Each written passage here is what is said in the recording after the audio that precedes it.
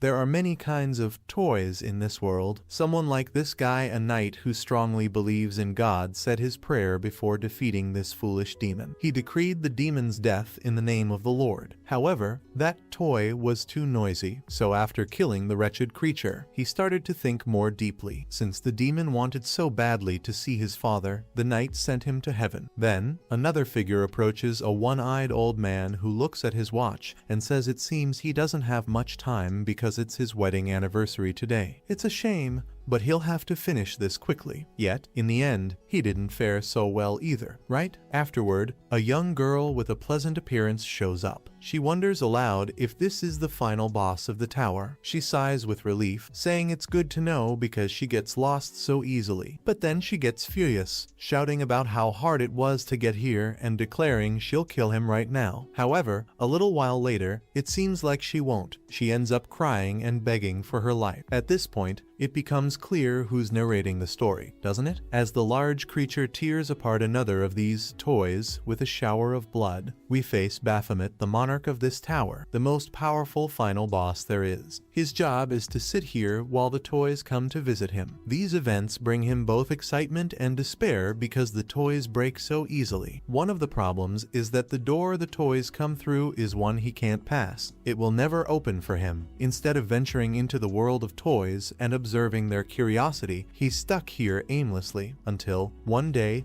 a new toy opens that door. Baphomet mutters that this must be a joke. Furious, he pounds on the door, shouting that this is boring. He wonders why he has to stay here and why he's the only one who can't pass through that door. After hitting the door repeatedly, something distracts him, a strange device. It's a cell phone. He examines it, puzzled, asking what kind of contraption this is. A toy's device? Just then, another hunter appears, claiming he's finally reached the final boss and will kill him. But moments later, the hunter isn't doing so well himself, begging for mercy and crying out for help. The hunter finds Baphomet more interested in figuring out how to use this strange device. The hunter explains that it's a facial recognition phone. Baphomet grabs the corpse of its owner and places the face in front of the device. Unlocking it, the hunter tells him it's called a camera. They even take a selfie together, which makes Baphomet increasingly curious about the world the toys live in. The hunter mentions the device can play K-pop, which he says is a government-sanctioned addictive drug. As the hunter continues explaining the phone's functions, he slowly moves toward his sword, planning to kill Baphomet in secret. But when he tries his stealthy attack, his head is blown apart instantly. Baphomet decides the toy's devices make for excellent distractions. Reflecting on this, he starts sorting through all the items he's collected. He dismisses most of them as junk until he finds a photo of a woman at her wedding. With these items, Baphomet begins piecing together how the toys live. He listens to stories on the phone, learning more about their world, but the more he discovers,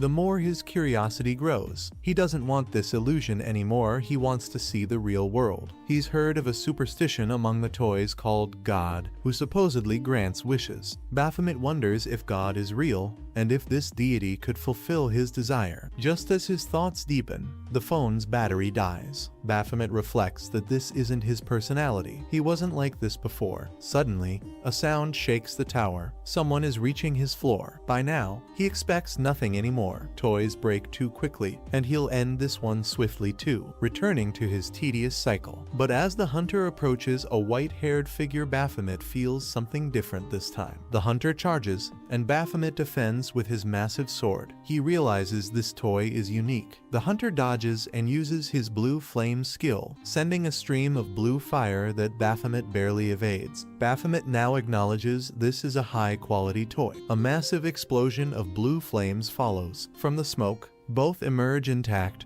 with Baphomet surrounded by a shield. This time, he prepares himself. Leaping high into the air, the hunter follows, and they exchange rapid strikes with their blades. For the first time in ages, Baphomet feels truly exhilarated. Baphomet summons a magic circle that shoots numerous red chains, but the hunter dodges them all. This is the battle he's always wanted. Appearing behind the hunter, Baphomet strikes, but the hunter reacts just in time, dodging and creating distance. Seizing his blade again, the hunter rushes toward Baphomet, who's still pinned against the wall. Despite his excitement, Baphomet can't help but feel envious of this toy. Suddenly, Baphomet transforms into a more demonic form, complete with wings. Now flying, he charges at the hunter, wielding his scythe. The hunter continues to dodge Baphomet's increasingly fast attacks, managing to land counterattacks. Baphomet is forced to defend with his massive sword. As their blades clash, equally matched in strength, Baphomet thinks to himself that he will never lose to this toy. After an intense exchange of blows,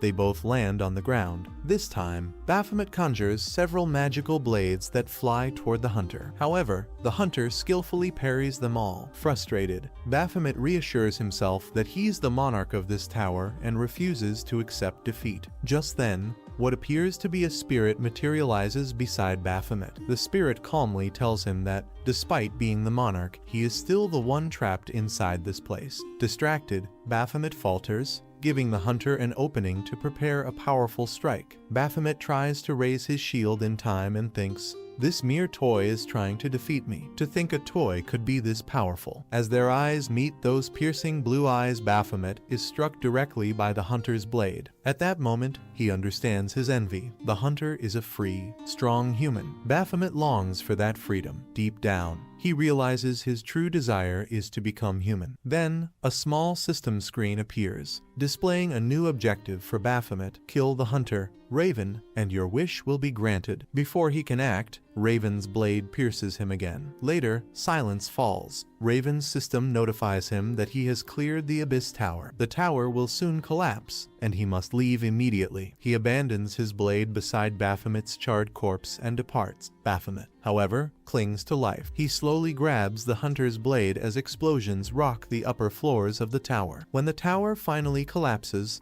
a company arrives to clear the debris and search for survivors. Workers find countless bodies, and one of them wonders aloud how many people perished in the tower. Suddenly, someone spots a survivor and asks if they're okay. The man, dazed, replies, "I'm not sure. I was dead for sure." We return to the moment Baphomet rises. Raven tries to react, setting him ablaze again, but Baphomet emerges from the flames, still alive but completely scorched. He impales Raven with his claws, ripping out his heart and crushing it. Baphomet thinks, "I've killed that wretched hunter." Later, a worker asks if he was a hunter from the tower. They want to check his records and ask for his name. Baphomet hesitates, trying to recall who he is. His mission to kill Raven is complete, and his wish has been granted. Baphomet is now human. It's explained that hunters are those who fight demonic beings within portals and towers. The hunter's position wasn't always prestigious. After the portal break phenomenon, which occurs when a tower isn't cleared in time, allowing monsters to escape, about 1/3 of the world's population was wiped out. This led to the creation of hunters to prevent further disasters by clearing towers. Baphomet had been the monarch of the Abyss Tower. Most of the monsters and hunters who entered the tower died at his hands. However, he was captivated by the humans and wished to become one. When he declared himself the hero who had cleared the Abyss Tower, people misunderstood his intentions and demanded proof. They pitted him against another creature, weaker than he was in his prime. Unfortunately, without his former powers, Baphomet was defeated. His image was tarnished, and he became known as the fraud of the century. From a feared monarch, he descended to nothing more than a failure. Now, Baphomet is the leader of an underground mining operation in a random dungeon. The mine is worked by prisoners serving sentences or others performing menial labor. One day, a rookie arrives, full of energy, saying he'll do his best to work with everyone. An older worker chuckles, telling the rookie not to be so nervous, and asks if he's done similar work before. The rookie says no, but the old man reassures him that it's just manual labor, nothing too difficult. The rookie notes how large the mine is,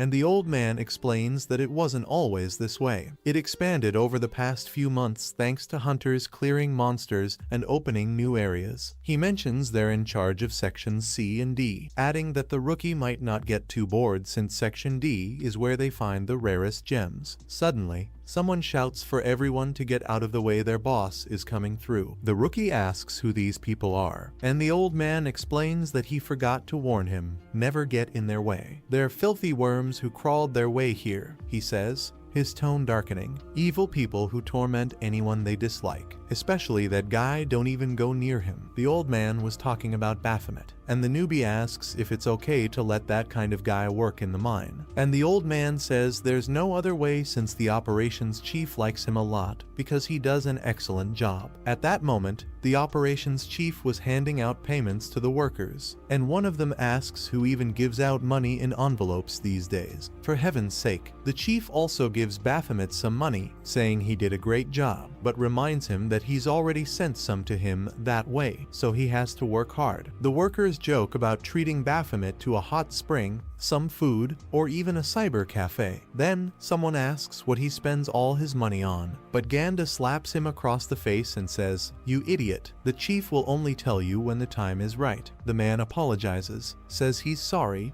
and begs for mercy from Baphomet. However, Baphomet, clearly annoyed, lets out a frustrated roar, asking, where do I send the money? Is that what you're all asking? Where do I send the money? It's all because of that quack doctor. It's revealed that back then, when he hit rock bottom and was exposed as a fraud, he was sent to the hospital. There, a doctor operated on him, but he didn't have the money to pay her. The doctor said that if he couldn't pay, it was a big problem, and there was nothing else they could do unless, of course, he wanted to pay with his body. That's why he ended up working in the mine, to pay off his debt to the doctor. He thinks about how difficult it was to leave the country because everyone kept calling him a fraud. The mine wasn't much different. On his first day, people immediately started mocking him. He ignored them as much as he could until one day, he couldn't take it anymore. That's when he realized he didn't have to act like a fraud anymore, so he beat them up. Not just anyone, though, only those who started fights. One guy tried to fight him to test his strength, and, well, it seems like that guy regretted it a bit. After that, some of the guys started sticking by his side, calling him Big Bro and their leader. Without meaning to,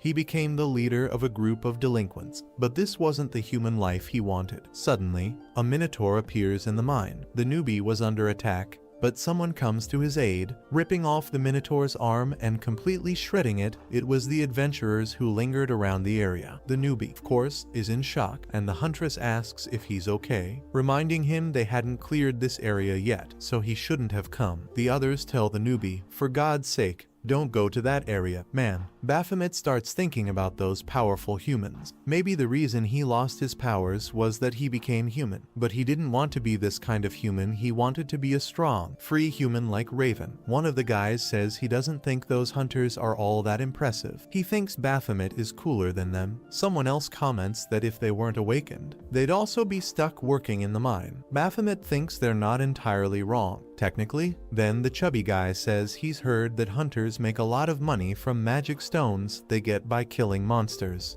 And apparently, many hunters live luxurious lives. Baphomet tells himself he doesn't envy that. He doesn't want a luxurious life. But the guy says hunters only make that money because they're lucky to have been awakened. At that moment, Baphomet finds himself smiling, and the group notices, asking if he's thinking of something fun. He realizes they're all looking at him, so he tries to explain, saying it's because they're funny. They all stare at each other in silence before saying they're going to bet on who can make him smile the most. At that moment, Baphomet feels something he's felt before, the same feeling he had when playing with his toys in the tower. Pleasure. Maybe, just maybe, he could feel this pleasure outside the tower. And now, without even fighting, he could feel joy because he was human. He gives them a big smile. Then someone asks if he really doesn't have a name. Baphomet says he had one but doesn't use it anymore. Another guy remarks that it seems like he has quite the past. He says that if the chief wants to know his name, he could use his. After all, his parents gave it to him, but he doesn't use it. They'd be happy if someone as cool as Baphomet used it. Baphomet asks for his name, and just as the guy starts to answer, a massive explosion rocks the mine, a catastrophic explosion. Baphomet finds himself with a wound in his abdomen and thinks it's a little strange. He wonders what's going on and sees his toys burning. When he touches his side, he feels blood, the blood of the boy who was just talking to him. He thinks, again, my toy broke again. He doesn't like this feeling, especially now that things were getting fun again. He asks himself, who was it? Who was the bastard that did this? Who was the bastard that broke my toy? Meanwhile, during the confrontation with the hunters, someone comments that it's good the hunters are strong. Facing two C rank ones at the same time is a bit challenging. The one making the remark is the newbie from the mine, who says he's glad he joined. One of the hunters mentions that the newbie is a criminal hunter, better known as a butcher, a type of hunter who sneaks around killing other hunters to steal their items and money. Another hunter, a woman, begins to wonder if the newbie could really be that kind of person. The butcher admits that half of what was said is true. The huntress asks if there are any survivors from the explosion, suggesting they should help them. But the odds are slim. They decide to focus on the fight. One of the hunters suggests fleeing, saying this guy is a B-rank hunter and they don't stand a chance. The huntress, however, insists they can't leave the civilians behind. The other hunter says it's better to call in a veteran hunter, but as soon as he turns around, he's decapitated. The huntress, horrified, watches in shock as the butcher coldly remarks that the guy was a damn chatterbox. Naturally, the huntress charges at the butcher, intent on avenging her friend, but the butcher mocks her, saying hunters shouldn't be so emotional. In a cruel twist, he cuts off her leg, stating that emotional hunters die easily. Suddenly, a portal opens within the dungeon, right there in the mine. Out come several others butchers arriving for the same dark purpose. The leader remarks that because she wouldn't stop talking, he cut her throat. They start talking about how much her eyes might fetch on the market, thinking they could get a good price selling parts of her body. Even with her throat slashed and a faint voice, the huntress weakly asks what they're talking about. The butcher explains that while what the dead hunter said was partly true, they are indeed butchers, they also offer another kind of service. Realizing what he means, the huntress tries to scream for help, but it's futile. The butchers begin looting expensive equipment from the hunters, intending to sell it for huge profits. They note that equipment not bound to its owner has no effectiveness when used by others. They mock her, saying she's crying too much as if anyone is going to save her. But just then, the butcher leader is interrupted. A head goes flying toward him. Looking behind, he hears a feral scream. It's Baphomet. He had decapitated one butcher and impaled another with his sword. Slowly and menacingly, Baphomet asks, "Who was the bastard?" Flashback to the fire. A system screen had appeared before Baphomet, stating that he had completed a mission, Feel Rage. The reward? The power he desired. Now, facing the butchers, he asks again, "Who was the bastard that destroyed my toy?" He approaches, picking up a sword lodged in the ground. The system warns him that using a weapon not bound to him will render its performance at 0%. However, an error occurs. The system turns red, activating Baphomet's unique passive ability, Weapon Master. This passive skill allows him to wield any weapon as if it were his own, retaining its full effectiveness. Wielding the stolen blade, Baphomet swiftly beheads one butcher, shocking the others. The butcher leader,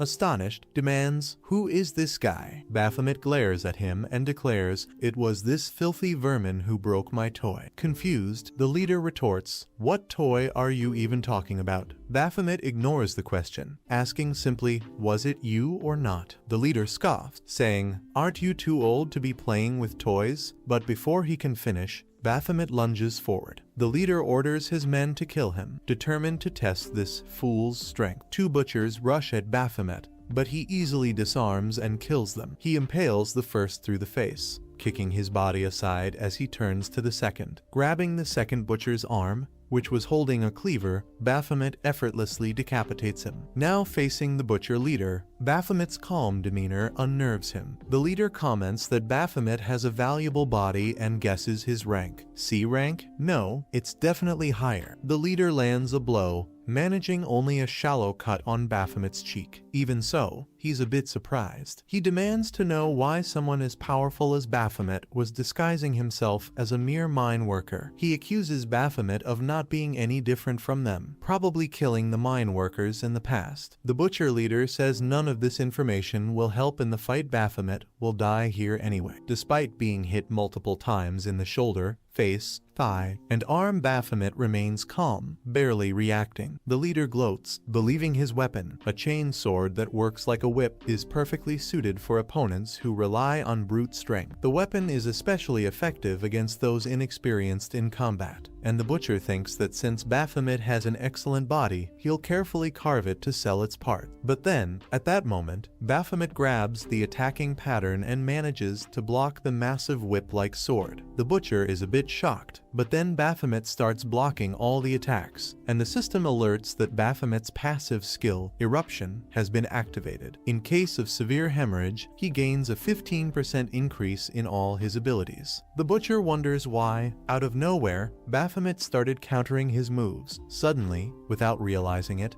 Baphomet is already closing in and lands a massive punch that sends the Butcher flying far away, crushed into the ground. Weakened, the Butcher barely notices that Baphomet had already charged at him again with his sword. The Butcher wonders, what is this cursed power? Meanwhile, Baphomet shows no signs of stopping. At this moment, the Butcher realizes he might die and manages to dodge, but Baphomet quickly matches his speed and is already poised to pierce his chest with the blade. The Butcher thinks, Baphomet doesn't even hesitate, does he? He has so much courage, but I'll never accept that his body is better than mine. This is nonsense. Determined, he uses his whip sword again and believes that with his full strength, there's no way he can lose. Baphomet is just a lowly hunter who doesn't know what he's doing, right? But then, Baphomet stares him down, and the Butcher feels something strange, a demonic gaze coming from Baphomet. He questions what he's fighting against. This doesn't feel human. At that moment, the Butcher's arm is ripped off, and Baphomet says, "This arm is for the one who always took the lead, one of my allies." The Butcher is completely shocked, feeling excruciating pain. Soon, his left arm is torn off as well, and Baphomet declares, "The left arm is for the quiet one." Then, Baphomet tears off the Butcher's left leg, saying, "The left leg is for the chubby one who always ate chocolate." By now, the Butcher is begging for mercy,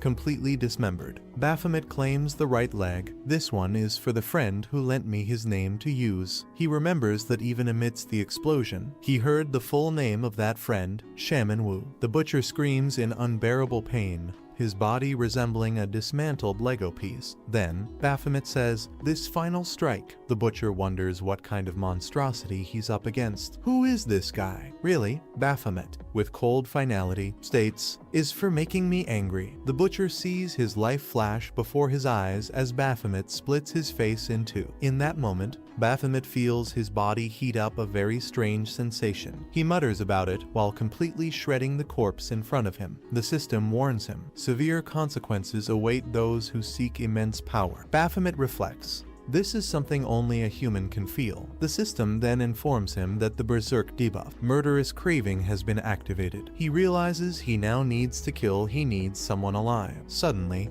a huntress reacts, and Baphomet says, "A human, a living human. I must kill her. I was made to kill humans. I am Baphomet." At that moment, someone appears, announcing through a radio that there's a survivor. Though they sound suspicious, the person remarks, "This survivor seems odd, one survivor trying to kill another. This doesn't look like the person we were searching for." The leader arrives and tells the person on the radio to stop talking. As the man with glasses examines Baphomet, he mutters, "What is this? This doesn't seem like a butcher." Baphomet, still thinking about killing, rushes at them like a beast. They react quickly, but Baphomet is out of control. A spiritual hand appears, stopping him and saying, "Keeping you alive is becoming difficult. You know, now, you must sleep." Suddenly, Baphomet collapses to the ground. The men are left wondering what just happened. Baphomet recalls his past as a lord and commander, ordering monsters to kill all humans on the planet in his name. Then, he remembers Raven piercing him with a blade, ending the reign of the tower's king. In the dream, Raven mocks him, saying, "You're weak. Death is all that awaits the weak." Still wounded, Baphomet awakens in a completely different place. He wonders where he is. It's nothing like the mines. A voice from a speaker asks if he's finally awake. Baphomet demands to know who's speaking. The man calls him Sir Vagabond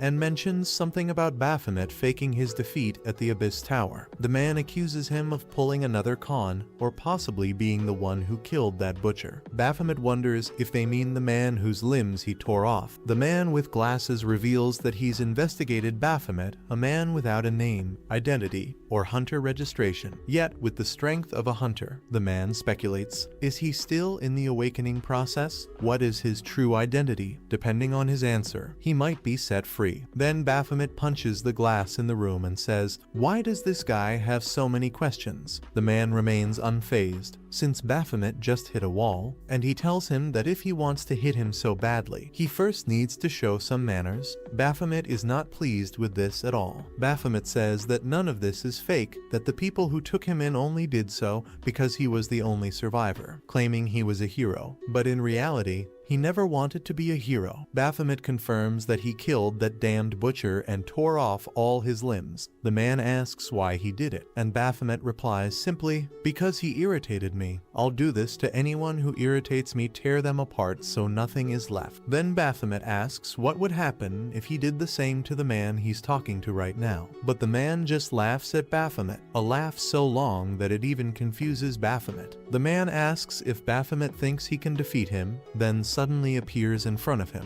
saying that Baphomet won't even be able to kill him. He asks, "What will your next move be?" Seeing the man enter through the door, Baphomet recalls the moment Raven entered a door, and with bloodlust, he rushes toward the man, but the man reacts with a smile, easily dodging. Seconds later, Baphomet is on the floor. The man comments that Baphomet is definitely a awakened and has some impressive skills. Baphomet thinks to himself that this man with glasses is very strong. The man introduces himself as a member of the Rogue Guild, a governmental organization that hunts criminals. He goes straight to the point, saying that the butcher Baphomet killed had been a wanted criminal infamous for committing unspeakable acts, killing innocent hunters, and selling their organs on the black market. It's suspected that if someone receives the organs of an awakened, they can gain their powers. Some people buy these organs, and the man thanks Baphomet for ridding the world of that bastard. However, the issue is that Baphomet, who has no hunter records, brutally killed 5 men. When they analyzed the bodies, it was clear they were killed by an expert, whether he likes it or not.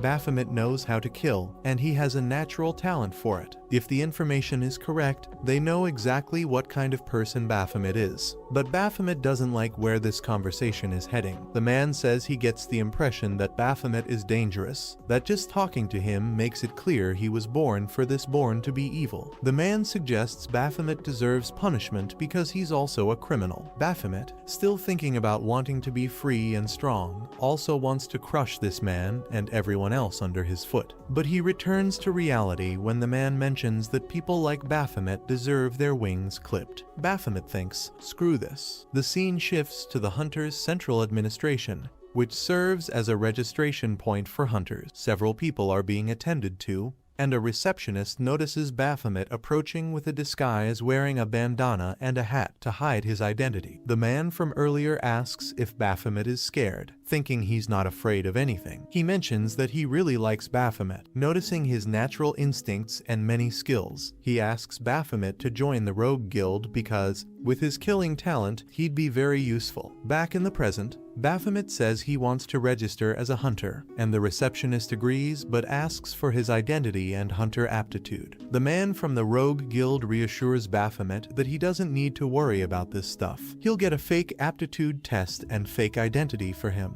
The receptionist confirms everything is in order except for one thing. Baphomet needs a hunter name, a nickname. The man from the Rogue Guild explains that every hunter has a separate name, and if Baphomet refuses, he won't be registered. The receptionist insists that Baphomet's hunter name can't be the same as his real name. The man from the Rogue Guild advises that using his real name could cause problems. Baphomet smiles, already having a perfect name in mind. He decides his hunter name will be Baphomet, and thinks to himself that he'll make everyone tremble before his name again. In another scene, a creature attacks Baphomet, but he responds with a powerful kick. It's a monstrous pack. One wolf tries to attack Baphomet from behind, but he grabs its face and slams it into the ground. There are only 2 wolves left, but Baphomet still seems far from finishing his rampage. Then, suddenly, a large wolf appears, almost like a werewolf, and tries to strike Baphomet with its claws. But Baphomet stops and raises his hand, calling out to his subordinates. However, nothing happens, and there's an awkward silence. Baphomet,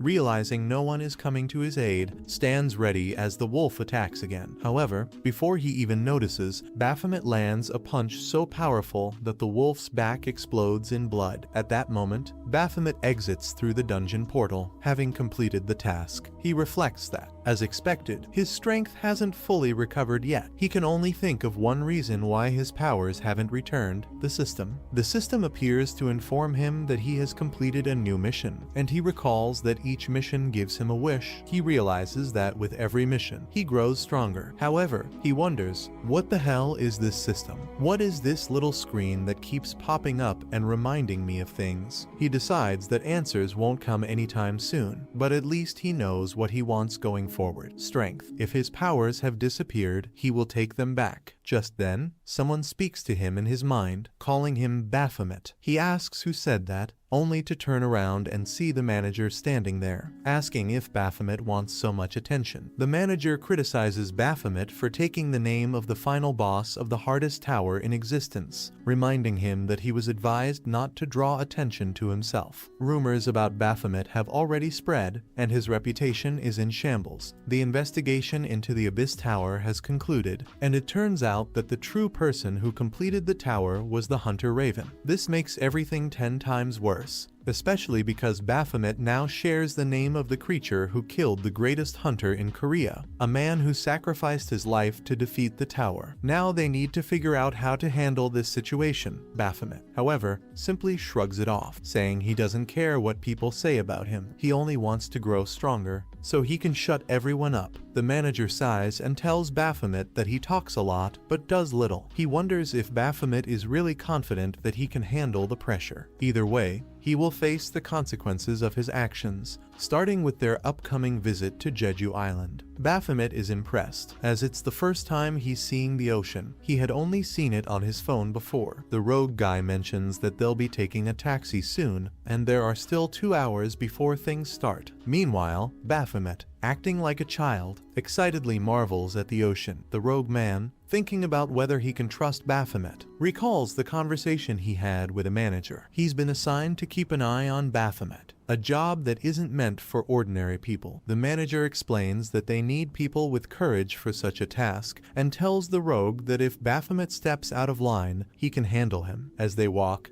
Baphomet notices some people passing by and comments on their blue eyes, calling them a rare kind of toy, when the rogue guy grabs him by the hood and starts dragging him away. Baphomet waves at the people. They arrive at a large building, and the rogue man tells Baphomet that he'll receive guidance for new hunters here. It's a kind of training program, and Baphomet asks why he needs to learn anything. He believes hunters only need to kill monsters. The rogue guy explains that there are many elderly hunters, and the government here, unlike in other countries, directly manages the hunters. Baphomet is given his baggage, identification, and a new smartphone, which impresses him. He excitedly asks if he can call the rogue guy Chul inside the building, remembering a conversation with the real shaman, who had told him he never used his real name, even though his parents gave him a nice one. Now, Baphomet is using the name Chul. The rogue man tells Baphomet that it's almost time to go inside, and Baphomet asks if he won't be coming with him, considering he's been monitoring him all this time. The rogue guy thinks he's been discreet, but realizes Baphomet noticed. He replies that Baphomet will understand when he enters. Once inside, Baphomet finds everything boring. He sits listening to a man speak none other than the manager of the Hog, Mun,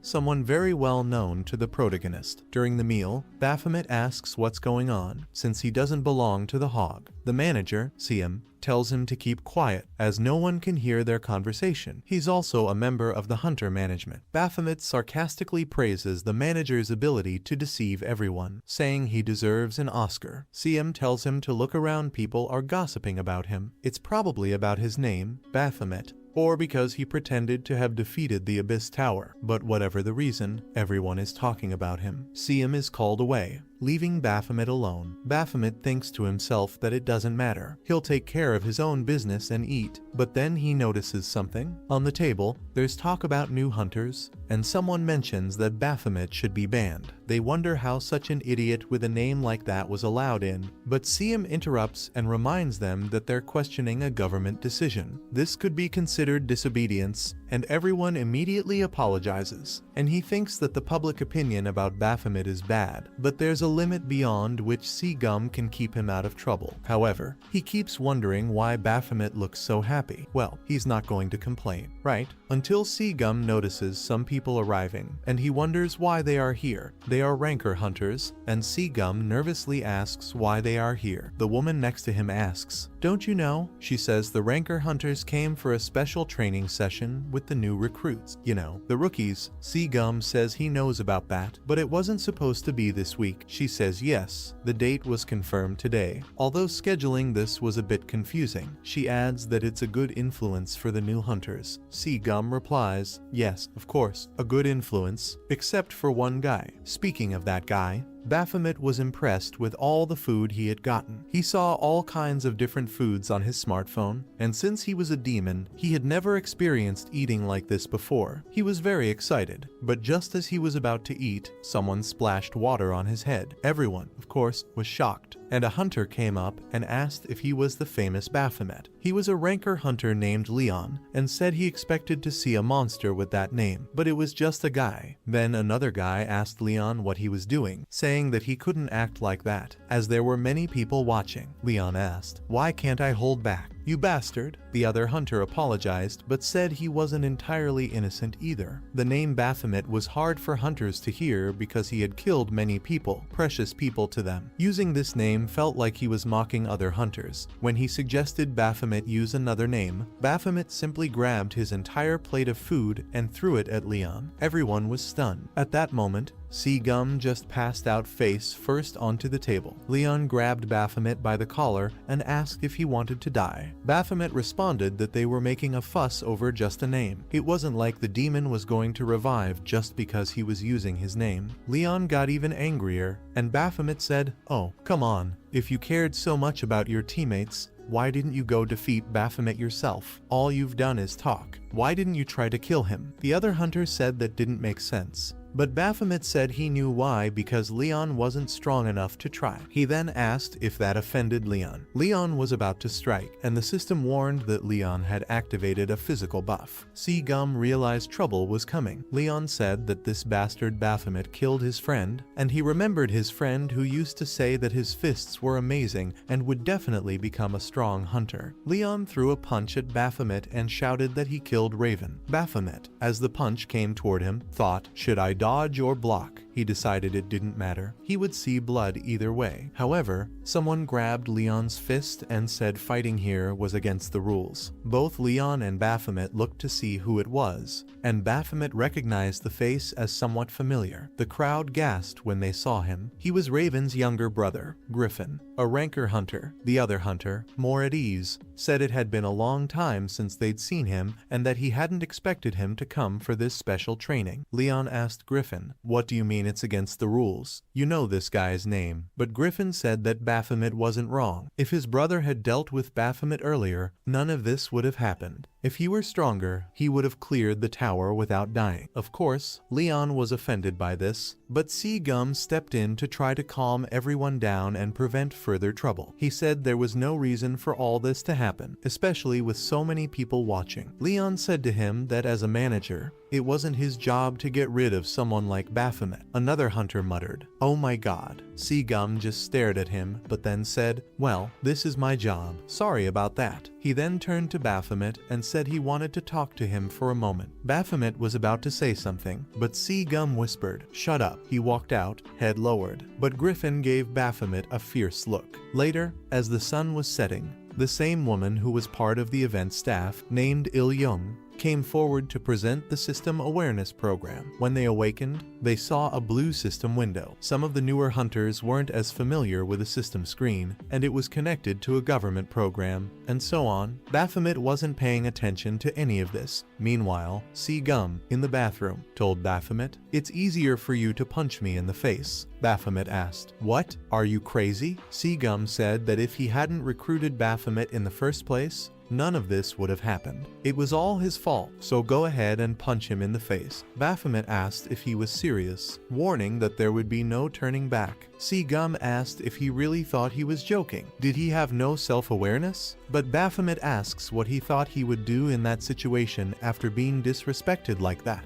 Seong says that he just needs to hold on because, in the future, he'll become stronger. He also says that anyone who is strong can talk to anyone without being disrespected. He just needs to get stronger. What he needs to do now is avoid problems. Even though he's very experienced, he can't defeat a ranker at his current level. That's the reality. He just needs to keep quiet. That's all. Later, while the group was still talking badly about Baphomet, they started gossiping, saying that a hunter of that type shouldn't be there with them. Baphomet walks by and hears everything, then punches the vending machine. This, of course, scares the two of them, and Baphomet says that, damn, his money got stuck. I wonder if he can hit it until it comes out. The hunters get completely scared and start leaving. Why not, right? They clearly realize that Baphomet is talking to them indirectly. He thinks that should be enough to stop the rumors without hitting anyone. He says, look, I punched the machine, and if it can put in money while I drink a Coke. He thinks about it for a moment and mentions that they said there would be some sort of duel between the rankers to learn how to fight. So, in the evening, the rankers gather. One ranker was being defeated at that very moment, and the winner was Hunter Leon. The other says he expected this to happen because Leon is very strong, but Leon says the guy improved a lot. One of the staff members says that Leon already has 8 consecutive victories. Is there anyone who would like to challenge him? Obviously, no one wants to volunteer, but he calls out for Griffin. Leon says they might as well have a little R match, right? The referee states the rules again. The first person to grab the other's scarf wins. Passive and active abilities are not allowed, and since it's a friendly match, if anything very serious happens, the referee will stop immediately. Seong asks if they're doing this again, and the staff member says that several new hunters came to watch. Seong says it might be a good influence, looking at Baphomet. A girl asks if Griffin is really as amazing as everyone says, and says he's looking like a cutie today. She says she'll ask for his number later, but the others didn't like what she said.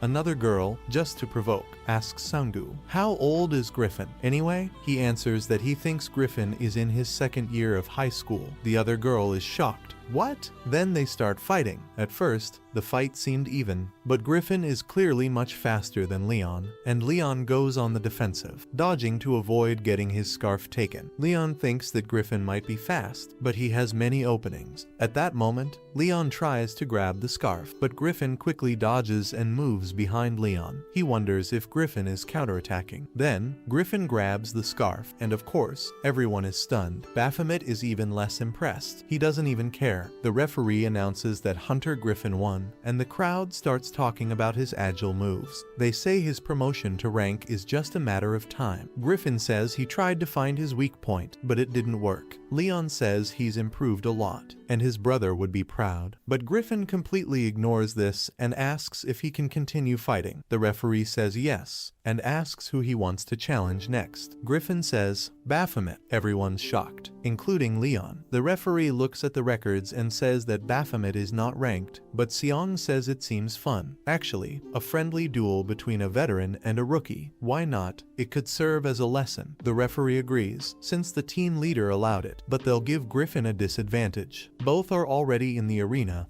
ready with their scarves, and Baphomet wonders what the hell this guy is thinking. Seong says that Griffin will stop being arrogant quickly when he punches him. Baphomet stares and thinks that he's Raven's brother. Right. He believes it's impossible to beat him in his current state, so it's better to take a few hits and quit. But just as he's thinking this, Griffin charges at him and punches him, which Baphomet barely manages to block. Griffin then grabs his arm and throws him to the ground. Baphomet thinks that in order to quit, he has to not die. So, when a punch comes straight for his face, Baphomet dodges, thinking that Griffin is trying to kill him. Baphomet had sensed this from Griffin before. Meanwhile, the audience comments that Griffin must be really angry with Baphomet, especially since his name is the name of the demon who killed his brother. At that moment, Baphomet is like a punching bag, and even while blocking, he thinks, that hurt. He tries to kick Griffin, but Griffin quickly dodges and grabs Baphomet by the collar. But then, Baphomet quickly manages to get up and back off. He thinks that Griffin is just playing with him, and that, if it were before, he'd want to see Griffin use his full abilities. Baphomet wants to see a real fight, to see how strong Griffin really is. Then, he starts smiling and says he wants to see how strong he can be. But at that moment, Griffin stops attacking and says they'll stop there. Baphomet was having fun and wondered why, but Griffin says it doesn't make sense to continue this fight. The referee says it's fine. It's a special duel, and it can end here. He asks if anyone else wants to join the duel, but Baphomet thinks he wants to fight. He wants to keep fighting, but then he remembers Seong's advice to keep a low profile and stay calm. He realizes that Seong is right, but in this moment, he is moving away from the fight, out of the arena, and he doesn't care about what's happening anymore. Then, with his overwhelming demonic aura, Griffin notices this, and Baphomet's large hand tries to grab him, but purely by reflex. Griffin kicks Baphomet, and Seong is finally pleased. Griffin realizes he messed up because Baphomet is thrown out of the building and lands in the pool. During a girls' party, they wonder what just fell into the pool and say it looks like a person. Baphomet thinks it's a real shame that he couldn't hold himself back, and that his skill seems to have scared Griffin. Still, one thing is very important. He wonders how to swim and realizes he's running out of air. He was about to lose consciousness when a woman approaches him. When he looks closely, he sees that she is blonde with blue eyes, and she is going to rescue him from drowning. He's barely conscious and tells her he can't hold on anymore, clutching her hair desperately, hoping to be saved. He starts cursing himself, and the girls say it's been a while since she dove in to save him. But what they first notice are her strands of hair floating in the water, and they're shocked. What's going on down there, they wonder, and go to call for help. In Baphomet's mind, he recalls a demon, a small soldier, calling for him. Hey, number 18, are you sleeping? It's time to change shifts. Time to get hunted by humans. Then, the soldier is decapitated, and Baphomet suddenly wakes up. He realizes it's the second dream he's had since becoming human. When he looks around, he sees the woman who saved him, also unconscious. He starts to remember that he was drowning, and she saved him. A woman then tells him to stop staring at her and start talking before he gets buried in the ground. He's startled and backs up, only to hit someone's leg and notice that more women are surrounding him. He wonders what's wrong with them. Seong approaches and asks what happened. If anyone was hurt, a woman with short red hair, named Etna, introduces herself as the guild leader of Arc. Seong says he had no idea she was here and asks if she's alright. Etna calls one of her subordinates to come and bring something. She picks up all the hair that was in the pool and starts petting her subordinate as if she were a dog. Seong looks at this a bit strangely, and Etna says her guild has been staying at the hotel here since yesterday. They were having a party by the pool when this man appeared out of nowhere and ruined everything. Pointing at Baphomet, she says he's a rookie, asking what he was doing in the middle of training and flying over here. Seong apologizes, saying it's his responsibility and that he should have been more careful. Then Etna picks up a strand of blonde hair and asks if Seong knows what it is. He says it's hair, but Etna replies, it's not just hair. Do you know how much it costs for a hair treatment? All the products, all the professionals who take care of it. She mentions the dark circles under her eyes. The blonde woman who's now unconscious is the face of her guild, so her hair must always be perfect. At this point, everyone goes silent, not really understanding what's going on. Seong sincerely apologizes again and says he'll do anything to make it right. But Etna says that Baphomet should be responsible for paying 1 million on per strand of hair. Since he pulled out 116 strands, he'll need to pay 116 million as compensation. Seong thinks this is really bad,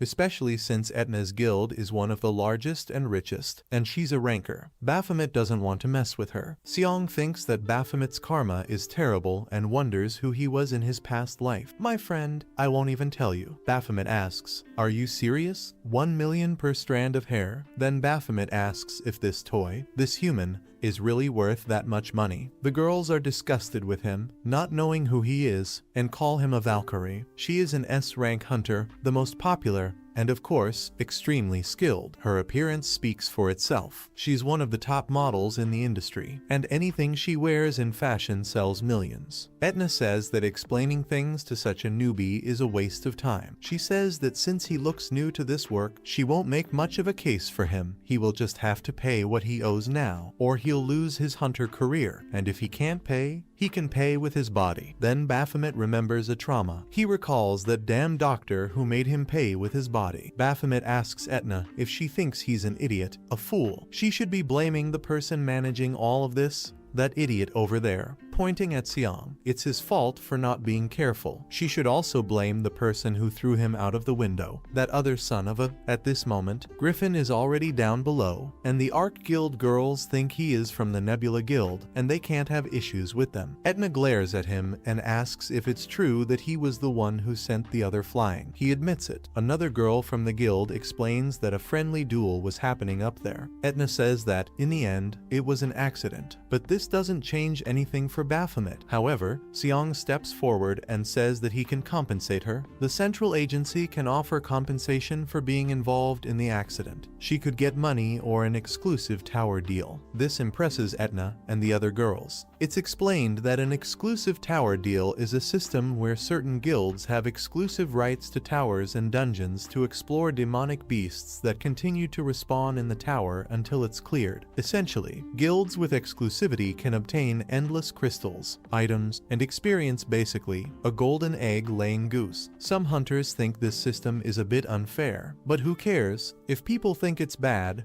they can join a big guild. Or someone mentions that the tower in question hasn't been cleared in the last 1 year and 6 months, so they could have exclusivity for a year. Etna says that she can't decide this alone, and must discuss it with her guild members, but the others are already on board. Seong's friend asks if it's really worth it, and he responds that it's good if Arc decides to go with the tower deal. To be honest, they discuss this while Etna talks with her guild members. She eventually says she'll accept the offer, and Seong says it was an excellent choice. Just then, Valkyrie slowly begins to wake up. Etna asks if she's alright, and she responds that she is. Then Etna says they need to go back to the hotel. Valkyrie looks around, sees the central agency team, and asks why they are here. Etna says she'll explain later. As they head back to the hotel, Baphomet, of course, stares at Valkyrie, who gave him a glance that excites him a little. She even winks at him. Baphomet wonders what that was. Was it a signal? Seong also apologizes to Griffin and Baphomet, saying it was their fault the situation happened. The two of them just stand there, a bit awkward. Later, at the pool, Baphomet starts walking back to his place, thinking about those types of hunters, those addicted to money. He wonders what the blonde girl wanted when she winked at him. Was she looking for a fight? At that moment, a sneaky hand takes his handkerchief. It's Griffin, and he says that Baphomet is so weak that he barely felt his presence. So how the hell did he manage to steal his handkerchief then? Baphomet remembers the moment he was thrown far away. But when Griffin looked at his arm, the handkerchief was no longer there, it was floating in the pool. Baphomet asks if that's why Griffin followed him. He tells him that he left so many openings, he was practically begging for that handkerchief to be taken. But Griffin says that this is something only an experienced hunter would know. He is truly a rookie hunter. Griffin then asks, "Who are you, Baphomet?" Baphomet realizes he can't say much, and asks back if it's personal. Is it because of the name he chose as a hunter, the name of the demon that killed his brother? Can a hunter be so emotional? Griffin tells him not to change the subject, but Baphomet asks why he should answer him if he's being so irrational right now. Griffin then asks Baphomet if he really thinks he wants revenge for that piece of trash, his brother. He just needed someone to vent his anger on, you know? As Griffin talks, Baphomet asks, "Hey, man, are you angry because I killed your brother before he could kill me?" Griffin asks what he's talking about, but Baphomet says it's the truth. He didn't feel any hate from Griffin during their fight. He felt hatred only when Griffin mentioned his brother, a deep hatred. Griffin had planned to kill his brother, but Baphomet killed him first, so now Griffin is venting his anger on the person with the same name. Was he wrong for thinking this? Griffin asks if Baphomet is accusing him of trying to kill his own brother. Baphomet asks why that would be so strange. Hunters aren't saints, right? But now, Baphomet can't understand why Griffin would want to do that to his brother. Griffin says he will ask Baphomet a different question. The bloodlust Baphomet felt coming from behind him could only come from two places: a dungeon or when you're killing demons. Could it be that a human has the bloodlust of a demon? Maybe Baphomet is a demon disguised as a human. After all, then Baphomet starts laughing a lot and says that Griffin is really a fun toy. He thinks that just like his brother was. Baphomet says, "Alright, let's pretend that I'm a demon right now. What will you do?" Griffin replies that the answer to that is immediate extermination. Baphomet then says that if he were really a demon, they'd be fighting to the death right now, wouldn't they? He grabs Griffin by the collar and says that they're in the same boat, both with a thirst to kill. Baphomet says he will eagerly wait for the day Griffin reveals his true identity, and it's better that on that day, Griffin is strong, otherwise Baphomet will kill him himself. After all that training in a poor neighborhood, Baphomet and Seagun were walking through it. Baphomet asks, "Where am I being taken?" Seagun says that Baphomet can't keep living off cybercafes and ramen 24/7s to celebrate completing his training. Seagun found a place for him to stay, and they arrive at a somewhat old gate. Seagun says, "Here, there's a nice little garden," but the house was actually very old and ugly. When Baphomet looks at it, he's left speechless. Seagun already imagines what Baphomet will say, that he doesn't want to live in this dump, that it's terrible. Seagun preemptively tells him not to complain since he messed up during training, but Baphomet doesn't say what Seagun expects. Instead, Baphomet says, "It's not that bad, it's actually kind of cozy. I just need to clean up a bit and fix a few things, and it'll be fine." Seagun is impressed by this maturity and asks Baphomet, "What are you planning? Did you hit your head when you fell into the pool? Are you okay?" Baphomet replies that he's fine. He then says he doesn't like living in high places because they make him feel trapped. Seagun replies, "Okay, if you say so." Baphomet says he's disappointed because Seagun didn't react well. Seagun had forgotten to ask about what happened after the first day of orientation. After all that chaos, Baphomet says he kept feeling Griffin's gaze, watching him the whole time, even when he was just going to the bathroom. It felt like someone was always watching, especially Baphomet, but when he looked around, there was no one there. He says he only felt like someone was observing him. Seagun says he doesn't see anyone, but then moves on to give Baphomet the details of his next mission. He apologizes for giving him work right after the orientation, but explains that Baphomet is a perfect fit for the job. After orientation, Seagun managed to match Baphomet with a mentor, a hunter Baphomet needs to monitor. The next moment shows Baphomet approaching the new team of rookies and the mentor who will teach him things. The last person missing to complete the team was Baphomet. The mentor says it's an honor to guide someone as famous as Baphomet. Returning to that moment, Baphomet asks, "Monitor, I won't have to kill anyone, will I?" Seagun asks Baphomet if he knows how to hunt. He needs to use a hunting method called drive hunting, which involves chasing the prey until it's cornered and dies. What Baphomet has to do this time is play with the guy's mind, manipulate him so that he corners himself. So Baphomet thinks he needs to observe what the mentor does and figure out if he's doing anything suspicious, right? Seagun says that the guy is far from being a big fish. He's just a small fry, a B-class hunter, and Baphomet can easily handle him. Now, speaking of the mentor in the present, he introduces himself as Quartz. Quartz says he was a freelance hunter until recently, but his wife told him he should live a more stable life, so he became a mentor. While telling his story, Quartz notices Baphomet is looking grim and asks if something's wrong. Baphomet says he's fine, but inside, he thinks, "This is a joke, right? Seagun told me I was here to hunt other hunters." Seagun says Baphomet needs to get used to it. He has to do everything for the hunt, observe everything, learn the habits, the day-to-day of the person. Everything they do is part of the hunt. Seagun tells him that he's not just supposed to monitor the guy. Once Baphomet has evidence of a crime, he has to bring the mentor back alive to Hog. Baphomet thinks, "Alive? That will be easy. Alive means I can just rip off an arm or a leg, right?" But his real concern is how he will approach this mentor. So, in the next part of his mentoring,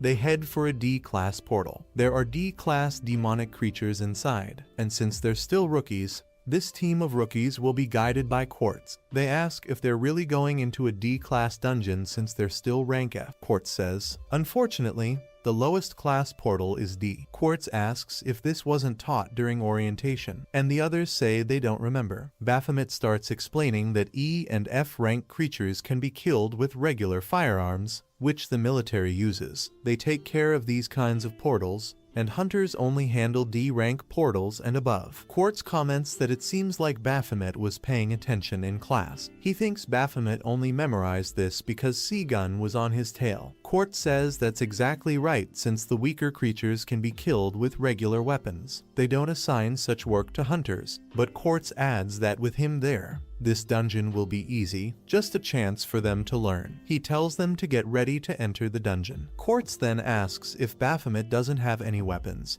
but Baphomet points to his fists. Quartz finds it strange because his file doesn't say he's a fighter, but he lets it go. Quartz says he'll go in first to assess the situation, but then one of the hunters deliberately bumps into Baphomet. Looking at him, Baphomet notices that look in his eyes, and the guy says, "Move out of the way, nerd." Baphomet knew there'd be idiots like this again. They were part of the group from orientation who had been glaring at him. Inside the dungeon, the guy with the large sword is killing a lizardman and says that he finally killed one, but another one appears behind him. Quartz is just watching. He thinks that the guy with the greatsword is strong but too slow, with too many openings. The guy with a knife has good moves, but she needs to work on her endurance and persistence. The one who shoots fireballs has destructive power, but he can't hit anything. His aim is horrible. As for the trio, Baphomet, at that moment, is dodging an attack, barely missing with just a hair's width. He dodges all the lizardmen, and when they attack, he simply ducks, causing them to collide with each other. He takes the opportunity to stomp on one's head, crushing it completely, and then moves on to the other two. He grabs their heads and crushes them with his own hands. Quartz is of course watching him and thinks that Baphomet has agility, strength, and perfect movement. He has everything. But Baphomet complains that he got his hands dirty, and Quartz thinks that hunters who are this good from the start are called irregulars. He wonders if Baphomet is truly an irregular, but he can't believe he fights so well. Just calling him a T rank is too little. Baphomet remembers that he has to make a good impression, so he tries to smile, but it comes out more like a psychopath's grin, which Quartz doesn't understand at all. Later, when the others finish killing the enemies, Quartz says he's happy that no one got seriously injured and that they did well in that area. He says they'll move to the next part, but Baphomet thinks this is boring, just weak creatures. He thinks he wants something bigger to fight, and he thought Quartz was a B rank hunter, but now he realizes he doesn't need to make a huge impression. He wonders why he didn't think of that sooner. After killing more creatures, there's silence in the dungeon. The girl asks if the dungeon ends when the boss dies, and the guy with the greatsword says it's strange because they've killed all the creatures, yet the boss hasn't appeared. Quartz confirms that usually the boss shows up after all the others are dead, but he suggests they bring the bodies over here. They start dragging the creatures' bodies, leaving a huge trail of blood. Quartz says that should be enough and explains that there are two conditions for a boss to appear. The first is that all the other demons have to be dead, and the second is that the boss smells blood. They start hearing a noise echoing through the cave, and the ground begins to tremble. Quartz says that when a demonic creature smells too much blood, it goes into a frenzy. At that moment, the boss emerges from the ground. It's the Deathworm, a creature that loves blood. Quartz tells them to be careful not to get devoured. The enormous creature appears, and the guy with the greatsword asks if they can actually kill it. But at that moment, Baphomet kicks the guy in the face and tells him to get out of the way. The guy is sent flying. Baphomet grabs his weapon, and the others in the group ask why he took the weapon. They say it's suicide, that when you use someone else's weapon, it loses its effectiveness. Quartz thinks that it looks like it's not just the boss in a frenzy, and he realizes he has to stop Baphomet right here. At that moment, Baphomet jumps extremely high, and the others wonder how he managed to jump so high. Even Quartz is surprised by the height of his jump. He thinks it's over for Baphomet now, but just as Baphomet is about to be devoured by the huge creature, he attacks vertically. After a while, when he falls to the ground, the creature is split in half and explodes in blood. Everyone is left shocked, especially Quartz. Quartz says that it's over for that worm, and Baphomet thinks that people always surround those who have power. This was the first lesson Baphomet learned when he arrived in this world. The mage wonders if Baphomet killed it with just one attack. He thinks Baphomet is actually pretty good, but then he looks at his partner, who seems to have fallen for Baphomet. Quartz praises the attack as impressive, calling it a perfect move. He tells Baphomet that everything has been decided for him. Baphomet thinks to himself that this was incredible. Now, he'll be able to get closer to Quartz. However, Quartz says that Baphomet is so good that he no longer needs his mentorship. Baphomet is shaking, realizing his plan didn't go as expected. Meanwhile, Quartz comments that he's never had anyone graduate so quickly under him. Quartz adds that they'll split the crystals of the creatures they killed, which can be sold for money at the Hunter Agency. Baphomet says, "Wait, I can't leave the mentorship yet. That boss wasn't strong. It wasn't that tough." He mentions that probably the other two hunters would have done the same, but Quartz says that based on their expressions, it doesn't seem like it. Quartz announces that the training for the day is over, and if anyone is injured, they should go to the hospital for a checkup. He tells Baphomet that he's free now, he can go become a professional. Baphomet is left alone, feeling desolate, thinking about what he did wrong. Just then, someone calls his name. He turns around and sees the girl from the group. She asks for his number to go out with him. Baphomet is surprised and thinks, "What?" In another moment, C-Gun had told him to expect something like this. He wonders why things never go according to plan and thinks it was his mistake for giving Baphomet a mission like that. He decides they need to start over. There's a criminal to deal with, and it's a C-class one. The execution method is on him. In that moment, C-Gun decapitates the criminal and explains that the method of hiding the body is to leave it in the dungeon and then kill the boss. This way, the body will disappear with the dungeon. When Baphomet finally exits the dungeon, he thinks he managed to collect a good amount of crystals. He plans to exchange them for money to eat well, but he's only pretending to be happy. He's actually stressed out. Remembering C-Gun asking if it bothered him, he punches the wall in frustration, thinking he messed up but decides to go after that guy. The next day, Baphomet is observing Quartz, who is still conducting the mentorship. Baphomet hides and thinks that the only thing he needs to do is discover Quartz's crimes. He recalls C-Gun's words, understanding the prey is key in a hunt. He needs to know what Quartz does, his relationships, and the humans around him, as there must be a clue somewhere. After leaving a cafe, Quartz walks calmly, and Baphomet thinks he's finally tired of this, but he hasn't found any evidence. All Quartz does is work and go home, nothing suggesting anything criminal. Following him around isn't getting anywhere. Baphomet thinks that's why C-Gun told him to get closer to his mentor. He also thinks it's been a long time since he tasted blood. If this place wasn't governed by law, he would have already attacked Quartz, ripped off his arm, incapacitated him completely, and forced him to speak about who he's involved with. He considers doing this, but at that moment, Baphomet's emotions are so intense that Quartz senses someone watching him. However, Baphomet has already hidden himself. Baphomet thinks to himself that this is the human world, and he has to act like one. He wonders how he'll do this, but suddenly, Quartz starts running. Baphomet is confused. Quartz runs through the streets as if looking for something, calling out a name, asking where she is. Then, a woman appears in front of him and says he looks pale, something must have happened. Quartz asks where she was. As she wasn't responding to his calls, she says she must have left her phone somewhere and asks why her husband is so worried about her. Quartz's wife doesn't understand why he's acting this way, he's even trembling. She reassures him that everything's fine, but Quartz insists on checking if she's okay. She says she's fine, but they need to go home. Baphomet thinks, finally, I've found it. Meanwhile, another criminal is killed by Tong, who is also finishing his mission. Tong receives a message from Baphomet and wonders why Baphomet wants to know how to make something look like an accident. What is this guy talking about? Later, Quartz is seen again, running and looking for his wife, Rion. She's at their house, treating Baphomet's injuries. Baphomet asks what Quartz is doing there, and Rion begins explaining that Baphomet saved her from being hit by a car. He got a little injured but refused to go to the hospital, so she started treating him at home. Quartz says it's quite a coincidence because he's a hunter who mentored him. As Baphomet is about to look at a photo frame, Quartz suddenly grabs his arm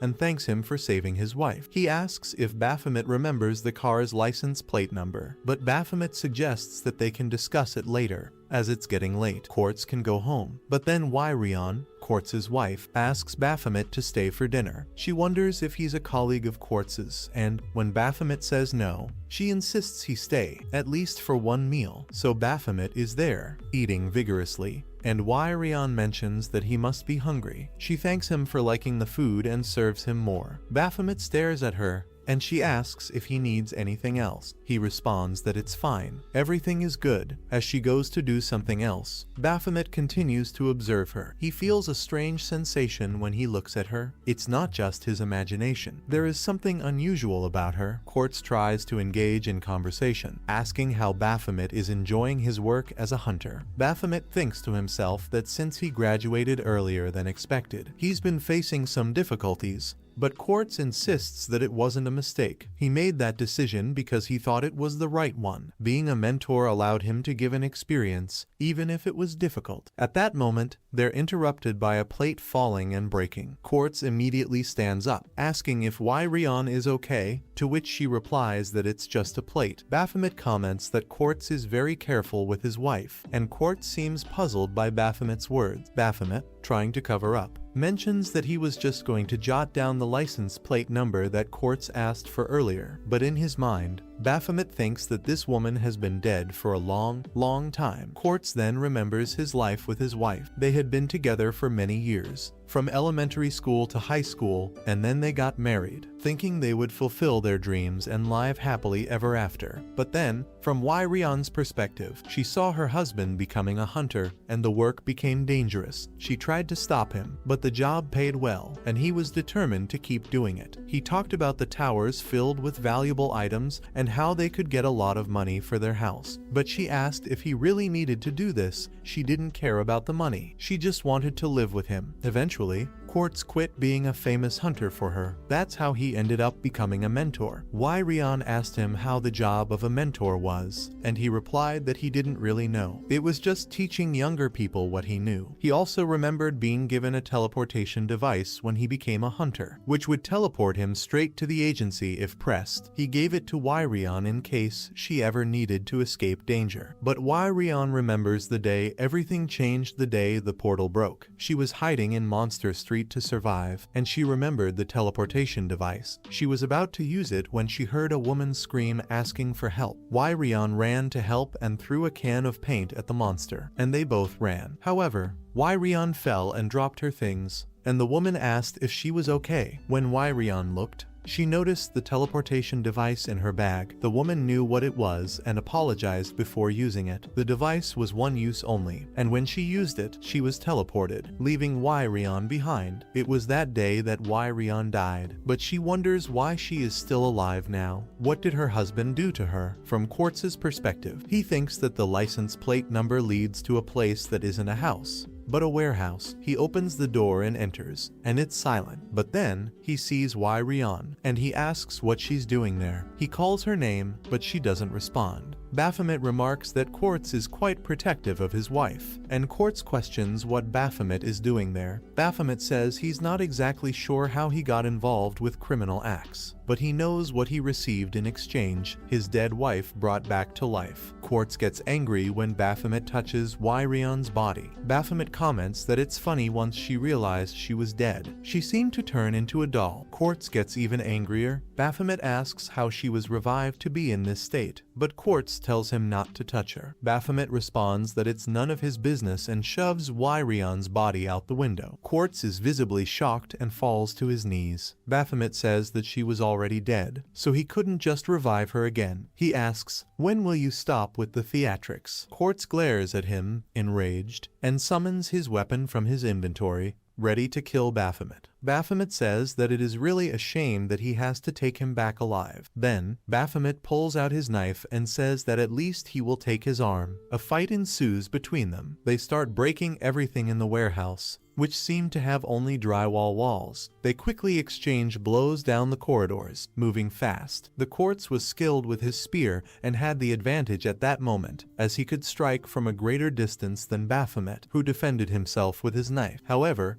Baphomet seemed to be struggling and was disarmed after a few strikes. Quartz was ready to kill him right then, so he threw the spear with all his might. But Baphomet recovered his knife and blocked the spear, throwing it back. He then ran along the walls and jumped close to Quartz to strike him. But Quartz, making a motion with his finger as if controlling his spear, made it return and hit Baphomet directly. However, Quartz was shocked when he saw that Baphomet managed to summon a weapon from his inventory at the exact moment to block the spear. They continued their duel, but Quartz said something to Baphomet. Baphomet. He told him he had been with her since he was young, remembering his wife from childhood. But Baphomet didn't stop there. He said they had been together through elementary and high school, always together. When he saw his wife dead, he couldn't believe it and wondered why she was there. He gave her a teleporter and thought someone must have taken it from her. The person who took it was probably at the base, and he was going to kill the person who used it. When he arrived at the base with the teleporter, he saw it had been invaded by demonic beasts and was completely destroyed. That meant Yan would have died anyway. He thought they could have been together even after her death. Quartz then told Baphomet that he had discovered something he shouldn't have, and that after killing Baphomet, he would revive her and live the life he always wanted. He activated his celestial spear ability, planning to live with her. Baphomet asked, "And then what?" At that moment, with a quick movement, he managed to rip Quartz's arm off. Baphomet said he had seen men like Quartz before, people who always appeal to emotions. The fight had already ended the moment Quartz allowed his emotions to control his weapon. Baphomet fell silent for a moment, but then said he hadn't waited 2 weeks for such a pathetic fight. He would cut off another of Quartz's limbs. He then asked what kind of deal Quartz made to revive his wife. Quartz asked why Baphomet cared. Baphomet replied that he dealt with criminals. Quartz hadn't told Baphomet yet, but he defended that he hadn't done anything wrong. He argued that Ron should still be alive and questioned what was wrong with wanting to live with someone you loved. Baphomet asked if Quartz was going to stop with his nonsense. Quartz didn't understand what crime he had committed, but Baphomet told him he would find out. He mocked Quartz's self-righteousness, saying that what he did to his wife was repulsive. Baphomet told him he deserved to die. At that moment, something strange began happening with Yan's body. She started moving and smelled blood. Then a system message appeared for both Baphomet and Quartz, saying that a demonic beast had appeared nearby, and any hunter in the area should eliminate it. Baphomet wondered what the hell was going on when he was struck by a huge demonic hand that threw him far away. Quartz was shocked when he saw that it was Yan transformed. He wondered what had happened to her, but it wasn't Yan anymore. It was just a creature, smelling blood, ready to devour anything in its path. It was no longer human, just a host for the demon. Quartz was stunned, but Baphomet appeared and asked how this demon dared to take his prey. He ripped a chunk of the demon off, and the demon screamed in pain, calling for its mother. Baphomet asked if Quartz still thought it was Yan, and questioned if she really looked like his wife. He said that if she had stayed alive, she would have been ugly, and to him, this creature looked more like a monster. He activated his passive ability, which increased all his stats by 15% when losing blood. The demon focused on Baphomet, and he told Quartz that he had already warned him. He didn't know how he had revived that woman, but he knew something was wrong. Baphomet thought the demon's aura was disgusting and wondered if it had really been a human who did this. He said that whoever had done it was definitely a sick person. At that moment, he thrust his knife deep into the demon's flesh and ran along its skin, making a huge gash and tearing apart the cursed body. He then stared at the numerous eyes on the creature and pulled the knife out of its flesh, going on to stab all the eyes. Finally, when he managed to strike the demon, it began to open multiple bleeding holes, and eventually it exploded in blood, splattering everywhere. In the midst of all the blood, Baphomet was seen carving through the demon's flesh with his knife. Baphomet finally manages to rip off the host's head, and Quartz sees his wife's head, deformed, completely mutilated, and ripped off. The demon's remnants are still alive, but Baphomet steps on them. The system alerts again that those seeking power must pay the price. Baphomet then enters berserk mode again, but he thinks it doesn't matter. He was going to kill Quartz anyway. He runs toward Quartz, thinking that he wants to kill him no matter what, to make him burn in hell. However, the system intervenes, telling Baphomet that he is in danger. Baphomet is thrown to the ground, and the system warns that he has used 99% of the energy in his physical body, causing all his physical functions to be disabled until the risk of death lowers. Baphomet realizes he's in trouble. As Quartz starts to get up, he curses Baphomet, saying that if it weren't for him, none of this would have happened. Baphomet thinks his body is completely exhausted. Quartz continues, saying that if it weren't for Baphomet, he would still have his happy life. Quartz says he will finish him off right there and throws his spear appear directly at Baphomet's head. He blames the system for all of this, but the system responds, surprising Baphomet. It says that no one cares more about him than the system. At that moment, someone saves Baphomet. It's C-Gun, who kicks and breaks Quartz's spear. Both Baphomet and Quartz are shocked. C-Gun apologizes for the interruption, but says now Quartz will take a nap. He delivers such a powerful kick that Quartz is thrown into the wall and knocked unconscious. C-Gun comments that it was a huge waste, but Baphomet managed to discover the reason Quartz committed his crime. C-Gun acknowledges that Quartz did a good job killing the creature too, but he tells Baphomet that he will take care of everything now. Baphomet thinks that if he were a little stronger, he could have killed Quartz himself. C-Gun asks if Baphomet can't move, and Baphomet sarcastically replies, "At least a little help would be nice." C-Gun asks, "What do you mean? You can only move one hand?" Baphomet responds, "No, you idiot, I want a hand. Help me." That night, Tong asks C-Gun how Baphomet is doing, and C-Gun says he gave him a sedative to sleep and placed him in the ambulance. C-Gun asks how things went after that. Tong says that some nearby hunters arrived at the scene, but C-Gun made up an excuse and sent them away. C-Gun speculates that it was likely due to the system's message about a demonic beast nearby. He wonders who could have done this with a demonic beast in a dead body. They don't know, but they'll have to interrogate Quartz to figure out who is behind this. C-Gun asks Quartz who revived his wife as a demon, but Quartz remains silent. He says he only heard rumors that a rogue group had been formed to handle criminal hunters, but he had no idea C-Gun was the one in charge of it. Quartz mentions that he's always been a very solitary man, and C-Gun agrees, saying he is too, walking this path of punishing those who deserve it, just like him. C-Gun presses Quartz again about who is behind all of this,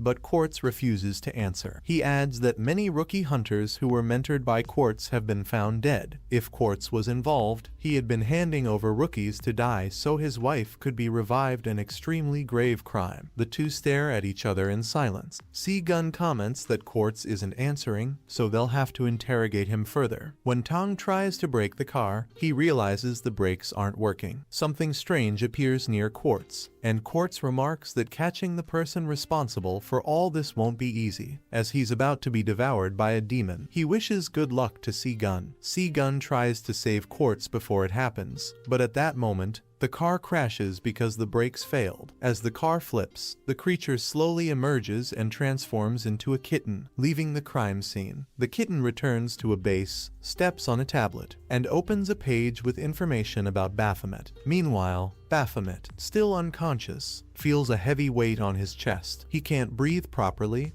and when he looks, he sees a fat white cat on top of him. He realizes he's in a hospital bed. Baphomet remarks that he's seen this cat before. The doctor then appears and says that patient 302 has woken up faster than she expected. Baphomet thinks, 302? There's only one person who calls me that. The doctor asks if he's doing well and moves closer to him. Baphomet suddenly recognizes her and screams when he sees her face. He falls to the ground, and the doctor has to grab the cat. She asks if he can move yet. Baphomet asks what the hell this woman is doing there. She replies that it's her hospital, and he owes her. He remembers that, but tells her to go to hell. She says she was surprised to find out that he worked with C-Gun, saying he didn't seem like the type of person to work for someone. Baphomet asks if they know each other, and she says yes, but she wants to change the subject. She knows why his body looks much more appetizing than last time. He tells her to take her filthy hands off him, but she responds that she's not even using her hands. He says it's different now. He has his powers back. She replies that he's still in bad shape and can barely move. Baphomet asks what she wants from him this time, and she says that if anyone hears this conversation, they might get the wrong idea. But Baphomet says she's cruel, and she retorts that the only one in trouble here is him. Why doesn't she take this chance to teach him a lesson? After all, it's just the two of them in this room. Meanwhile, at the reception, C-Gum approaches, saying he wants to see a patient. She asks if C-Gum is okay because he seems injured. Suddenly, they hear a scream in the hallway. C-Gum rushes over,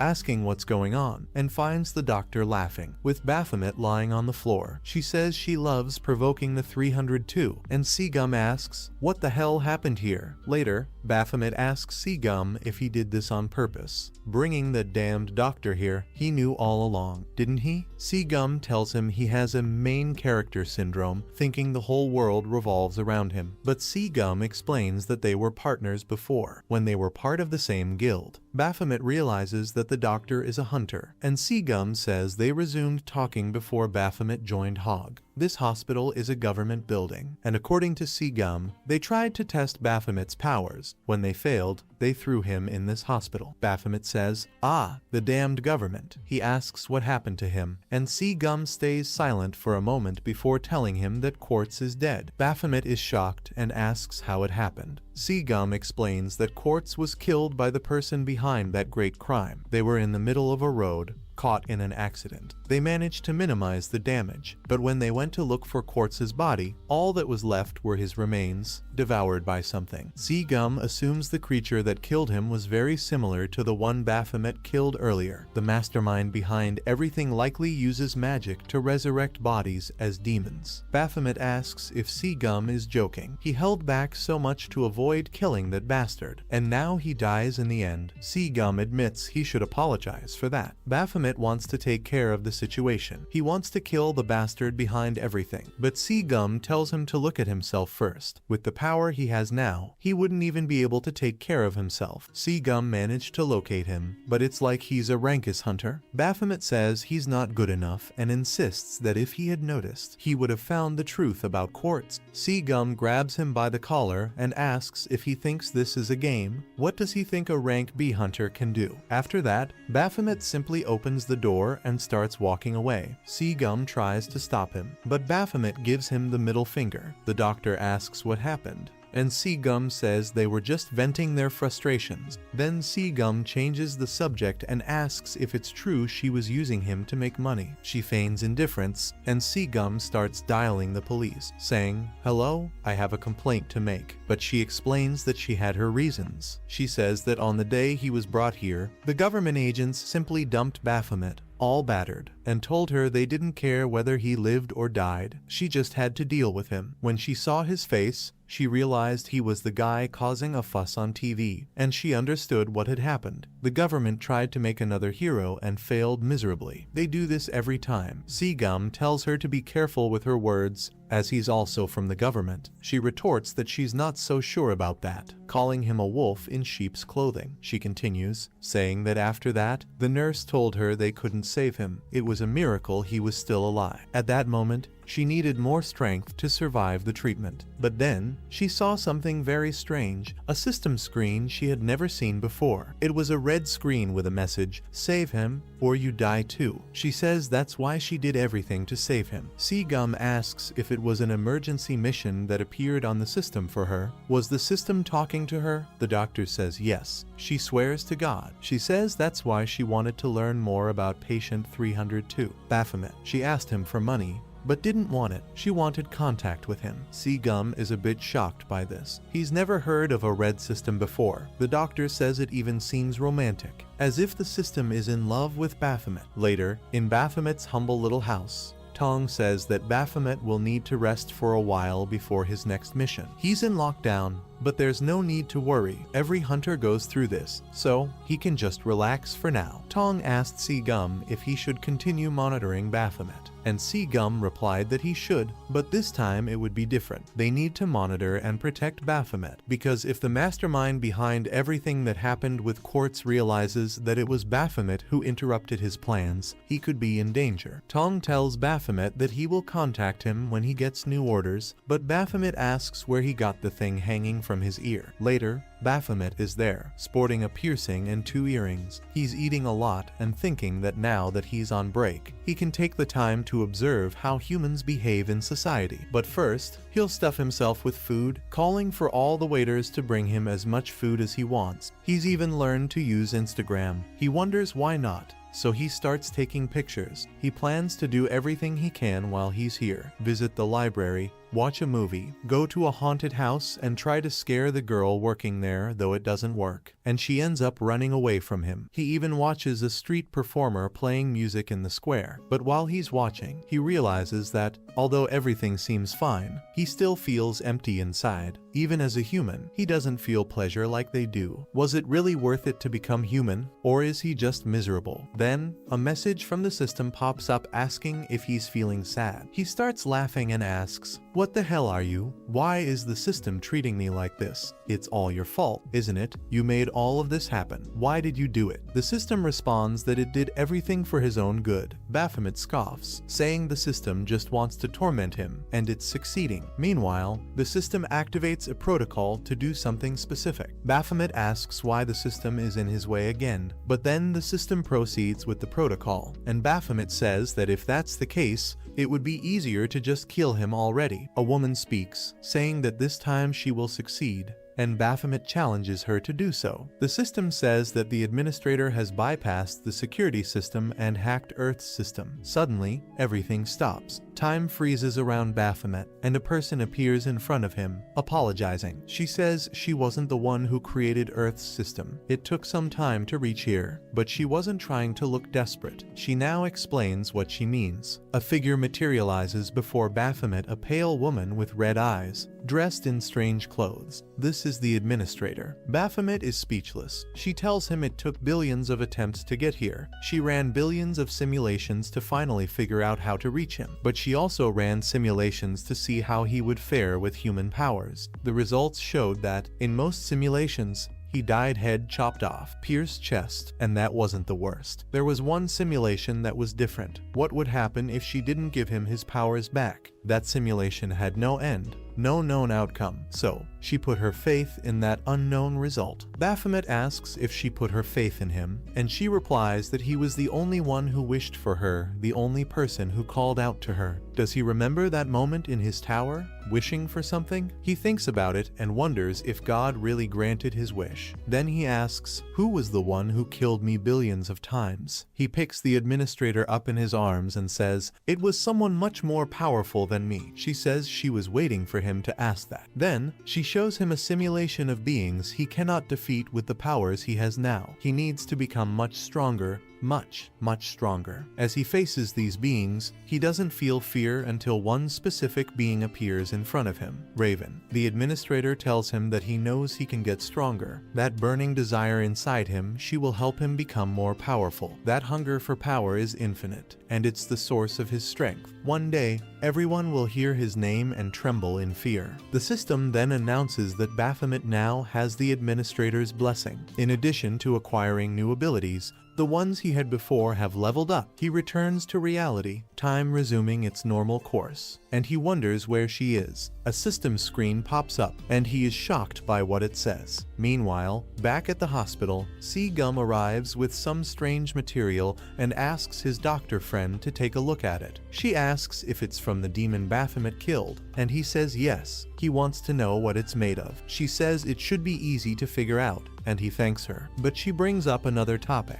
She says that she did some experiments with the former's body, and Sue-Gun, reading the paper, asks if she's sure she's being right. She confirms that the data is 100% accurate and asks if he's doubting her. He responds that he's not. But the first time he measured the status, it wasn't like this. It's only been a month since he became a hunter. How could he have evolved so much? Meanwhile, Baphomet is still impressed with the system's content. He chuckles, saying that this will be very interesting. The system then announces that he completed a mission. Krita, defeat the Disciple of Rage, Raven, and the reward is Raven's special ability. A brief explanation about the statuses of a hunter follows. Basically, it's the level of power they have. The statuses and abilities determine if a hunter is rank F or S. It takes a lot of effort to increase a hunter's status. But of course, there's always a shortcut. The most common method is hunting demonic beasts or individual training. But the second method has a hidden path, though it's just a rumor.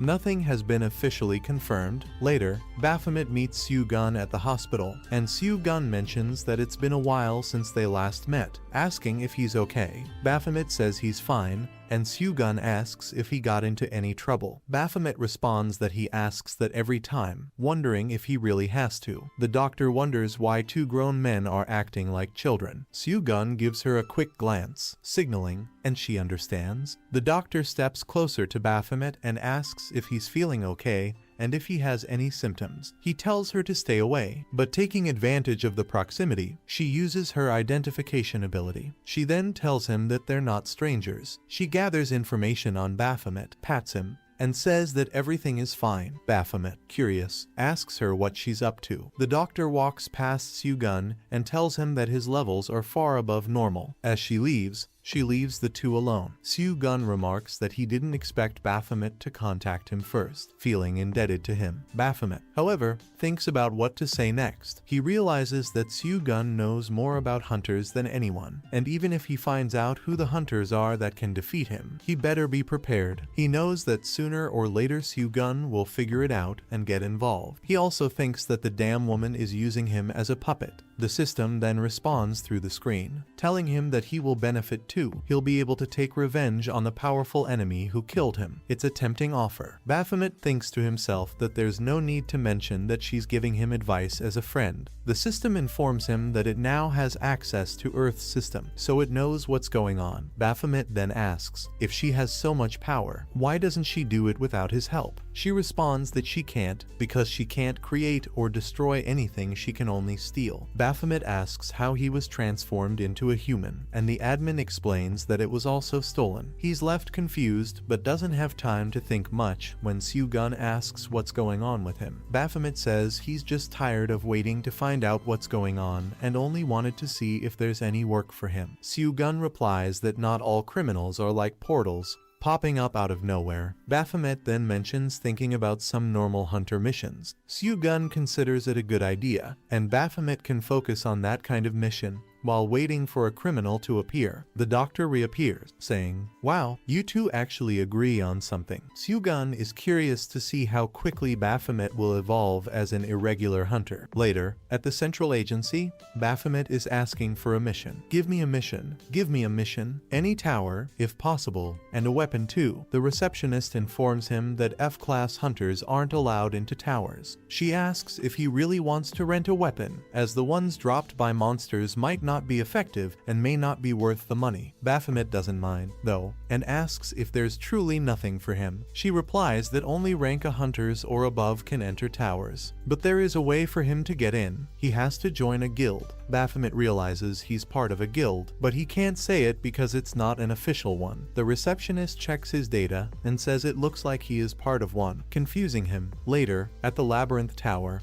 a person with a microphone announces that they are from the Art Guild and that they have exclusivity in the Labyrinth Tower. However, due to the risk of portal disruptions, they're hiring other hunters to help. It's a good opportunity, since it's a cool tower. People gossip that the Arc Guild is doing this to rebuild their reputation. The guild adds that 90% of the drops will be divided among the new hunters joining. The people start talking about how a famous hunter will be there this time. They say they're big fans, but Baphomet is frustrated. He keeps wondering if he should leave because he's not in the mood to fight so many people. The system then asks what happened back at the agency, and Baphomet asks if the admin has nothing better to do than whisper in his ear. She responds that, in fact, she doesn't. She suggests that he think more positively, especially since he managed to get free access to a tower. She says he should change his attitude. After all, other hunters might not like him and could see him as a threat. But Baphomet asks, "What? You're not my mom? Why are you giving me this advice?" The admin responds that yes, she is his mother. Baphomet gets annoyed and tells her to stop talking. At that moment, he punches the armor of a hunter right behind him, making a large dent. The man immediately starts making a scene, asking what Baphomet is doing, and the girls from the Arc Guild ask what's going on. Are they fighting? One of the girls looks at Baphomet and thinks he seems familiar. The man keeps questioning Baphomet, asking if he knows how expensive that armor was and what he plans to do about it. Baphomet wonders why he always runs into people like this. He tells the man he'll compensate him later, but the man says he didn't like Baphomet's attitude. The guy next to the rich man comments that Baphomet doesn't seem very strong. He's wearing plain clothes, no equipment, and looks like an F-class hunter. The blonde man asks how an F-class hunter is supposed to pay for the armor. Shouldn't an F-class hunter be a slave in low-rank dungeons? He questions what a weakling like him is doing in a tower. Baphomet grabs the blonde's face and tells him he'll show him how humiliating it is to die at the hands of a weakling. But one of the girls from the Arc Guild steps forward, asking what they're doing. Aren't they on the same side here? She tells everyone to follow her. The blonde keeps insulting Baphomet on the way, asking the Arc Guild woman what they do to weaklings who don't know their place. She ignores him and says, "We're part of the same group." Then, the Arc Guild group gathers and starts explaining how the Labyrinth Tower works. There are 3 gates, and each chamber beyond those gates must be unlocked to open the boss's chamber. A group of 6 people will go to each of the 3 gates. However, each gate has a different attribute. Some maps are completed by killing demons,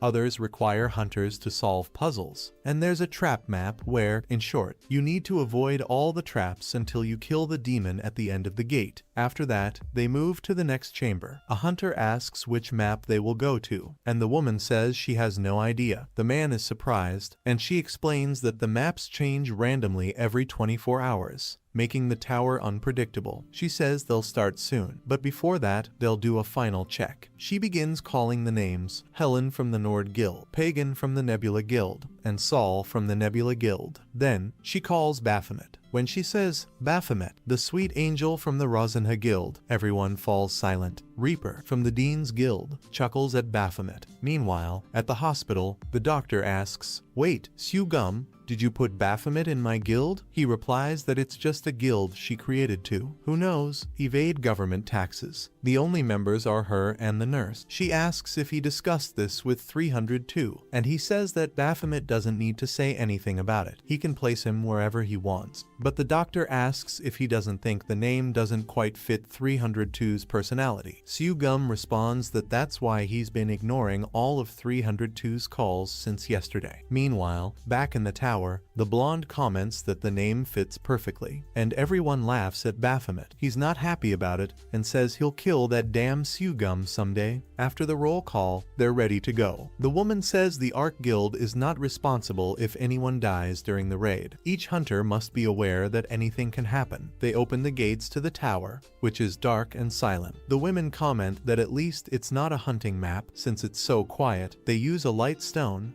and one of them says that if there's only one demon in this empty space, it's probably a trap chamber. At the back of the empty room, there's a knight's armor. The leader of the group tells everyone to follow her and tells Baphomet to hold back his strength. She runs ahead, steps on a trap, but quickly manages to pull her foot out and confirms that the first trap has been triggered. Then, the next trap activates, with multiple arrows falling, and then she sees a beam of light and manages to dodge the large ray, which was the third trap. She looks back, hearing footsteps, and thinks that the only person who can keep up with her is the Hunter Reaper, who is Class A. However, she realizes that the one running is Baphomet, and he runs much faster than she does. He activates his special ability, Advantage. The description is that when he enters a tower or a dungeon below the legendary level, all targets are revealed, including demonic beasts. Baphomet says it's time to test this new ability. A little later, that blonde guy was completely shocked by something. The first floor was easily cleared with the night being shattered. Then he was even more shocked by what happened on the 5th floor. He could hardly believe his eyes, because it was the F-class who was doing all of this, aka Baphomet. This time, Baphomet was running from a trap of arrows, and the system, through his ability, warned him to hide from the arrows. He spots them and easily jumps to dodge them. The ability also warns him about a trap to his right, and he easily throws his body back to avoid it. Then he grabs one of the spears and thinks that a counterattack is a good strategy. He throws it at the first knight, who simply catches the spear and cuts it in half with his sword. But then chains are wrapped around the knight's head, and Baphomet says his weakness is his neck and starts strangling him with the chains. However,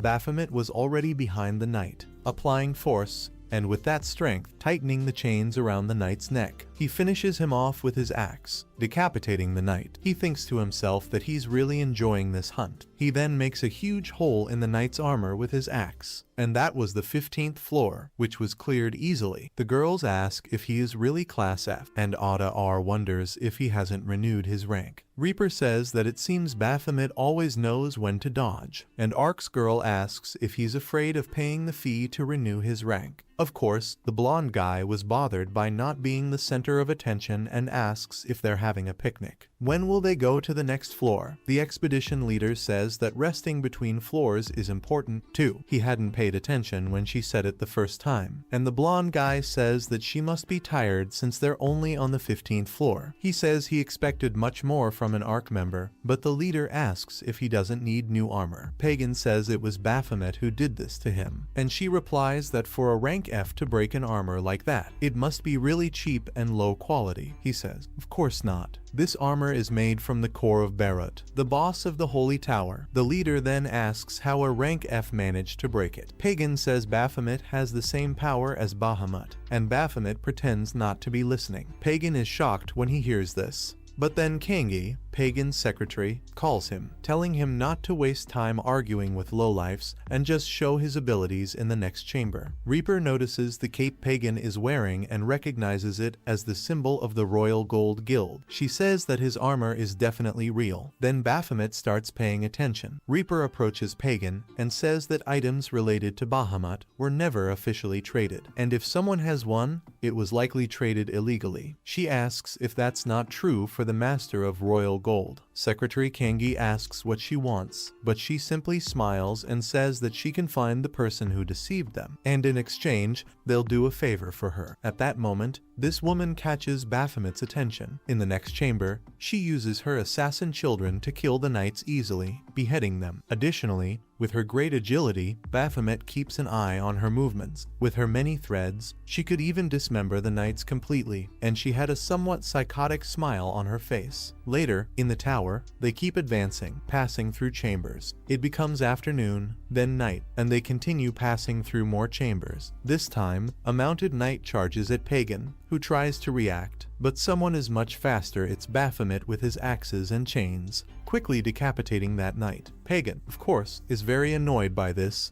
but floor 49 is cleared, and the leader says they finally reached the 49th floor. Pagan, exhausted and almost dying, says it's nothing, and the leader says he doesn't seem very convincing. But Pagan thinks that anyway. Baphomet, that idiot, is completely fine and not tired at all. Reaper approaches and says that usually, behind these doors is the boss, but she adds that, based on the tower's characteristics, it's probably a medium-ranked demon. She says that Baphomet has acted as though he always knew this tower. She even thought he had entered illegally just to gain experience, but it seems that's not the case, because he doesn't know about it. And Baphomet tells her to stop talking as if she knows him, and she replies that he's such a jerk. Then, the leader says it's enough resting, right? She continues, saying that, just as Reaper said, behind these doors is the demonic beast, which will be much different from the demons they've killed so far. She touches the door and says that this is a suggestion, not a threat. Anyone who doesn't want to enter should step back. She says this even though she previously stated that she isn't responsible for their lives. But she also can't let anyone die in vain, and even though any of them could leave now, they'll receive everything they are entitled to. The group stays silent, but Baphomet says he doesn't care at all. He came here for this. He wants to kill a powerful demon. Reaper says, since you've come this far, why would you stop now? The leader asks, and how much do I pay? Kangi, Pagan's secretary, says that his master doesn't necessarily need to go. They'll still gain experience either way. He warns his master that it's very dangerous inside, but then Pagan glares at Baphomet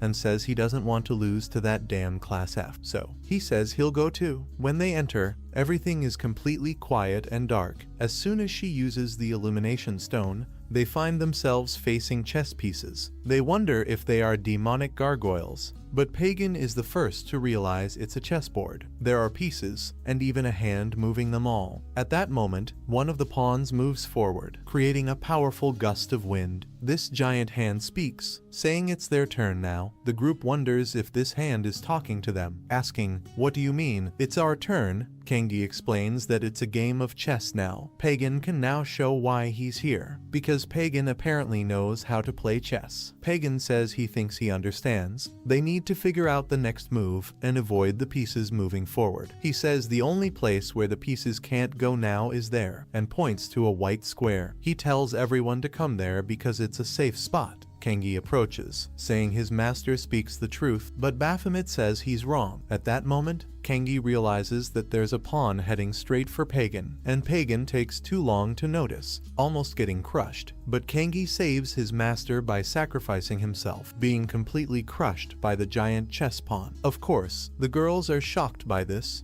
and Pagan is even more so because Kangi just died. The leader asks, "What the hell is this? Where did that black piece come from?" Reaper says that the game master wasn't talking to them when he said it was their turn. Chess is a game played between only two people. At that moment, they're nothing but ants on a chessboard. Baphomet chuckles and says, "This was too easy. Now this is a worthy challenge for a tower." Pagan remains in shock, desperately trying to pull Kangi out, refusing to accept his death. But when he tries to pull him out, he only manages to pull off Kangi's arm. Of course, this leaves him in complete shock. The group leader is forced to run and save him from the chessboard. She asks if he's crazy, telling him to return to reality, or he'll die too. Reaper also returns to reality and starts dodging the pieces, even though it's very difficult and getting faster. She dodges one but doesn't have time to avoid the next. Fortunately, she's saved by the teleportation magic of the group's mage. She thanks him profusely. Meanwhile, Baphomet is easily dodging everything, and Reaper calls out to him, asking if he knows how to do this. He says he knows exactly what to do. He knows what to do here. If he doesn't think of a solution quickly, they'll all die from exhaustion. But Baphomet says this type of tactic is very boring, dodging and surviving until the game ends. It doesn't make sense because their real objective is to kill the demon controlling all of this. Sure, this is a trap map, but then a piece moves straight toward him. He asks if they really have to wait for the game to end. Why don't they just speed things up? He simply punches the piece, shattering it completely, and even the hand controlling the chessboard is shocked by this. The group leader didn't expect that, nor did the mage. Baphomet says he'll crush everything from now on. If they break all the pieces, there's no game anymore. Reaper wonders what kind of tactic this is, but Baphomet's ability tells him it's a great solution. So, everyone thinks, why not? And starts breaking the chessboard with their fists. The leader tells Pagan to stay close to her, and then Reaper starts using her threads against the pieces. She thinks that, indeed, it's much easier this way, but she also notes that, in any case, they're wasting a lot of energy doing this. However, Baphomet easily breaks everything even before grabbing his axe. Now, with his axe, my friends, he's unstoppable. Meanwhile, the demon controlling all of this was merely analyzing the situation while Baphomet destroyed his entire chessboard. Eventually, Baphomet calls the demon out, challenging him, and the demon doesn't like this provocation, calling Baphomet a damn arrogant fool. Then, the roots of a huge tree appear before them, moving toward Baphomet, who easily dodges them, even the giant hands. In the second one, Baphomet even kicks to gain momentum, and he asks where he is. Baphomet says that this chessboard is a mess, so he wouldn't be here, right? He says this while easily jumping across the hands, and he mentions that he can feel the aura of this damn demon. He prepares his axe, spinning his chain, and throws it, saying he's found where the demon is. However, the axe is stopped by a shield made of magical branches, and the demon, creating even more branches, calls him an insolent human, asking how he dares to destroy his domain. Now, he will pay the price. Baphomet responds that it's more than time for that and activates his ability. Meanwhile, outside the tower, in the city,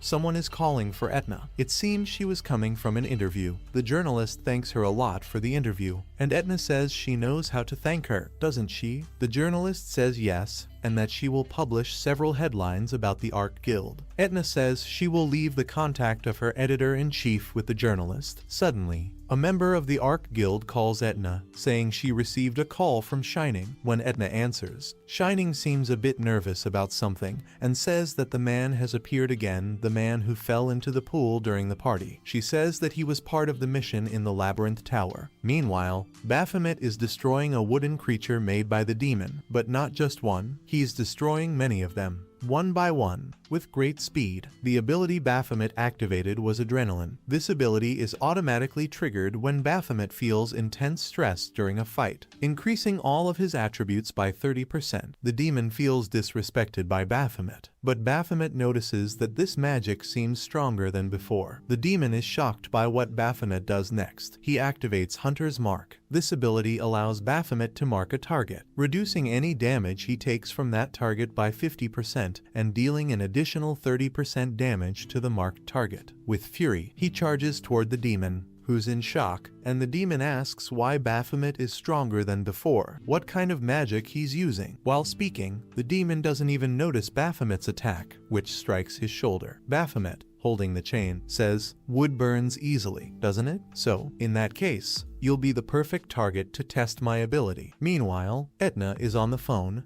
making sure Baphomet won't find Valkyrie. Shining assures her that Valkyrie won't want to get involved with that kind of person. Etna asks if Shining doesn't know, and she then asks Shining, what are the chances of an S rank falling into water and passing out from drowning? Etna says, 0%. Meanwhile, Baphomet uses his newest ability, Raven's Disciple, Giga Blaze. He imbues flames into his chain and sends it toward the creature. As the flames approach, the creature exclaims that this is absurd, and it's completely engulfed in a huge explosion. Afterward, Baphomet laughs psychotically, watching the massive fire he created. Reaper is just watching him laugh like a madman. Baphomet says, "Now this is the kind of fight I like." The system says that he's somewhat embarrassing himself, but Baphomet tells it to shut up, saying, "Can't you see I'm enjoying this bonfire?" Reaper thinks that she's heard of some maniacs and fanatics for battle, but she didn't expect to see one. Baphomet then says that he forgot to bring potatoes to roast on the fire, but Reaper thinks more seriously about him. He's not a warrior class, so why can he use magic? The only person she knew who used magic like that was Raven. After all this, the tower starts shaking, and the ground begins to crack. The leader says they need to get out of there now. Reaper notices that an exit opens at the far end, but then Pagan gets left behind, falling into one of the cracks. He falls because he didn't want to leave Secretary Kang's arm behind. He's falling, and no one can do anything until someone runs and grabs Pagan's arm. It's Baphomet, who had held onto his chains and pulled Pagan up so he wouldn't fall, but Baphomet doesn't say anything at that moment, lost in his thoughts. Meanwhile, Etna is on the phone asking how long ago Valkyrie entered the tower. Shining says it's been about an hour and a half. Etna says that with her abilities, Valkyrie is probably already reaching the top. If Baphomet managed to get there, they should be meeting now. Meanwhile, Baphomet tells Pagan that even if he survives here, he might not deserve to go to the next tower. Etna begins thinking about what to do. Baphomet tells Pagan that losing the will to fight is a shame for a warrior. Meanwhile, Etna is speaking with a journalist's boss, saying she wants to arrange something. Then, Baphomet begins to release Pagan, saying that in this case, while this is happening,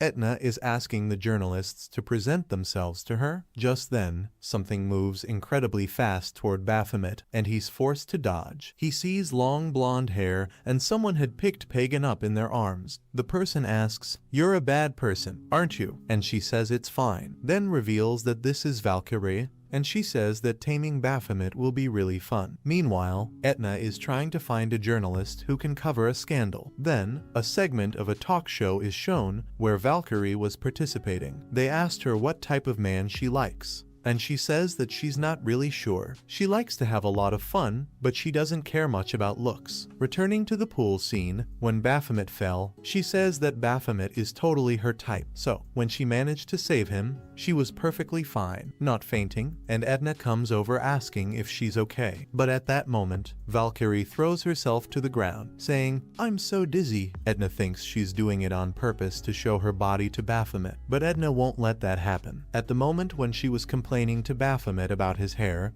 Valkyrie was desperate because she wanted him to notice her. At that point, she pretended to sleep, but she ended up actually falling asleep. Meanwhile, all the teams were already on the top floor, and of course, they were impressed that Valkyrie herself was there. Most of the people had never seen her in person like that before, and Valkyrie says to Baphomet, "What a coincidence. Your codename isn't Baphomet, is it?" She says she can hardly believe he chose that name. She was practically throwing herself at Baphomet, and he remained silent. She asks him what the worst thing he's ever done is. Was it trying to kill someone? Again, he stays silent. Valkyrie says that actually, she likes a bad boy, you know? But Baphomet doesn't respond. Then, Valkyrie notices and asks him if he remembers her. Baphomet asks Reaper, "Do you know who she is?" Reaper asks, "Why are you asking me?" And Valkyrie asks if he really doesn't know who she is. She thought she had left such a good impression. The ARC girls say she's a bit of a tease, right? And they tell her to separate work from personal life, especially because everyone is looking at her with envy. So, Valkyrie keeps her composure and etiquette and introduces herself as Valkyrie. She says she's sure it was very hard for everyone to get here, and that soon they will be facing the final boss of the tower. She says no one there needs to risk or prepare for combat since the R Guild will take care of the boss fight, but they recommend preparing defensively just in case. She asks her companion about the status of each group. She says most of them have minor injuries, but groups A and B are in very decent condition. She then asks about Group C, which is Baphomet's group. She's told that a hunter was killed in action. After a while, she asks if everyone is ready, and she opens the doors. A gust of wind rushes in, and one of them notices something coming and tells everyone to duck. It seems to be an attack, but everyone manages to dodge it with a warning. However, when it hits the ground, it creates a huge explosion. The boss then says that they finally made it here. Sitting on his throne, he thought he'd never stain his sword with blood again. This is the commander of the Labyrinth Knights, Karen, and he asks who their opponent would be. He looks at each person, asking, "You, or you?" He seems particularly interested in Baphomet's gaze and says that there's a strange human here today. Then, preparing for battle, he says he's going to start hitting the cattle. A dark mass, black magic, spreads across the people in the room, as if it were spreading across the ground and their bodies. The attack heads straight for Baphomet, who is preparing to summon his inventory, but Valkyrie steps in front to protect him. However, Baphomet is not happy about this. Valkyrie thinks this is her chance to impress him, so she prepares and charges at the boss. Karen says that she's very impatient,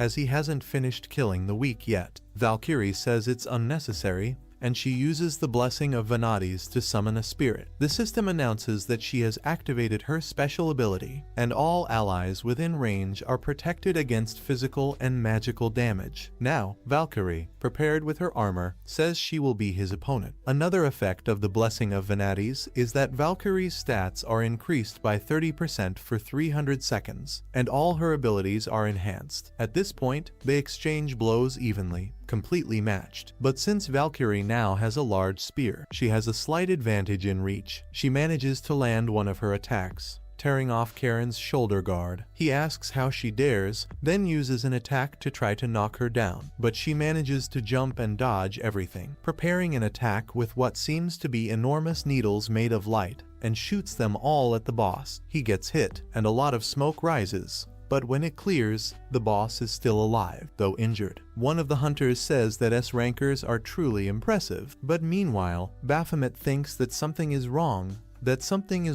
with Karen, so he quickly rushes toward her, but she manages to dodge easily. However, when she sees an opening, Karen attempts to strike her with his large sword, but Valkyrie is much faster, landing a hit right on the helmet of the knight. Just a second later, the system announces that Commander Karen has been defeated. Then, her transformation ends, and everyone says it was impressive, perfect, but she looks confused about something. They ask her what's wrong, and she asks, "Why is the boss of an epic tower so weak?" She says she didn't even need to use the power of her weapon. They suggest that maybe she's just stronger, but she says something isn't right. Also, the fact that she defeated the boss, and the system didn't announce that she had cleared the tower is strange. Suddenly, the boss's body begins to move, and the first ones to notice are Baphomet and Valkyrie. Then, a transformation occurs with the body, and a magical aura begins to destroy everything around them. Everyone feels the immense pressure from the power and wonders what's happening. One of the Arc Guild members asks Valkyrie if she hadn't defeated the boss, but Valkyrie says that maybe he was a fake. Then, a hooded creature grabs Karen's body and asks if he died in its place. Crying, this hooded woman wonders why Karen didn't flee when he had the chance. Baphomet then says that this is the real boss, isn't it? The woman creates a large magical summoning circle, along with smaller magical circles above the head of each hunter. Valkyrie realizes what this is and tells everyone to get out from under those circles. For some reason, though, Reaper starts running toward one of them. She says she's been waiting for this moment. The leader of Group C asks what she's doing, but Reaper purposely jumps into one of the circles. Once under it, she is teleported to another location. Valkyrie sees this happen and realizes that Baphomet is also under one, but he doesn't leave and is teleported as well. Valkyrie becomes desperate. After a vast darkness and silence, Reaper suddenly wakes up in a completely different place. When she stands up, she sees a place that looks like a cathedral, all in white. Instead of panicking, she's very excited and says, "I finally made it." She says paying for this information was really worth it. But suddenly, she steps on something and says, "What was that?" It's Baphomet, telling her to get off. She's startled and asks what he's doing there. She looks behind her and sees Pagan, also asking where they are. She is completely shocked and lets out a scream, apologizing to everyone. She says it's probably because the two people closest to her were also teleported, and she promises to share the loot with them. Baphomet says he doesn't care about that. He just wants to know where they are. She says that this is the Temple of the Labyrinth, and it's only accessible when the true boss appears. Baphomet asks if she already knew about this place, then asks why she came here and what's so rare about it. Reaper says that it's not the treasures typical of a tower, but much rarer. The temple itself is much rarer. All the data and records about the demonic beasts are here. She says that just by looking at the architecture, it's clear this is something different from the usual, like there's an existence behind it, a civilization. In short, Reaper wants to study the demons here. Baphomet asks if she's risking her life for this, and she asks if he doesn't know how culturally significant this is. It's like finding a needle in a haystack. She could use all this data for the book she's writing. It'll be a bestseller, and she'll become a famous archaeologist. Let the girl dream, she says. Baphomet responds that her head is in the clouds, and she's very deluded. He says this temple was made to look real, but it's actually a trap created by demons. The only thing on demons' minds is the command to kill humans. She says that from his point of view, it seems like he only wants to protect the monsters. But Baphomet, being literally the most powerful demon, says that she doesn't understand anything she's talking about. She tells him to look at the mural. It's like a story. She says that this must be how they see the world, something the true boss of this tower has to do, like a prophecy. She says there's an ancient language written there, too, and continues, the story begins in the splendid kingdom of Bellatrix, where there was a great king named King Razel. Razel was more beautiful than any woman, and his magical control was superior to any mage. Baphomet remembers the figure that appeared and wonders if she's talking about that person. She continues the story, saying that Razel's influence was immense, and everyone adored him. But of course, a perfect person like that attracts many enemies. All the countries surrounding Bellatrix, envious, joined forces to destroy it in a war. Khan, the first boss faced in the tower, was the past king. He was corrupted by black magic, all to defend King Razel. Gels, the archmage of the kingdom, offered his body to the spirit of the tree to gain enough magical power to protect Razel. But Razel was devastated. He lost everything, every prosperity and peace that existed in the kingdom of Bellatrix. But Razel couldn't just watch his kingdom fall,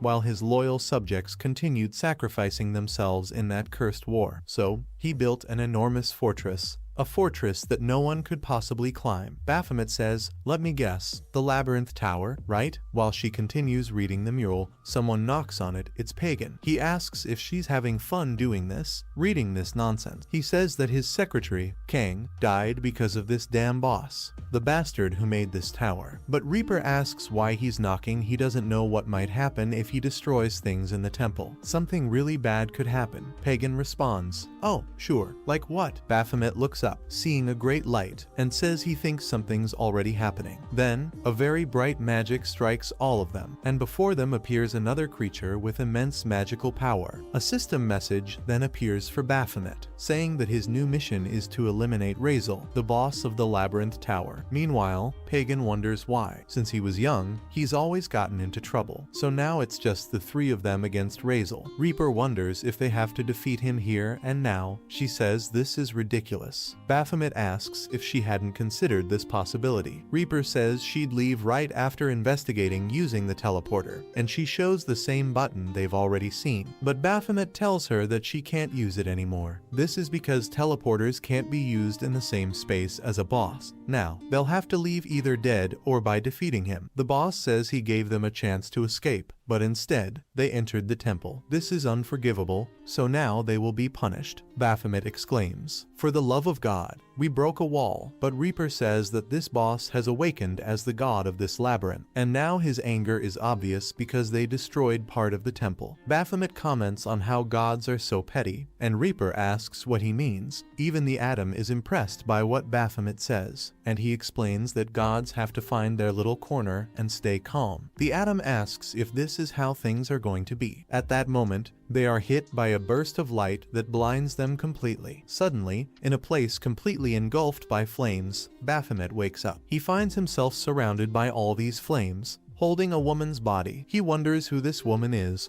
until BZ appears behind him and asks if he regrets what he did. Baphomet replies that this is the memory he regrets most in life. It seems that he killed someone precious to him. He probably didn't want to do it, but had no choice. Baphomet asks, "Wait, did I kill this woman here?" Razel says that it's hard for him to accept, but he can undo it. Baphomet analyzes his words, and Razel says he can start everything over again. Baphomet seems interested, but says, "No thanks." So, the illusion completely shatters in front of Razel. Baphomet says that this is a very bad joke. What kind of illusion is this? He should have chosen a better target for this crappy trick. Baphomet apologizes, but says that this memory isn't his. He remembers Adam telling him that the body he's currently in was stolen from someone. Baphomet says that this memory belonged to the original owner of his body, and he's tired of starting over. He's never going to do that. He says that's fine. He needed some action, and he charges at Razel before he can disappear. But when he returns to reality, he finds himself standing in front of Reaper, who suddenly slaps him across the face. He wonders why that slap hurt so much. Reaper apologizes, saying she didn't know he was already awake. Baphomet asks where they are and what the hell happened. She says that the boss put them in some kind of trance. She just woke up as well and tried to wake him up with several slaps. Baphomet asks if she woke up before him. She must have a lot of determination. Then, Baphomet looks at Pagan and wonders how many slaps Reaper gave him. She says nothing worked, not even potions. He's still lost in the trance. Reaper says there's one thing she hasn't tried yet. She says her uncle once told her there's a spot on a man's body that, if you hit it,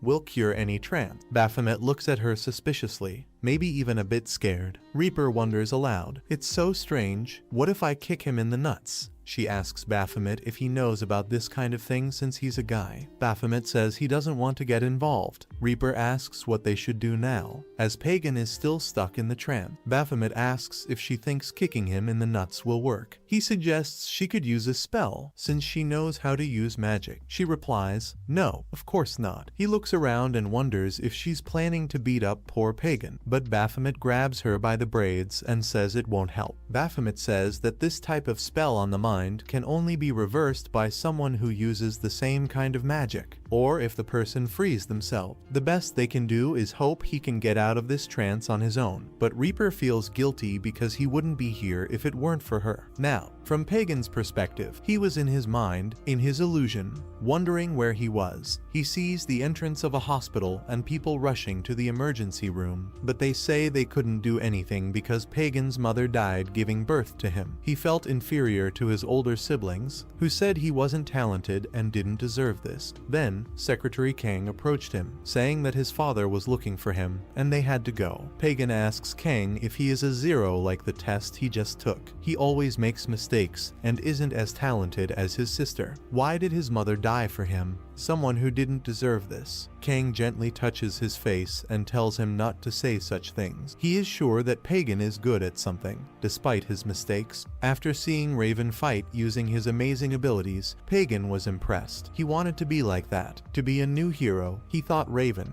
being the same age as him, was already doing all these incredible things. Pagan thought that if he could be like that hunter, things would be different. Then, he remembers the moment when Kang died trying to save him. Obviously, he was desperate at that moment, but now he was blaming himself. It was his fault Kang died because he was greedy and arrogant. If he hadn't existed, his mother wouldn't have died, Kang wouldn't have died, and those other two hunters wouldn't be in danger. He tells himself he should never have been born. None of this would have happened if he hadn't been born. Then Razel says that they are alike, that people they loved died because of them. Razel says he can help Pagan undo his mistakes with his powers. At that moment, Pagan is consumed by power, black magic enveloping his body. He starts to float, and Reaper asks what's happening. The magic transforms Pagan's body, and soon Reaper and Baphomet have to dodge an explosion. Reaper is shocked when she sees Pagan's new appearance and wonders, what the hell is this? Pagan now looks like a demonic creature, with long arms like whips, trying to strike the others, who must dodge. Reaper thinks, what the hell happened to him? But then, Pagan is already right behind her. Baphomet's axe quickly heads toward Pagan's arm, tying it with chains. From above, Baphomet uses his strength to get close to Pagan, but both clash with equal force. Baphomet hesitates for a moment, but prepares to strike again. Even angrier, they begin to exchange blows so rapidly that they can barely be seen,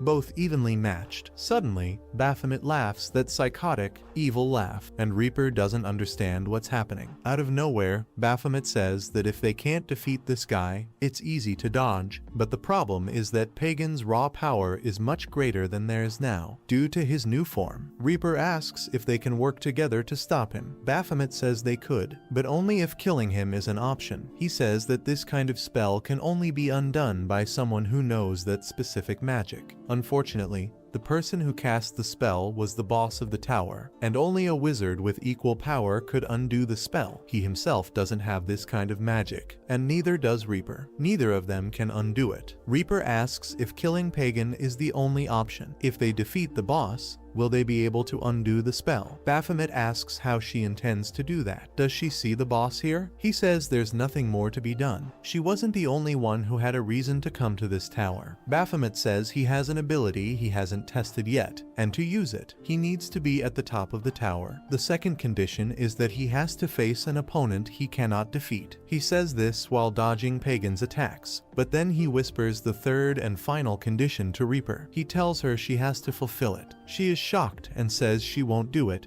in case anything goes wrong. Baphomet tells her she wants to become a famous archaeologist, so why risk her life here? Does she want to die? She tries to explain, but Baphomet just stares at her and whispers in her ear that he would have killed Pagan if he had truly tried. It wouldn't have been fun. Pagan is already fighting against his own will, so why not kill him? Reaper is nervous hearing this, only absorbing Baphomet's word. He smiles while Pagan prepares another attack. Seeing that she has no other option, Reaper calls him a son of a, and then makes a deep cut across Baphomet's chest. He falls, obviously with a lot of blood pouring from his chest, still weak, and he was about to be killed by Pagan. But then, he uses his ability, he activates the temporal break. An aura starts to emanate from Baphomet's body, completely red. Reaper, of course, didn't understand what was happening. The first condition to activate the ability is to reach the first floor of the tower. The second condition is to find a very powerful opponent, and the third condition is to receive a fatal attack,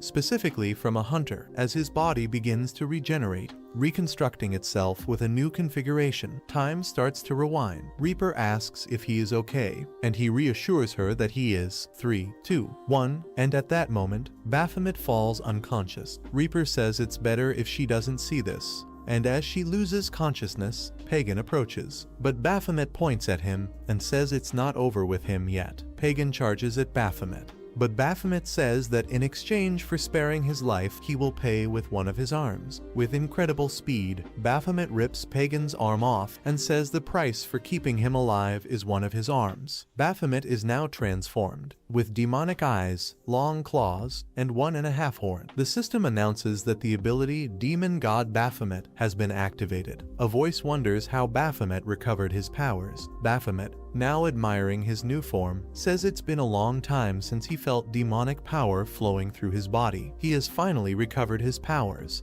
but unfortunately, they can only be used in towers, and the cooldown time is 31,536,000 seconds. That's 1 year. Baphomet seems a little sad that he can't use the abilities he had as a human anymore. He has chained Pagan and tells him not to move. He's very eager to kill him, but if Pagan does anything, he will kill him. For now, he will show mercy. Baphomet then says that looking closely, this spell is a mess, and he will have to leave it to his subordinate. Baphomet orders him to leave now, but nothing happened. There is silence, then Baphomet orders him again, and still, nothing happens. So, Baphomet, frustrated, says, "You little shit," and suddenly, a demonic creature appears. Terrified, it had thought it was free, but there, Baphomet appears again. Baphomet says he hasn't seen him in a long time. It's the former boss of the Abyss Tower, Beelzebub. Baphomet thinks that everyone believes he was the main boss of the Abyss Tower, which is true, but he wasn't the first. The one who had the privilege of being born on the throne was Beelzebub, the original boss of the Abyss Tower. One day,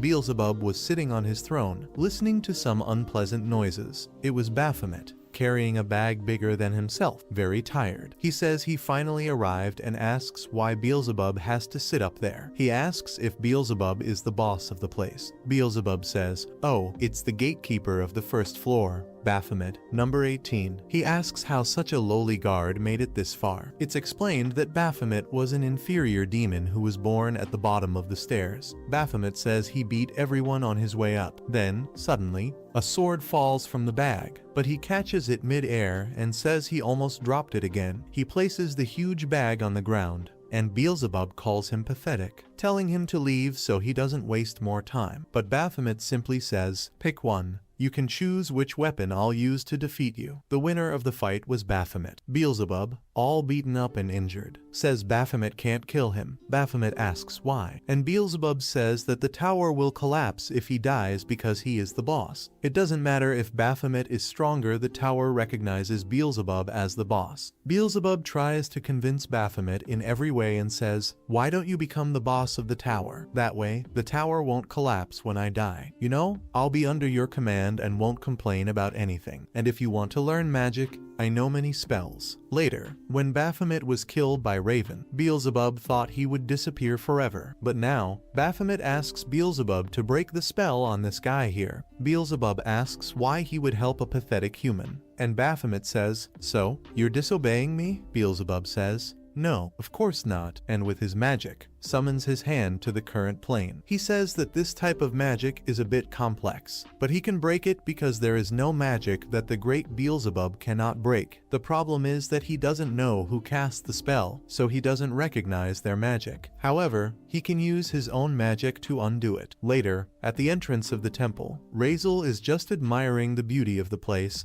and says that no one can invade this place. He will rebuild his kingdom, which will prosper forever, the glory of the Bellatrix kingdom.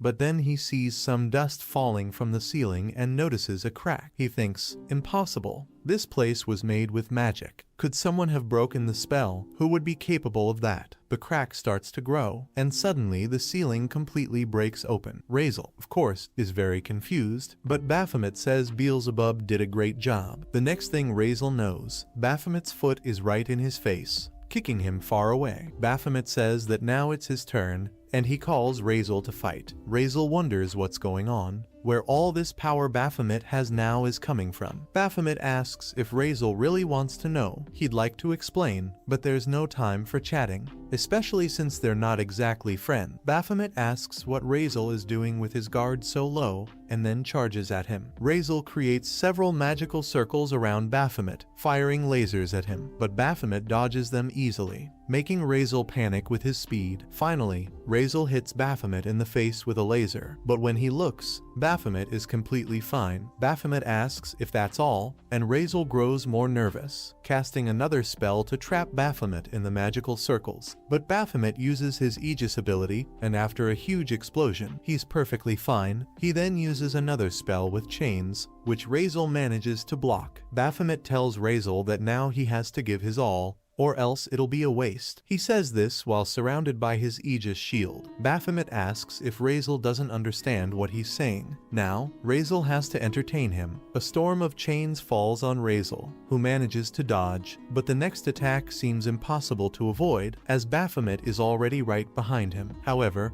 Razel narrowly avoids it and Baphomet pursues him. Wanting more, Baphomet lands a powerful kick on the shield Razel creates, then keeps pounding it, getting more and more excited by the fight. Finally, with all his strength and excitement, he lands a massive punch on Razel's face, sending him crashing into the temple wall. Razel remains still for a moment, as if severely damaged, and Baphomet says he wants to see more of his power. Slowly recovering, Razel asks if Baphomet was playing with him. He starts transforming as well. Baphomet asks if Razel is finally taking this seriously. It was long overdue. He's tired of waiting. Then, Razel calls for B to deliver one of his large, sharp weapons, but Beelzebub says he doesn't have any. Baphomet asks, "Wait, what?" And in that moment, he's struck. When the Abyss Tower collapsed, Beelzebub lost all of his weapons. Baphomet asks if he really lost them all. Meanwhile, Razel summons a massive dragon to join the battle. Baphomet grumbles about how all the weapons disappeared and complains to Beelzebub, saying that he should have taken better care of them. Razel is furious, and Baphomet dodges the dragon's attacks, still mocking Beelzebub. Beelzebub defends himself, saying it wasn't his fault the tower collapsed, and it's not his problem. Baphomet calls him a bastard, then releases the chains from his shield, repelling Razel's attacks. Razel is forced to stop and dodge the chains. Baphomet tells Razel to forget it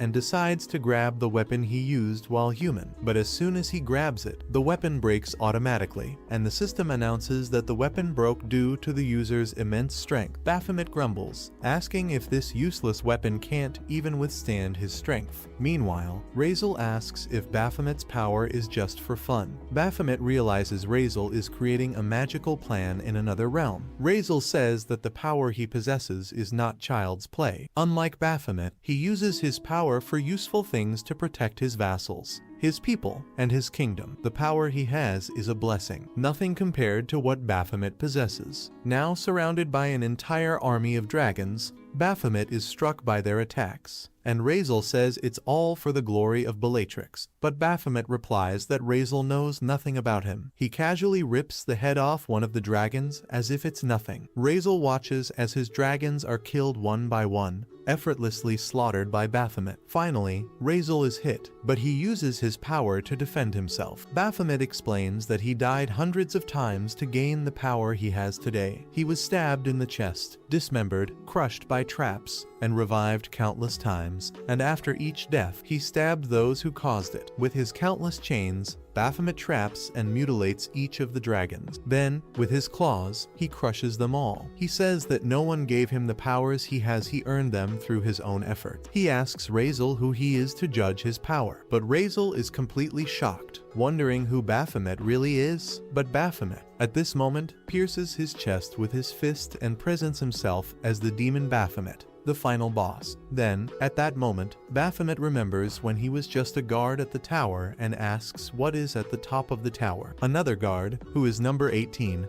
tells him that Baphomet is the boss of the tower. Obviously, Baphomet then asks if he can reach the top of the tower as well, but the other guard says that he will have to go through a lot if he wants to do that. After all, he can only go as far as the next chamber, but to reach it, he will have to kill Baphomet. He tells the other guard that if they don't let him pass, he can simply kill the next guard. The other guard says that Baphomet is too strong and will die, but Baphomet, number 18, says that the bosses only have one life. Unlike the guards, as long as the boss is alive in the tower remains alive. It's not impossible. If he tries over and over again, he will eventually succeed. He says he feels his strength increasing every time he revives. By fighting as a guard, he can grow more powerful and win. Once he kills the next guard, he will take his name for himself, Baphomet. Then the system notifies that Baphomet, the hunter, has cleared the labyrinth tower, defeating Razel. Baphomet thinks that there must be other hunters who can fight against him, but some are strong enough to kill him. He smiles and crushes Razel's heart, saying it seems interesting. But then he hears a sigh. It was Razel, still alive, saying that he couldn't die and couldn't abandon his kingdom. Baphomet says that he's alive even after crushing his demonic core. This guy has some strong willpower. He asks if Razel really thinks he can make a kingdom in a fantasy world. It's all a lie.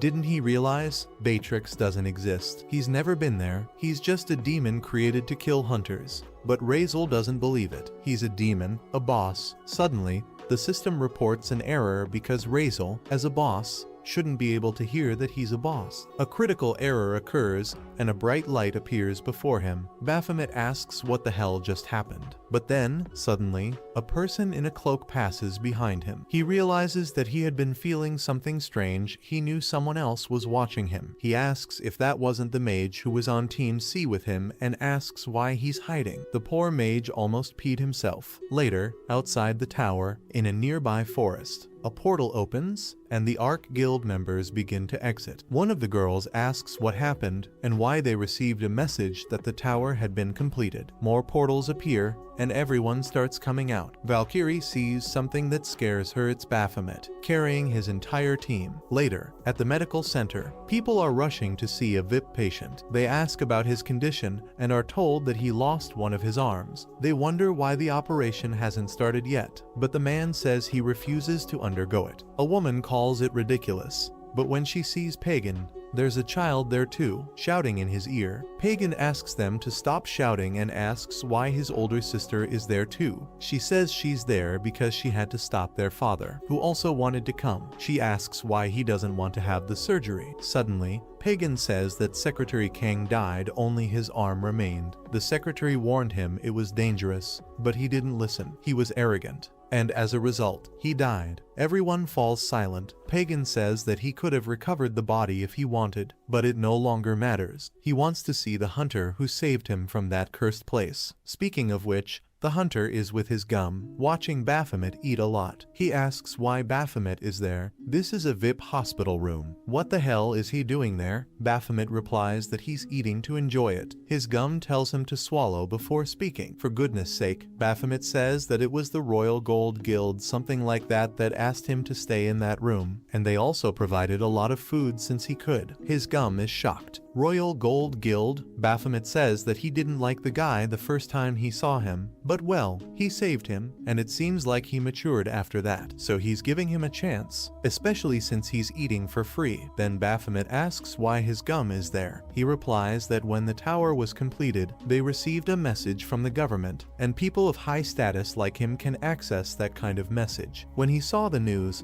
it said he was the one who completed the tower, and heard he was in the hospital, so he came immediately. He glances at the table filled with sushi, pizza, and everything else, and asks Baphomet if he really cleared the tower. Baphomet asks why he's asking. Does he think it's a fraud? And Sue Gum says that he's not accusing him of anything. He understands that Baphomet gets stronger very quickly and learns fast, but he didn't imagine he was at this level. Baphomet asks him if he wants proof, if he should show the crystal he got after killing the boss. No, Sue Gum says. I have much better evidence than that. You should show the crooks you earned by clearing the tower. Just then, someone enters the room, saying that he's a little late and didn't expect another government official to get here before him. Seeing who it is, Baphomet becomes very nervous. The man asks Sue Gum what he's doing there, as it's his jurisdiction, but Baphomet remembers that Bastard it was this person who forced him into that tower to prove his worth. It was this man who called him a fraud, who said he was a failure, a waste of time. The man says Baphomet looks familiar to him and comments that it's been a while since they last saw each other. Baphomet is nervous,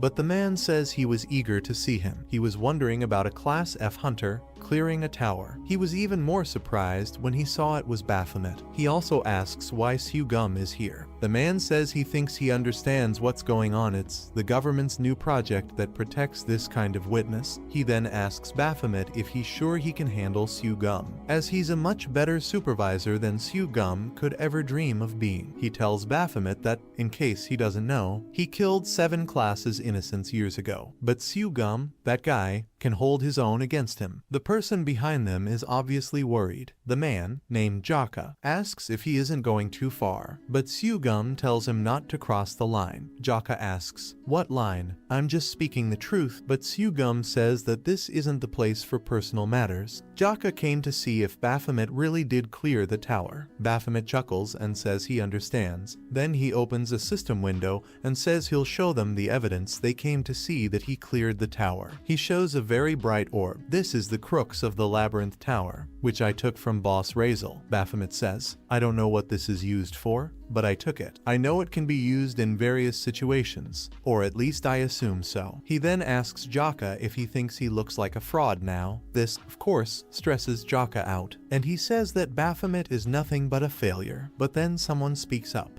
asking if it wasn't Jaka who failed. Jaka turns to see who said it, and it's Pagan with his sisters. Jaka says, "Well, look who it is, the golden boy, the future president of Royal Gold, President Sengali." She responds in a very serious and cordial manner, saying, "It's a pleasure to meet you here," but Pagan ignores him and asks Sengali if this man is from the government. Jaka asks who the child is and wonders if he's the youngest member of Royal Gold. Pagan answers that he was in the Labyrinth Tower and that Baphomet was the hunter who saved him. At this moment, Jaka is being extremely disrespectful toward the person who saved his life. Jaka gets very angry, asking, "Wait, what?" Pagan then asks his sister what the government official is doing there, and Sengali says he's involved in a hunter training program, a project that isn't completely public yet. Pagan asks if he can make a suggestion, pointing out that someone who doesn't even know that a hunter cleared a tower and accuses him of being a liar and a fraud is really a bad investment, isn't it? Sengali agrees, saying it would be fair to cancel any meetings they have scheduled. Then someone nudges Jaka and tells him he should leave now because they want to speak with Baphomet privately. The other sister, the middle one, tells him not to take it personally, they're just respecting family. After all, an enemy of a friend is also an enemy. They tell Jaka to leave now, and he obviously gets very stressed out. Meanwhile, Baphomet just flashes a big grin.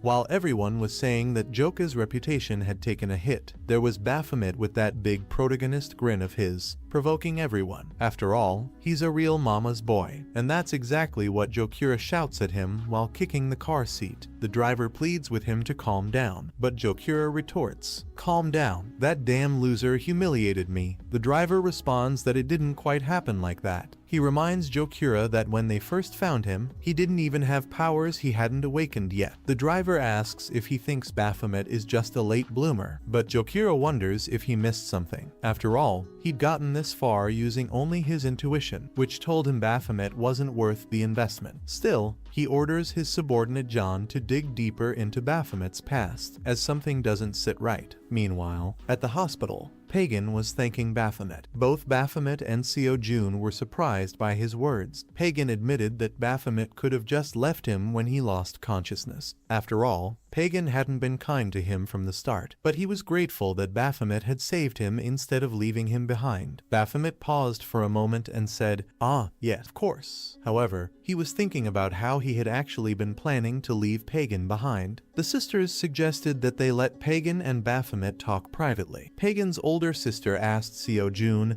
if he was a government agent and mentioned wanting to discuss some business with him if he had time. Seojun, a bit flustered, explained that his department was practically just social work. She replied that this was even better since she was interested in that too. They left to talk, leaving Baphomet and Pagan alone. Baphomet decided to be honest. He admitted that he hadn't intended to rescue Pagan. He only did it because of Reaper. She had genuinely tried to save both of them, feeling guilty for dragging them to that temple. Pagan had only survived because of her. Baphomet confessed he had planned to leave Pagan behind. Pagan responded that, to be honest, he didn't care whether he lived or died. He was just happy the others had survived. Grateful for that, he thanked Baphomet. Baphomet sighed deeply and said he didn't understand either Pagan or the girl. All he cared about was his own survival inside the tower. Why did humans keep worrying about others when death was always lurking? He didn't voice it, but he thought to himself that he simply didn't understand humans. He then asked Pagan if he had anything else to say, doubting he was there just to express gratitude. Pagan admitted that no matter what,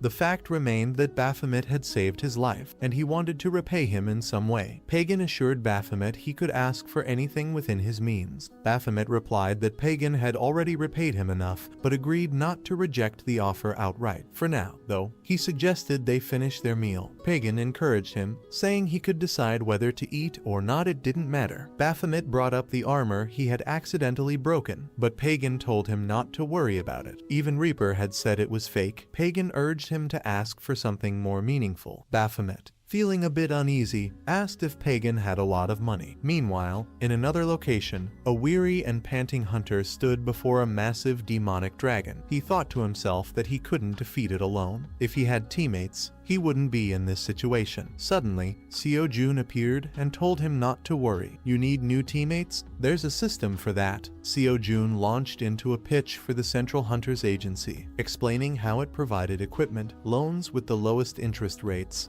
health plans, clubs, and more. The scene turned into a government-sponsored commercial starring Seo Jun, who delivered it with his trademark grin. Watching the ad, Baphomet grimaced with disgust. He asked Seo Jun how he could show his face in public after recording something so embarrassing. Seo Jun shrugged it off, saying it had taken a lot of effort to make. Baphomet asked if Seo Jun was today's supervisor. Seo Jun replied that he was just there to say hello. He mentioned that the handsome guy in the ad was currently working as a hunter and K-pop idol. Seo Jun admitted that his acting skills weren't the best, which made a girl behind him retort, "How dare you insult our beloved Jun?" Seo Jun quickly backtracked, saying that wasn't what he meant. The girl, Yu Jeong Han, introduced herself and mentioned she would be supervising today. Seo Jun asked if Baphomet had checked the news, but Baphomet had no idea what he was talking about. Seo Jun insisted that Baphomet should start paying attention to current events. There were many articles about him, with headlines suggesting the media had lied. According to the reports, Baphomet wasn't what people thought he was, and the truth about him would soon be revealed. Seo Jun asked if Baphomet had put Pagan up to creating those stories. Returning to the conversation, Pagan asked, "What do you mean by publishing articles?" Baphomet explained that he had heard that those with money control the media, and he wanted to dispel the rumor that he was a fraud. Pagan said he didn't need money to do that. In fact, there were several newspapers that were already in his guild's good graces. Baphomet added one more thing: he didn't want any articles to mention that he had cleared the Labyrinth Tower. Pagan asked why not, pointing out that it could help prove he wasn't a fraud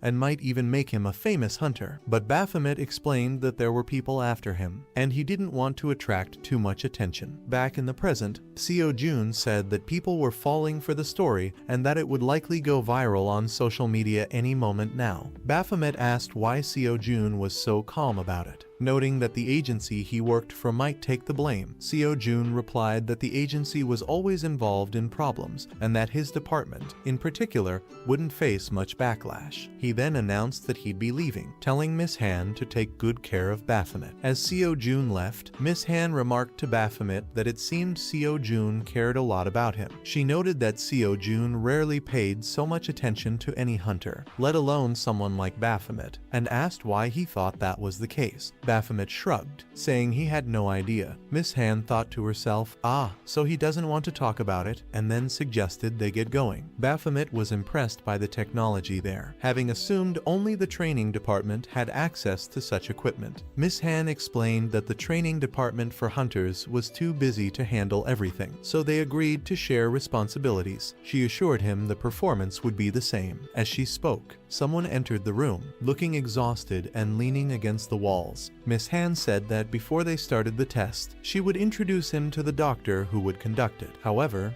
the doctor was already behind the door. When Miss Han opened it, the doctor jumped out, shouting, "You damn insect!" But when he saw Baphomet, he froze, looking surprised, and collapsed to the floor. Later, the doctor was scratching his head and apologizing, explaining that he had been trying to catch a bug because it could cause a wiring issue. He then commented that Baphomet could have at least caught him, but Baphomet had dodged, causing him to fall flat on his face. Suddenly, a voice echoed through the room. It was the doctor's voice, coming from the isolation chamber where Baphomet was seated. The doctor remarked that Seo-jun had been right. Baphomet was an odd one. Baphomet muttered that there would always be comments from that guy. The doctor then introduced himself as OK Kim and explained that he would be conducting Baphomet's ranking test. He noted that while rankings were usually determined by numerical analysis, Baphomet's case was special since he had cleared a tower despite being ranked low. Therefore, the evaluation would include combat tests conducted in 3 separate stages, and Baphomet was free to quit at any time. The first test involved agility. A holographic orb appeared before Baphomet, and Dr. Kim explained that he would earn points for touching blue orbs and lose points for touching any other color. He jokingly asked if Baphomet was colorblind, to which Baphomet replied he wasn't. The test also assessed resistance, reflexes, panoramic vision,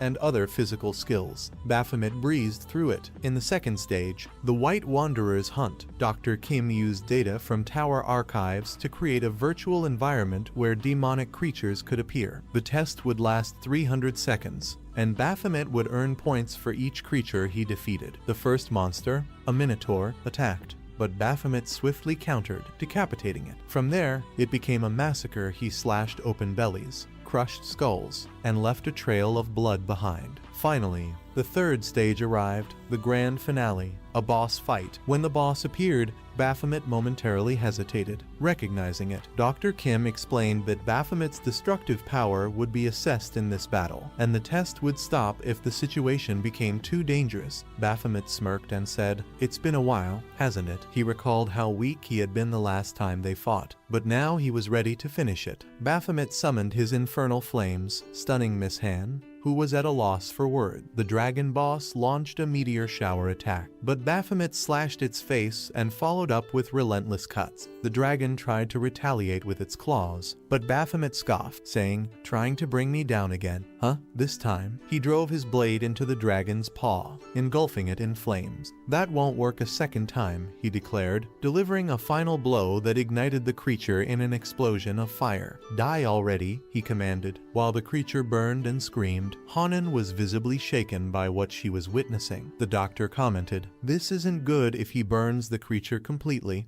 it'll be difficult to restore its data." Then the doctor added, "But it seems we've seen this before, haven't we?" Hanan asked, confused. "What do you mean?" As Baphomet used his flaming ability, the doctor spoke about Raven, saying, "They're very similar, and they were both in the same tower, weren't they?" Apparently, Baphomet had also survived the Abyssal Tower, while Raven had died there. The doctor found it intriguing and wondered aloud, "Who is this guy, really?" Later, as Baphomet headed home, he reflected on how he might have overdone things. Everyone had looked nervous but smiling when he left. He thought to himself that he couldn't keep doing what he had done in the tower so recklessly. He needed to be more careful until he figured out who wanted him dead. Just then, he received a call from Seo-jun, who confirmed he had completed the test and was already heading home. Seo-jun mentioned that it would take some time for the test results to be finalized, and Baphomet would know his rank in a few days. Changing the subject, Seo-jun asked if Baphomet had tested the cross of the Labyrinth Tower yet. Baphomet was confused and asked what that was. Seo-jun replied that Baphomet must not have paid attention during the orientation and told him it would do him good to try it. Looking at his system interface,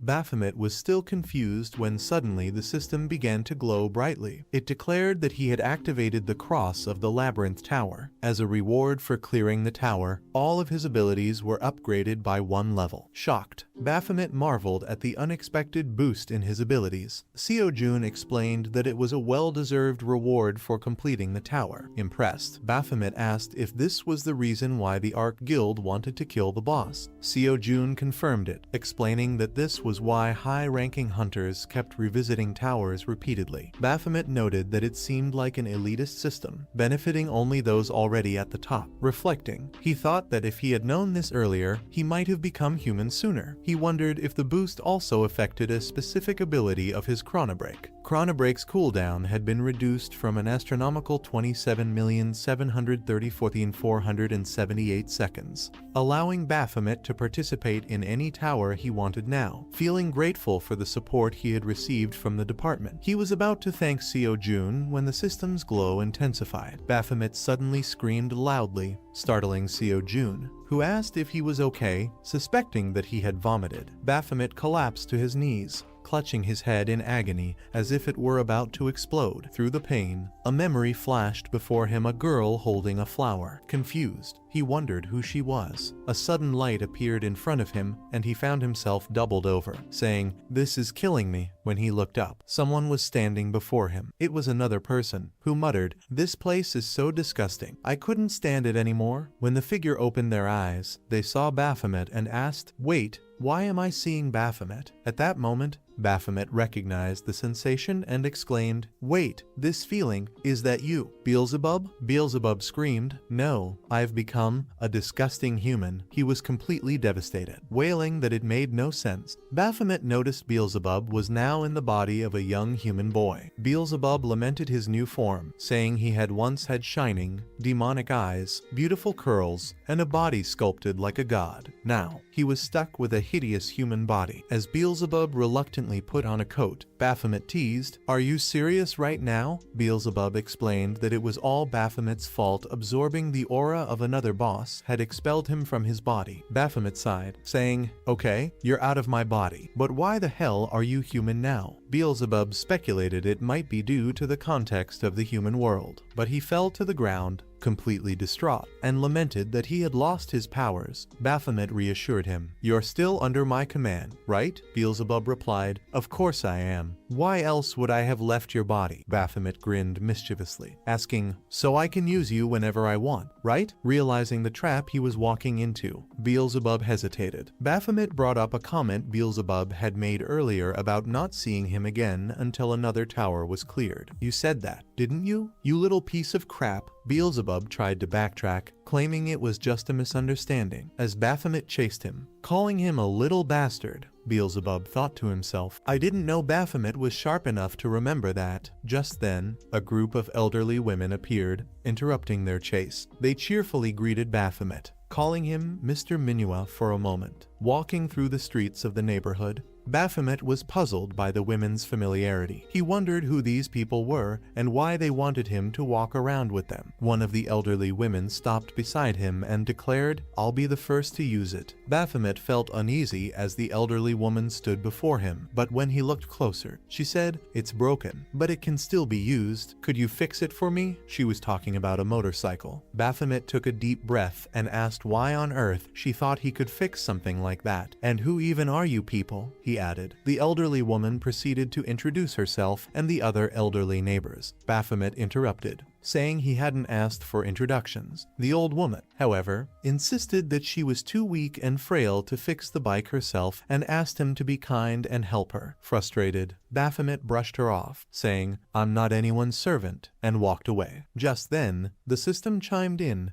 informing him that he should help her. Startled, Baphomet was presented with a new mission, help your neighbor. The system warned that if he refused, he would die. Dumbfounded, Baphomet exclaimed, "You've got to be kidding me. What kind of mission is this? If I reject it, I die." The system sarcastically responded, reminding him of what he'd once called it stingy. Baphomet gritted his teeth. "So you're holding a grudge just because I called you stingy back in the Labyrinth Tower?" the admin replied. "Perhaps I am. Just as you said." Baphomet couldn't believe it. "You're not serious, are you?" She calmly confirmed and added, "I've been thinking about other ways to help you learn to express affection toward humans." "Affection? What's the point of that? Do you know how many humans I've killed and destroyed?" Baphomet growled. The admin dismissed his protests, explaining that it was entirely different. She then asked if he struggled to distinguish between friends and foes. Baphomet scoffed, "Of course not. Humans are nothing but toys, and demons are enemies. Simple." Disappointed, the admin firmly stated that if he refused to help, he would die on the spot. Left with no choice, Baphomet reluctantly returned to the elderly woman, who looked surprised. "Oh, I thought you'd gone home," she said cheerfully. Ignoring her comment, Baphomet asked, "So how do I fix this thing?" Later that night, A mysterious cat perched on a roof appeared to be observing Baphomet. However, it suddenly became startled when two strangers approached, whispering about the neighborhood. One man, with a scar across his mouth and a gold necklace, remarked, "Do people actually live in this slum?" His companion responded, "Most of them are just old folks, so it shouldn't be a problem." The scarred man assured him that unless something unexpected happened, their task wouldn't take long. The next day, it was revealed that a hard-working worker bee, once called the boss of a tower, lived among the elderly residents of the neighborhood. Meanwhile, Baphomet was panicking about something, and the elderly woman asked if he had hurt himself with the hammer. This worker bee diligently helped all the elderly neighbors with their various tasks. Another elderly woman appeared, asking for a favor. Her cat, Miss Song, was stuck in a tree. She suggested getting a ladder, but before she could, Baphomet leapt up in the blink of an eye, grabbing the cat. "Here," he said flatly, handing over the cat, but the cat bit his finger, prompting Baphomet to mutter, "You little." Soon after, Baphomet found himself tilling the soil in another woman's garden, trimming hedges for yet another, and completing task after task for the neighborhood. The storyteller narrated that 10 or 20 years seemed to pass in this way until Baphomet had become an old man with a hunched back. The narrator, Beelzebub, chuckled. "This story just keeps getting better." At that moment, Baphomet was painting a wall, chasing after the mischievous Beelzebub, who was now lounging lazily and reading a novel. Beelzebub commented, "These human novels are actually quite interesting, pretty impressive for such an inferior race." Rising to his feet, Beelzebub added, "I think I'm starting to understand why you wanted to become human." "Shut up and help me," Baphomet barked, but Beelzebub cheekily replied, "I'm way too young for heavy lifting. People might accuse you of child abuse." Furious, Baphomet clenched his fists. But an elderly woman approached, and Beelzebub immediately shifted gears, greeting her sweetly. "Oh, hello, I just finished that book. Do you have another one for me?" The admin noted through the system that Beelzebub had adapted quickly.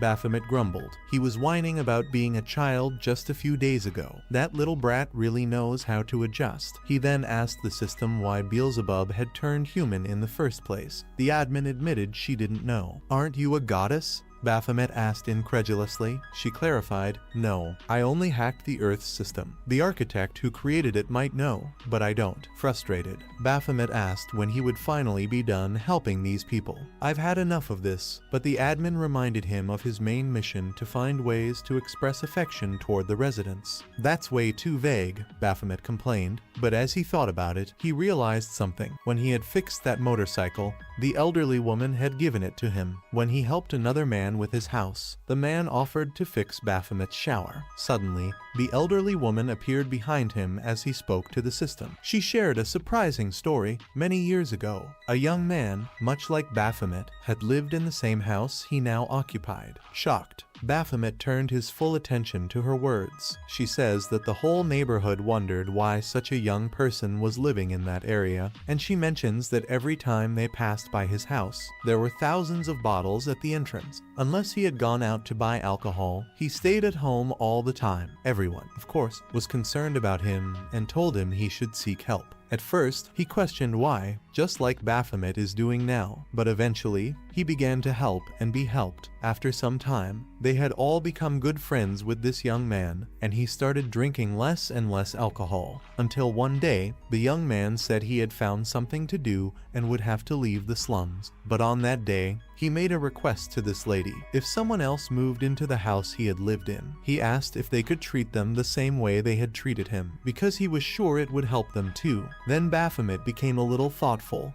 but asked where this bastard lived now, the one who needed to have a conversation with him. Meanwhile, they were eating, and the old lady asked if it was good. Baphomet said it was great, but the old lady remarked that today's generation doesn't like this kind of food. It seems that Baphomet is an exception. Then there was a noise, and it was the gate behind them. A young girl, a teenager, walked past them. The old lady asked if she had eaten already, and the girl replied that she had eaten with her friends and would now study in her room, asking not to be interrupted. She walked by in silence, not looking at anyone. The old lady explained that this was her granddaughter and said she was very proud of her, as she was the smartest in her class. Meanwhile, later, in another part of the neighborhood, the man with the scar and gold chain was looking at his phone curiously. His subordinate asked what he would like to do next, and the man with the scar said, "What else? We need to show who's in charge." He mentioned they could easily deal with one of those houses, because there was someone there who had borrowed money from them. Back in the neighborhood, there was the sound of a hammer on a gate, and it was Baphomet, who said, "Ready." Perfect. He had set up a small cover for the gate. He also cleared the weeds with a hoe. The water was working fine. Just wait for a few things,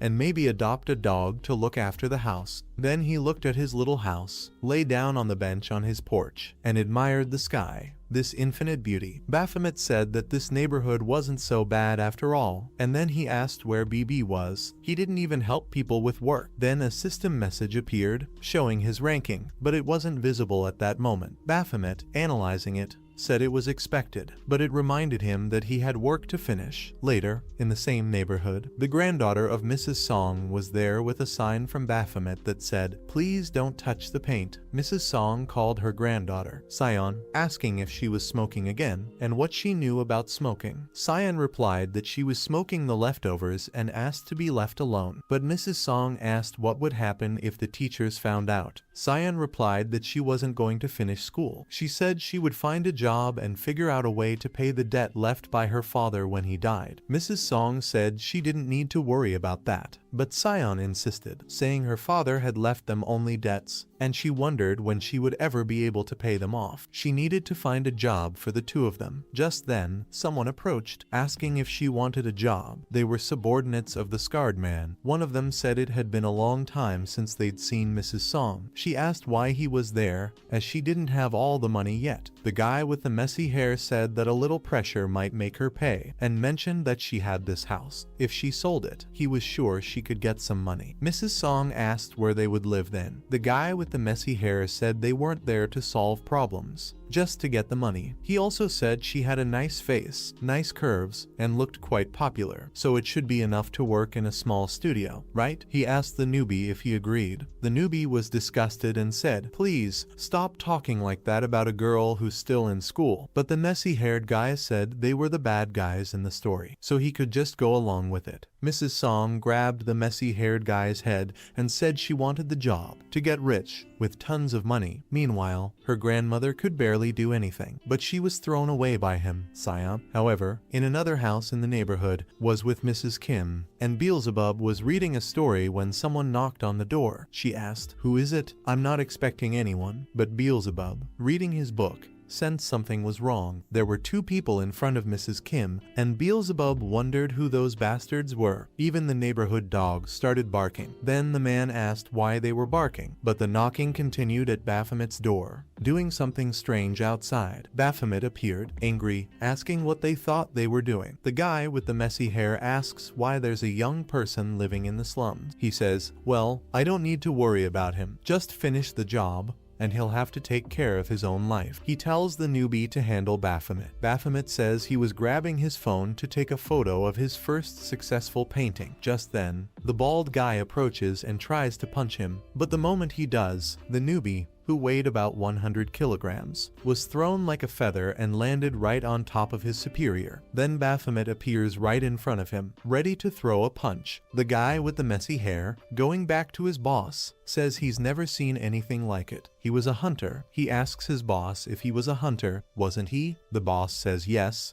but he's out of that life. The guy asks why he gave it up, and the boss says the competition was too great. It reminds him of his last mission as a hunter. The group of hunters he was with was very powerful, but he felt desolated by the power difference. Now he understands, returning to real work. Yes, probably Baphomet is a hunter. The guy with the messy hair says he knew it. There's no way Baphomet could do that without being a hunter, but he asks why he's living in the slums. The boss looks at him intently and says that for now, they will just investigate to find out who he really is. Meanwhile, in the neighborhood, there was a commotion. People were saying that some hooded men showed up at their house, messed everything up, overturned everything, broke doors and windows, and ruined the old lady's gardens. Baphomet was just absorbing all of this. Later, he was walking through the neighborhood when someone called out to him. It was Sion, who asked, "You're a hunter, aren't you? I heard hunters get commissions for money, and I promise I'll give you enough money." She says, "This is all I have right now,"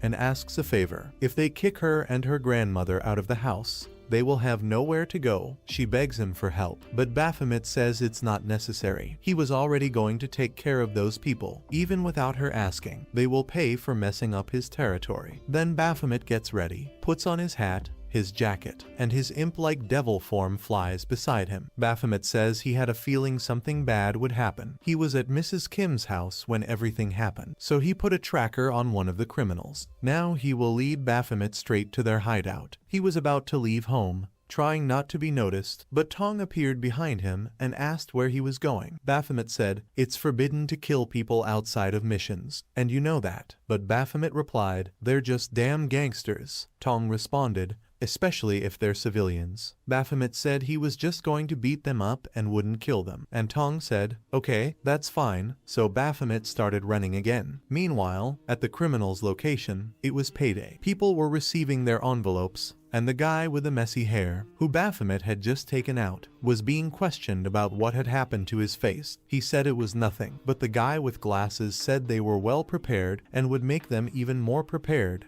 wishing them a good day. But at that moment, someone in the back was attacked, and everyone heard the noises, wondering what was going on. It was Baphomet, already grabbing one of the guys and smashing his head into the floor. He pulled out a knife and tore the guy's arm off while everyone watched, completely incredulous. Slowly, Baphomet stood up, and everyone was terrified just by looking at him. Baphomet raised his bloody knife, and the guy with glasses asked, "Who is this guy? What are they waiting for? Take care of him." Then they attacked Baphomet with pieces of pipe, machetes, and all kinds of things, hitting him all at once. But Baphomet simply sliced through their arms as if they were butter. One by one, he kept cutting off their arms. The people behind were in shock, not knowing what to do, especially the guy from the gang, who recognized Baphomet, the hunter who had thrown the newbie right on top of him. The guy with glasses tried to attack, but the guy with the tray tried to warn him, but it was too late. Blood had already spilled, and the guy was left without an arm while screaming on the ground. Baphomet asked the guy with the messy hair, "Have we met before?" The guy with the messy hair didn't answer, but Baphomet put a bag on his face and said, "Don't piss your pants, just fill this bag up." The guy asked, "Fill it with what?" Baphomet replied, "Can't you see all these arms on the ground?" The guy with the tray wondered why he was the one doing this, but he collected the arms and put them in the bag. Then Baphomet asked, "Was that all of them?" The guy said, "Yes, sir." Baphomet said, "Funny, seems like one's missing. Where's his arm?" Later, at the door where the boss was, the newbie was there, noticing Baphomet. Meanwhile, inside the office, the boss's phone rang. He picked it up, heard some things, and said it was probably a prank. But then, once again, a man was sent flying like a little feather in the wind. The boss yelled, "What the hell is this?" And the guy landed with a huge crash beside him. Baphomet approached and placed the bag full of arms on the boss's desk. And of course, the boss didn't react. Baphomet said, "You can put them together like a little puzzle, but be careful not to mix them up." The boss says that Baphomet is the hunter who lives in the slums. He laughs and comments that he loves a good gore story. Baphomet says that the boss is messing with his territory, which is the least he could expect. The boss laughs and says that this is cute. He adds that he wanted to learn more about Baphomet and had sent people to his house. Apparently, there's a child there. Judging by their age, it could be Baphomet's son or younger brother. His men are probably at his house now. Baphomet laughs and tells the boss he'd better be more worried about his men there. At Baphomet's house, the criminals were gathered, and Beelzebub asks why humans are so idiotic. Whether in a tower or in the human world, it doesn't change. Around Beelzebub, there was a web of fiery ropes. Underneath those ropes, a man without a leg was lying. Beelzebub says these are infernal flames compressed into small ropes. He explains it in simple terms for the stupid humans, so they don't end up like the man who lost his leg. Beelzebub says that using magic this way is really boring, but unfortunately, he has no choice. Baphomet is going to get really mad if they destroy the place, and Beelzebub laughs, telling the men not to move until he finishes his book. One of the guards receives a call, but the boss notices it's not really a call. He laughs but pulls out a knife. Baphomet responds by clashing blades against the boss's scarred blade. The boss says he worked as a hunter once and is trying to finish the job by gathering more information about Baphomet. but the boss realizes that Baphomet is much stronger than he imagined. They only clashed blades, but the boss could sense the aura of power Baphomet has. He wonders what rank he holds. The boss thinks fighting Baphomet will be very risky. Suddenly, he receives a message and reads it quickly. He says he surrenders. Baphomet replies, "Huh?" And the boss grins, saying he'll never interfere with Baphomet's neighborhood again. He cut off the arms of all his subordinates. So how could they go back there? They can settle this amicably, right? Baphomet laughs and rips off the boss's arm. The boss says, "No, no, no, no, no, no." Later, at the hospital, the scarred boss says he is a rancor hunter and doesn't think he can continue his work. His arm is being stitched back in place. Meanwhile, his subordinates are there as well. The newbie is helping the guy with the messy hair eat, and the boss talks on the phone, saying, "How can this be, Rancor? For God's sake, are you sure you understood the level of strength this guy has? Rancor hunters are specifically selected by the government, and there's a chance they could become Rankus hunters. Not to mention, Ranka hunters aren't even human, they're monsters." The boss says goodbye, mentioning that he's in a critical situation at the hospital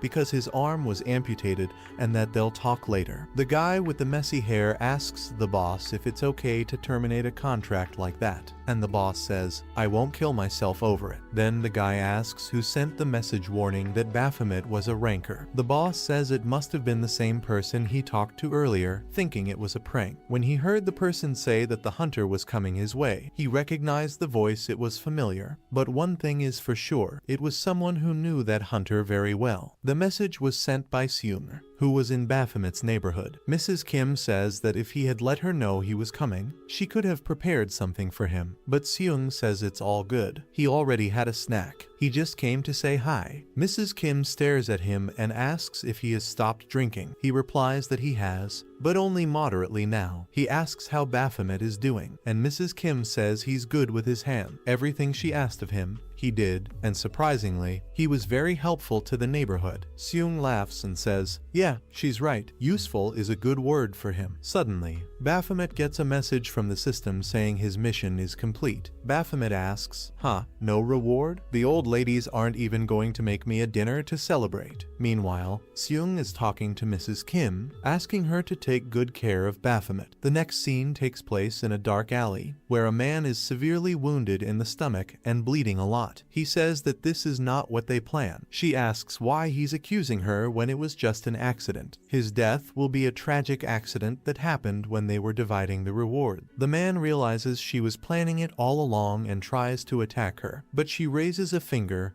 and a large creature appears behind her. She commands the creature to bite him, and he is instantly killed. Meanwhile, Baphomet is at the association, where the receptionist is smiling as she tells him that the price of renting weapons will double. Baphomet stares at her and comments that he's kidding. They don't charge for broken weapons the first time. Baphomet asks if she often jokes with hunters like that, and she says that she just wants to relieve the stress of the person renting the weapon. She adds that if his equipment breaks again, he'll have to pay. Baphomet says it's fine and that he'll think it over. He adds that he's cleaning out his inventory and wants to sell this demon crystal. The receptionist, looking amazed, asks if it's the Razel crystal. She explains that when it comes to boss demon crystals, they usually hold an auction to transfer them to other hunters. However, hunters who urgently need money can sell them at market price. Baphomet says it's fine. The auction system probably pays better. The receptionist confirms he will receive the full amount from the auction,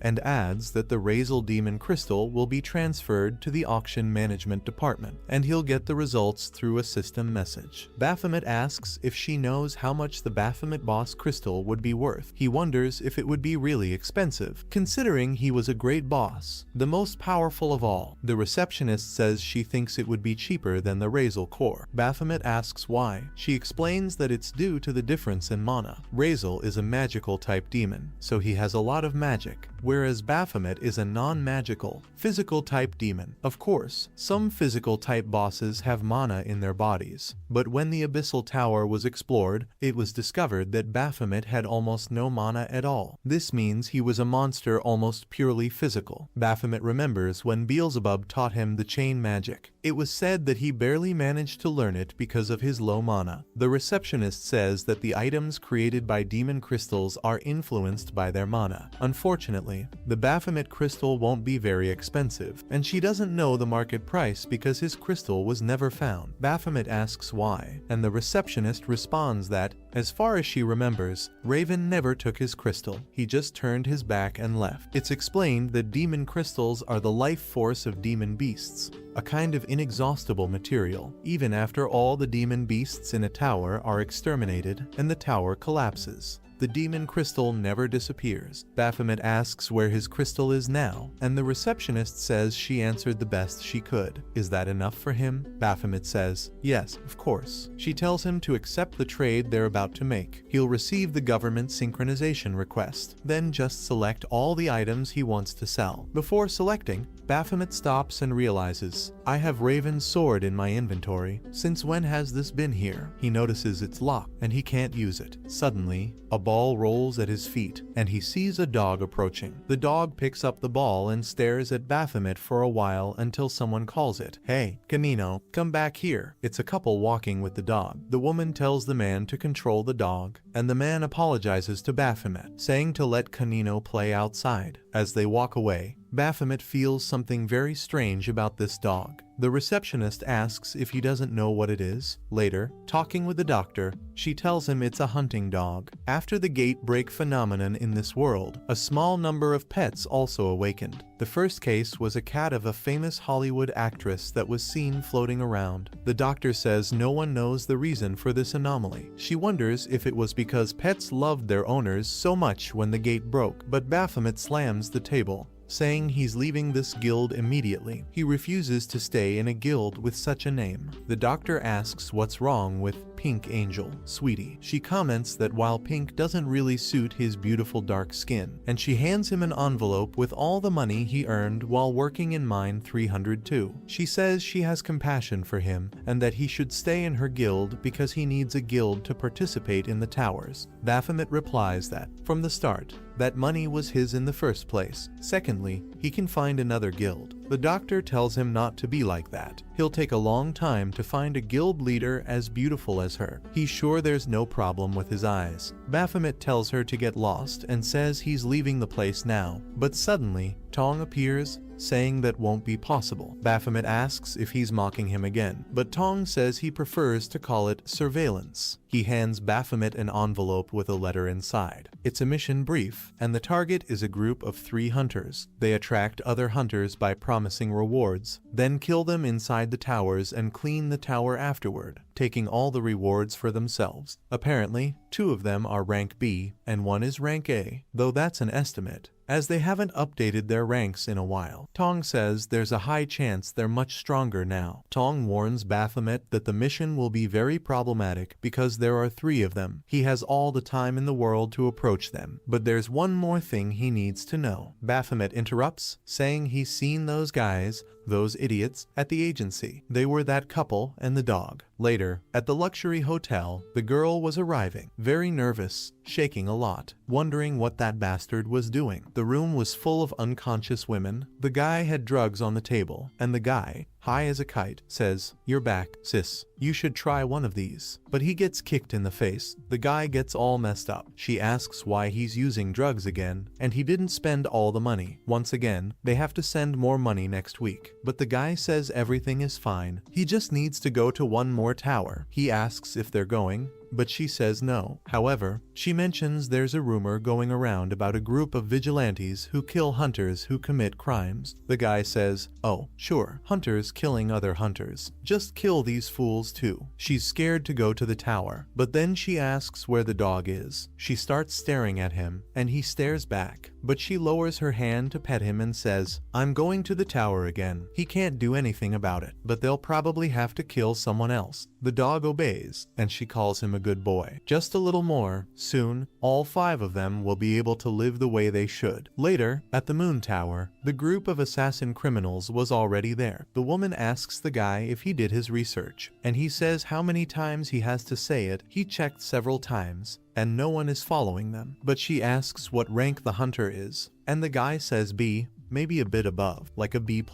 She questions what that means, saying they're not in school, but he explains that the guy they're going to kill was a hunter who tried to rank a but failed. She asks where the B+ ranked hunter is, and the guy says he said he would clean the first floor by himself. She wonders what that means alone. What's his deal? She worries about the reward, but the guy says the reward is always split 50/50ths. As always, she asks why he's alone on the first floor, and he says it's probably because the guy's a total fool, so it'll be easier for them to handle him later. But she says he'll have to deal with him. He doesn't want any trouble and agrees. The woman walks ahead and says this time they'll decide whether to kill him or not, depending on how much loot they'll get, but the guy says they'll have to split the loot equally if they don't kill him, otherwise they won't profit at all. When the woman opens the doors to the moon tower, she says the guy won't get any loot, but just then, a creature appears right behind her. Returning to the meeting where Baphomet was with his team, Tong says it's a shame they ran into them so soon. The doctor agrees, saying the hunting dog will recognize his scent. They say it's really a shame. The doctor mentions they're very thorough,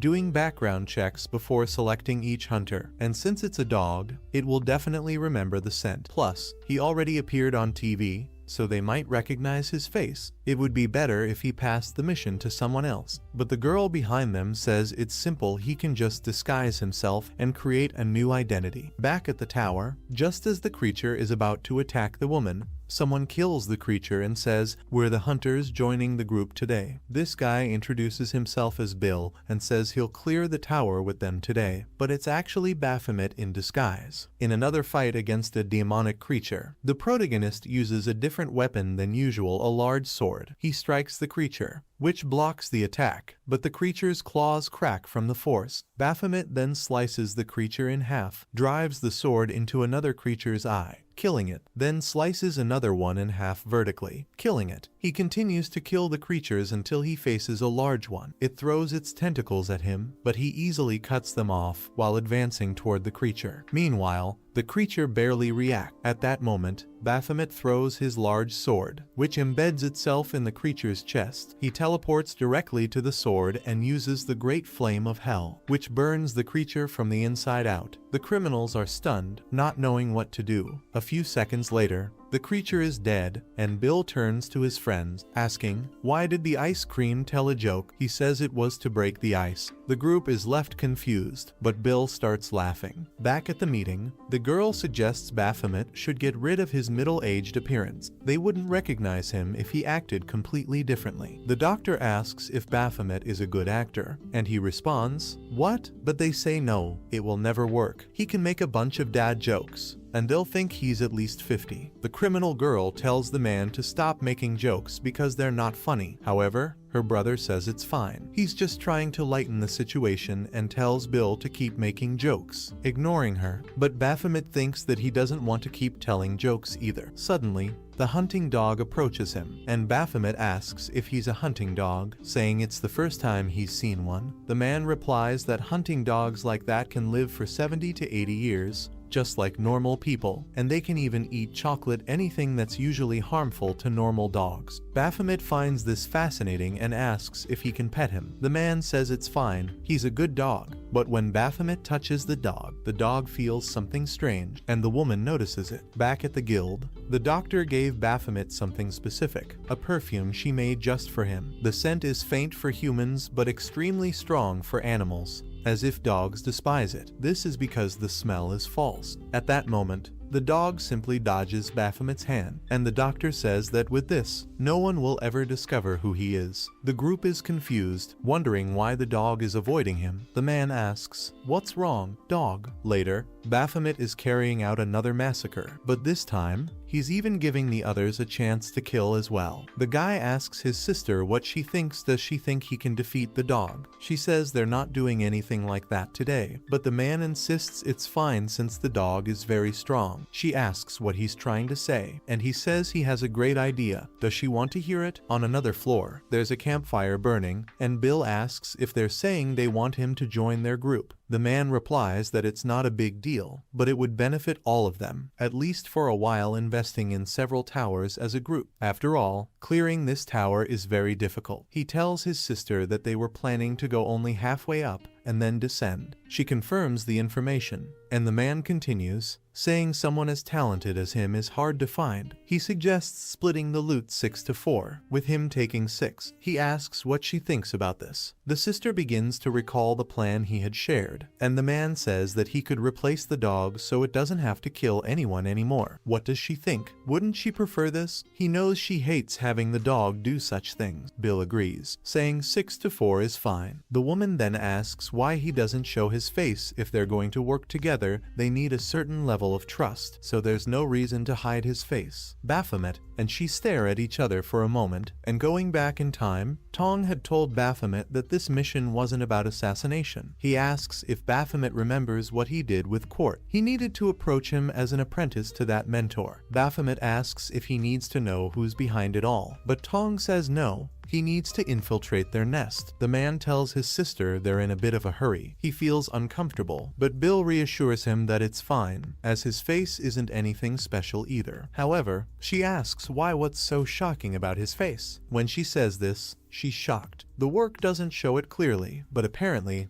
there's a huge scar on his face. She says, "Oh, he has burn marks on his face," and Bill explains that he fought a boss in a tower a long time ago and ended up like this. He adds that it's only fair hunters don't have a happy, beautiful life, but this appearance of his doesn't matter much anymore. However, these scars were a curse the boss placed on him, and that curse passed to his son as well, who lost his face too. He says he tried everything, from conventional medicine to famous hunters, but nothing worked. He'd do anything to see his son healed. He puts his helmet back on and wonders if he overdid it with the story. The man says it must be fate that they met, and that there's a way to heal his son. He explains that he and his sister work hard to earn money in the towers because their family is also sick. Their parents fell ill during the gate collapse 10 years ago. They traveled across the country, but no one could solve the problem. After clearing that tower, the man shows Baphomet large doors and says their parents improved greatly after passing through them. He adds that since Baphomet was so kind to them, he'll give him a method to heal his son. He opens the doors, revealing 2 women in long robes and masks. After a moment of silence, they start dancing around the hall,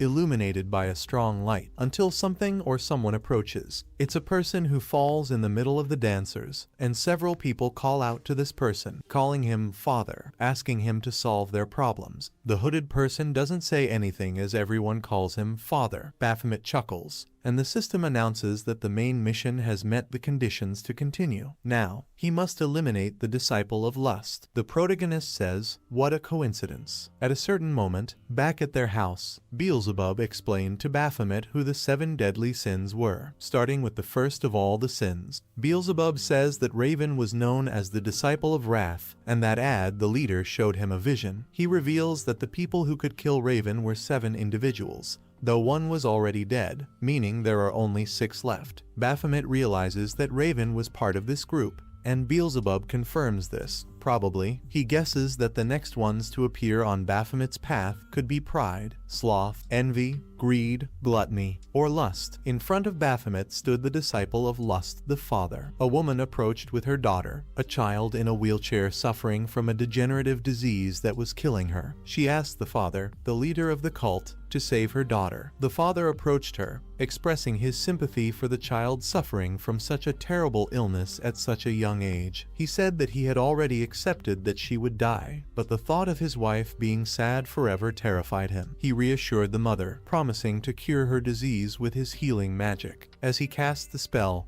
butterflies swirled around him, creating a beautiful, mesmerizing display. Everyone was impressed, especially the mother, who cried in awe. The child not only recovered, but even regained her hair. The crowd marveled, and the mother, kneeling, thanked the father. The leader explained that he had made a small change in her condition and assured the mother that her child was no longer condemned. He instructed them to send the child to the prayer corridor to complete her treatment. While everyone was praising the cult leader, the criminal Bill asked Baphomet what he thought. Was this the person who could heal his son? Did he want to meet the cult leader? Baphomet confirmed that he indeed wanted to meet him. Later, in a large, beautiful mansion. Someone spoke up. He had heard about Bill's situation and said he had come to the right place. This man, also masked, introduced himself as Shengyu and revealed that he managed the butterfly sect. Bill replied that it was a pleasure to meet him. Shengyu asked if the boy beside him was his son, and Bill confirmed, saying he was a bit shy. The child, however, was Beelzebub, his face completely bandaged. He said, "Hi." In the past, Ubu had asked if it was necessary to infiltrate this place, and Bill wondered if this was really needed. He felt that Baphomet had assessed the power of the leader, but Baphomet said not exactly. That's why he was asking for help. Baphomet mentioned that upon seeing Shengyu, he realized he was weaker than him, and it didn't make sense to have an assassination mission against someone weaker. Beelzebub then asked if he was being used as bait. Baphomet assured him that was not the case.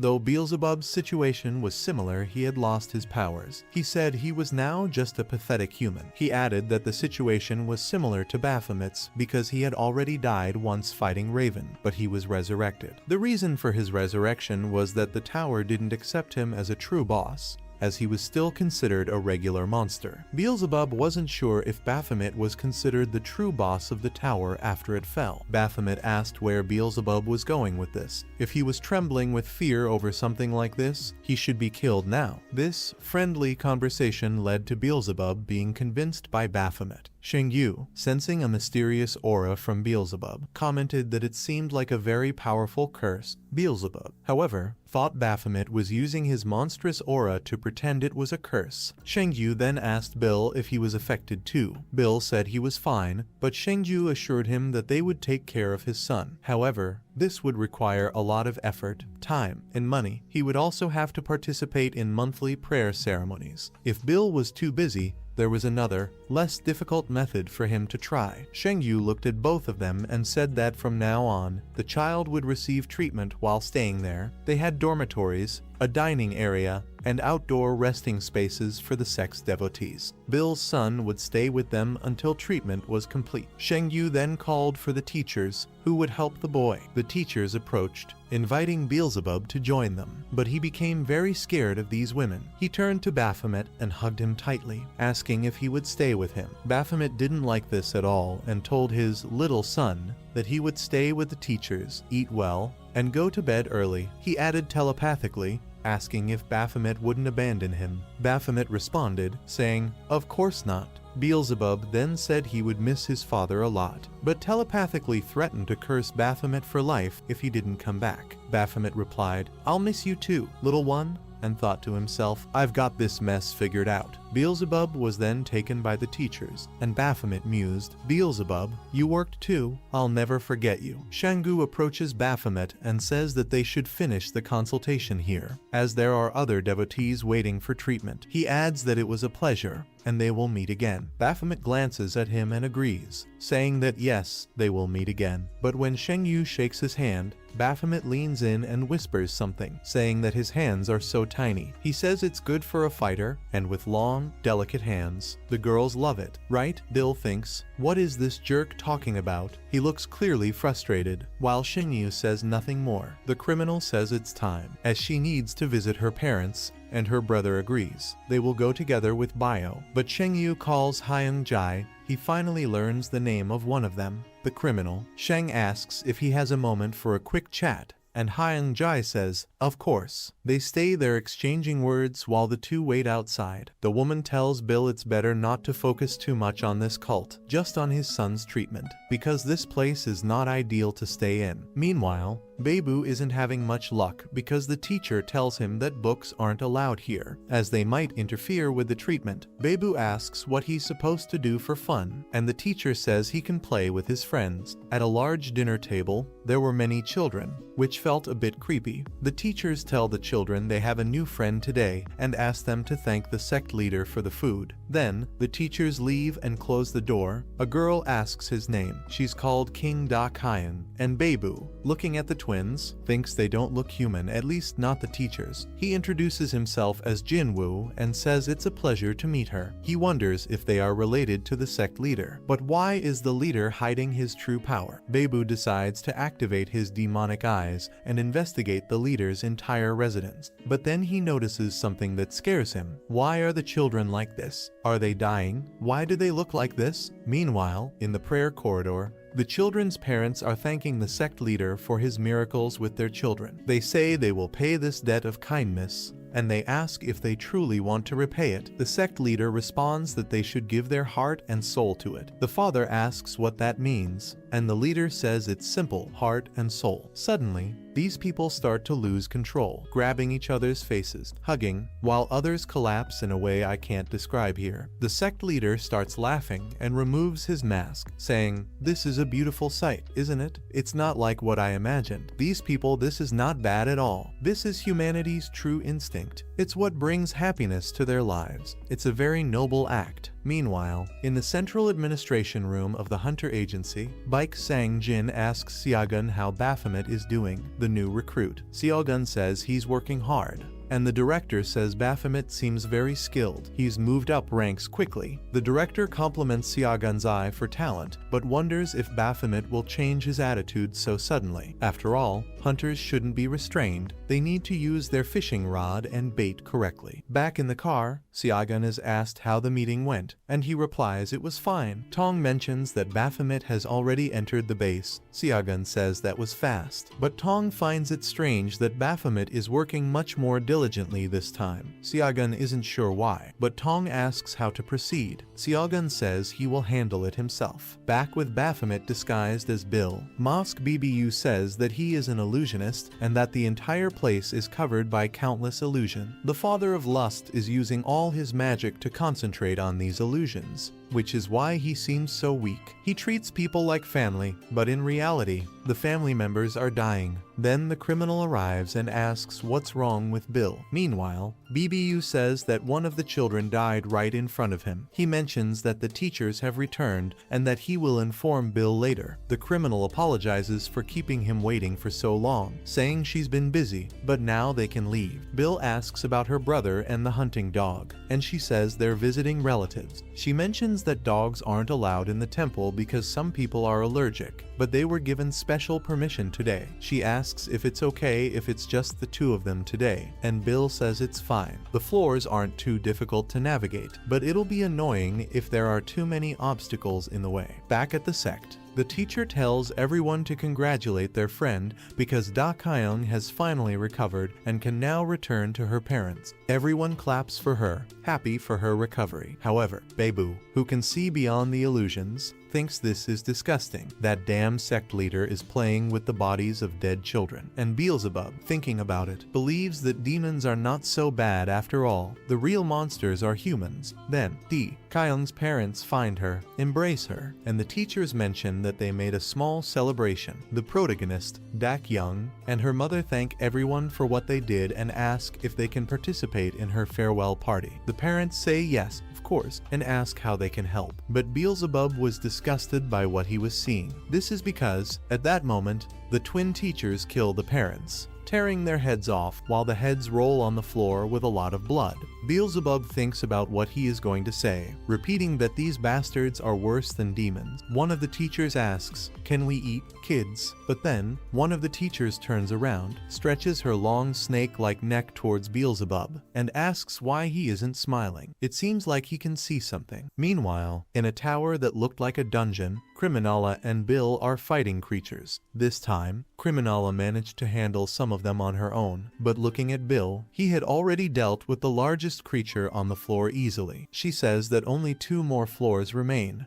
and they can leave soon, but Bill remains silent until he finally speaks her name, which is Hunter Hay. He asks why she told him not to get too deeply involved with the butterfly sect. She replies that it is not a regular sect, and that she is only paying them for the sake of her parents. She explains that the more money they have, the more effort they put into the treatment. Also, she doesn't want to talk about the sect leader's abilities, but his ability gives hope to the protagonist's people. She thinks that just a little more, and the 5 of them will be able to live happily ever after. She says that's why she was lucky to find Bill. a very powerful person. He asks if it's because of the money, and Bill asks what they will do if they run out of money for the treatment. Hunter Hayes says they must do something that makes them happy, something that satisfies the sect leader. Bill says that doesn't seem very ethical, to which she replies, "Of course not." She says she hasn't encountered this problem yet because she has a lot of money as a hunter. But when people don't have money, they offer their bodies. She asks if that's not disgusting. Absurd. Bill responds that he would do anything to cure his son's curse. Hunter Hay, remembering her dog, the canine, thinks that those who want the cure have no choice but to pretend nothing is happening. Then, opening the door to the next floor of the tower, Bill asks, "Is that how you feel about these things?" Hunter Hay asks what he's talking about, but at that moment, Bill charges at her. However, she manages to dodge him and asks what he's doing. Baphomet says that unlike her brother, she knows very well that she is committing a crime, and he doesn't like it at all, especially the way she's not proud of her evil deeds. Baphomet quickly approaches her, whispers in her ear to stay on guard if she doesn't want to die. Then, he strangles her and throws her to the ground. She can barely move, shocked by his face. Baphomet asks why she's so impressed. "Am I really that handsome?" he says. "Here's the deal. For R, you have to help me now, because I want to beat the leader of the sect." Meanwhile,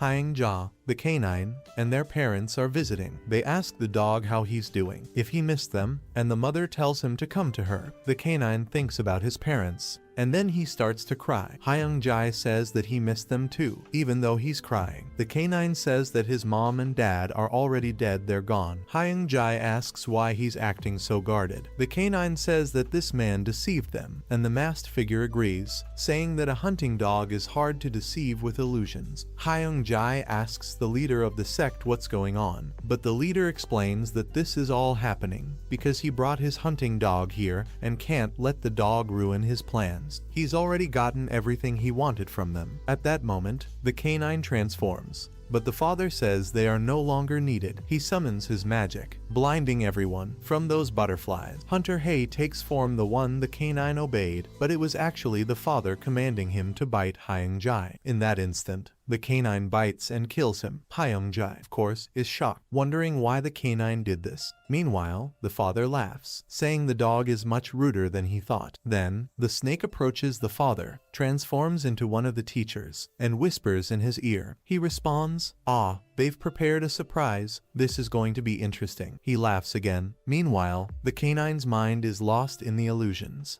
and the father says that this is definitely going to be great. They can't miss this opportunity. They need to throw a surprise party for Bill and Beelzebub. They will be the protagonists of today's prayer, the son who lost his face due to a curse, and the father who used his blood and tears to heal his son. Ah, paternal love, it's so beautiful. In search of results for these poor souls, he will show a miracle today. So there they were, ready for the prayer, everyone speaking about the sect leader. The father says that this is magnificent. They envy the faith they have in him. He raises his hand and places it on Baphomet's chin, telling him that Baphomet is an idiot for falling into this without knowing what's happening. He warns, "Be careful, Hunter Bill, or should I say Baphomet." Baphomet stares at Beelzebub and thinks, this is bad, because Beelzebub was concentrating his magic. The father exclaims that this is incredible, unbelievable, as Beelzebub uses his power against Baphomet. Hat wonders what the hell is going on and why this is happening. Then, looking back in time when Baphomet said that to her, she had told him that he was lying. She says everything about it was fake. He doesn't have a child. It's impossible. There's no way they're alive. When she touched her parents' hands, they were warm,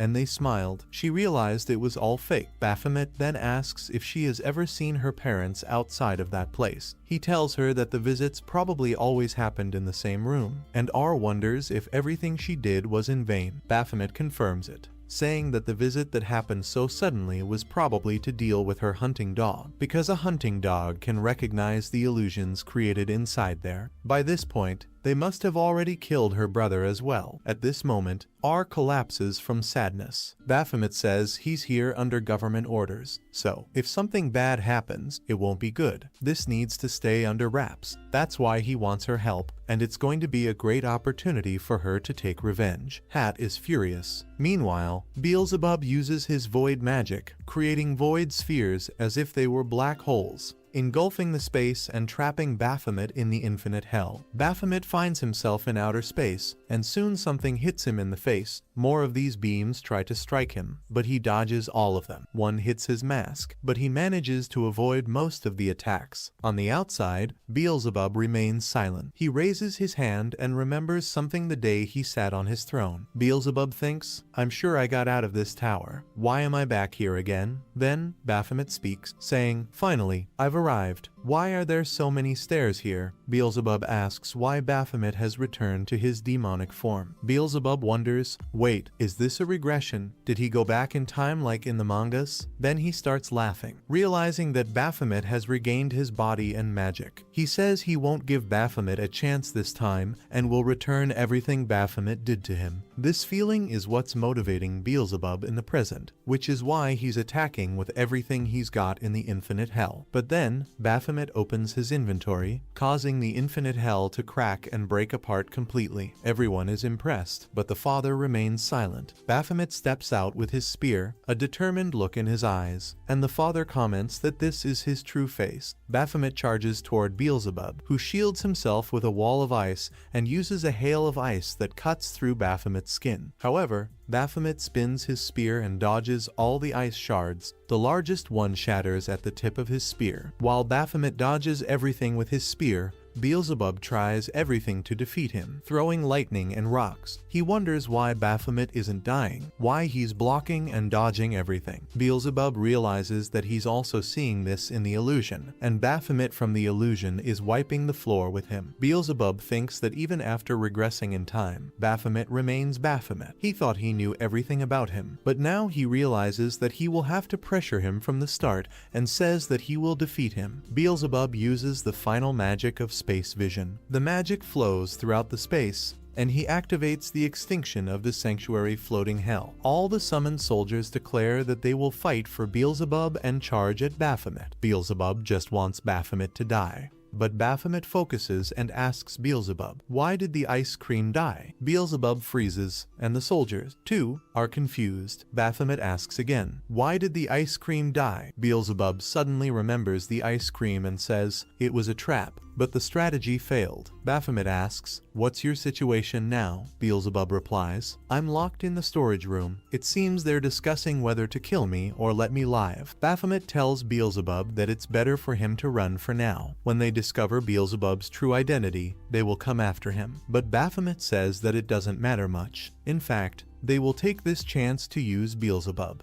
not kill him. Beelzebub can show all his power in front of these bastards, and that's why they'll want to use him, not kill him. Beelzebub asks, what do you mean? You want me to use my power? Baphomet responds, well, with an even better illusion technique. But Beelzebub says that he's in trouble, as he's already used his demonic eyes, so they won't be affected by them again. Baphomet tells him to just pretend, but Beelzebub says it's impossible. Then Baphomet says he can cast a spell on himself, and Beelzebub asks, what do you mean? Baphomet replies, it's a better plan, isn't it? Beelzebub says that it's not just about needing a keyword to cast this spell. Baphomet responds, a keyword? A sentence of words would be better. So, the sentence becomes, why did the ice cream die? Now, in the present, inside the illusion, Beelzebub thinks, regression. I should have accepted it. I will never defeat Baphomet, even though I'm not the greatest mage or the smartest. My tactics are the best. That's why Baphomet became the boss. At that moment, Beelzebub's body is hit by a spell, and everyone feels the immense power from this aura. The father asks, what source of power is this from this kid? Beelzebub responds, it's right here for you, and tells everyone to fall down. Then, he uses an earthquake on the temple. The ground cracks, and Baphomet realizes exactly what he wanted, a kind of core. He kicks a rock to gain momentum, and the system announces that boss Baphomet has activated a level 2 adrenaline skill. The father, shocked, realizes this and thinks, there's no way. Then Baphomet strikes the core with the tip of his spear, which starts glowing intensely and explodes within the temple. Everyone is hit by the shards and the light. Hat warns, this is dangerous. "Everyone, get out of here now." She starts guiding the people to safety, but they wonder what they're going to do. Hat asks why they haven't left yet, but the parents say that their children are still in the building, receiving treatment. They can't just leave them behind. R then remembers what Baphomet said about it being a good opportunity to make up for the bad deeds she's committed. R declares that the priority of a hunter is to ensure the safety of civilians in any situation. Hat agrees, saying she'll rescue the children, but asks the parents to evacuate immediately. At that moment, the twins call out for the cult leader, asking what they should do now, as the core contained all the master's power. Without it, their powers will fade. They apologize, saying they should have noticed earlier, but the father remains silent, acknowledging that he was the one who was completely deceived in the end. Baphomet thinks, "This magic is very powerful. I can barely break the core." He realizes that this is the original power of the cult leader. If he destroys it, the father will become weaker. He wishes he didn't have to miss the chance to fight the father, but with a body like his, he can't afford to take any risks. He smashes the core. Baphomet thinks, "All right, now what?" He sees Beelzebub falling, and Beelzebub says, "I have no more magic to fly. I've used it all." Baphomet says, "Magic users." But then, the twins appear by his side, attempting to catch Beelzebub. Just as they are about to grab him, Baphomet intervenes with his spear, pushing the two women away. Beelzebub is still falling, and Baphomet, still shocked, redirects a rock toward Beelzebub, hoping he'll land on it. But at that moment, the twins charge at him. Baphomet retaliates, clearly in control of the fight. Realizing there's no other option, the twins transform into snakes and begin their attack. Beelzebub thinks, "At this rate, I'm going to die." The battle rages on, but then Beelzebub notices something. He looks down and sees that both Baphomet and the twins are on the ground of that place. The cult leader approaches and says, "That blow really hurt. I underestimated you, Baphomet." Meanwhile, Hat, who had gone to rescue the children, feels the entire space shaking and wonders if this is a consequence of the battle. More importantly, she wonders why it's so dark there. Hat asks where the children are and sees one child asking for help, crouching in the corridor. Hat asks if the child is okay, and the child responds that she's fine, but she thinks it was always like this. Everyone was caught in that cursed illusion. R asks if the little girl knows where the other children are, and the girl points to one side of the corridor. Hat is shocked and says, "So, everyone's here. This is so good. Everyone's safe. Now, I'll take you to your parents." But at that moment, the Hound appears, and R tears up, saying that he's alive. The Hound remembers the time when he was up for adoption. A woman asked her boyfriend, "Hey, can we adopt this one?" The boyfriend said he was cute, but when he grows up, he gets too big. The woman replied that she didn't like big dogs. A little girl asked her mother, "Can we take him?" But the mother said no. "We don't have a garden. He wouldn't fit in our apartment." The Hound saw other dogs being adopted, people saying they wanted small dogs, but in reality, they weren't adopting, they were just buying. Over time, he became the only one left, until one day, Hat appeared, looking for a dog. She turned to see the Hound and said, "He's quite big." "Huh?" The seller replied that no one had adopted him yet. Hat then said, "If that's the reason, then I'll adopt him." She extended her hand and said they would go home together. When they got home for the first time, the Hound was wary, of course, but after getting used to his owner, whenever she came back calling him Furry Ball, he'd become very happy and would give her his paw. But at that moment, he raised his paw and crushed all the children. R screamed desperately, telling him not to do this, but the Hound, enraged, glared at her. Then, he charged at her. Before R realized it, Hat was already missing part of her body, her arm completely torn off, and the child was also torn in half. Meanwhile, Baphomet and the father are still in the fight. The father says that he loves looking into a person's eyes because you can see how much that person has lived through. He feels this when looking at Baphomet,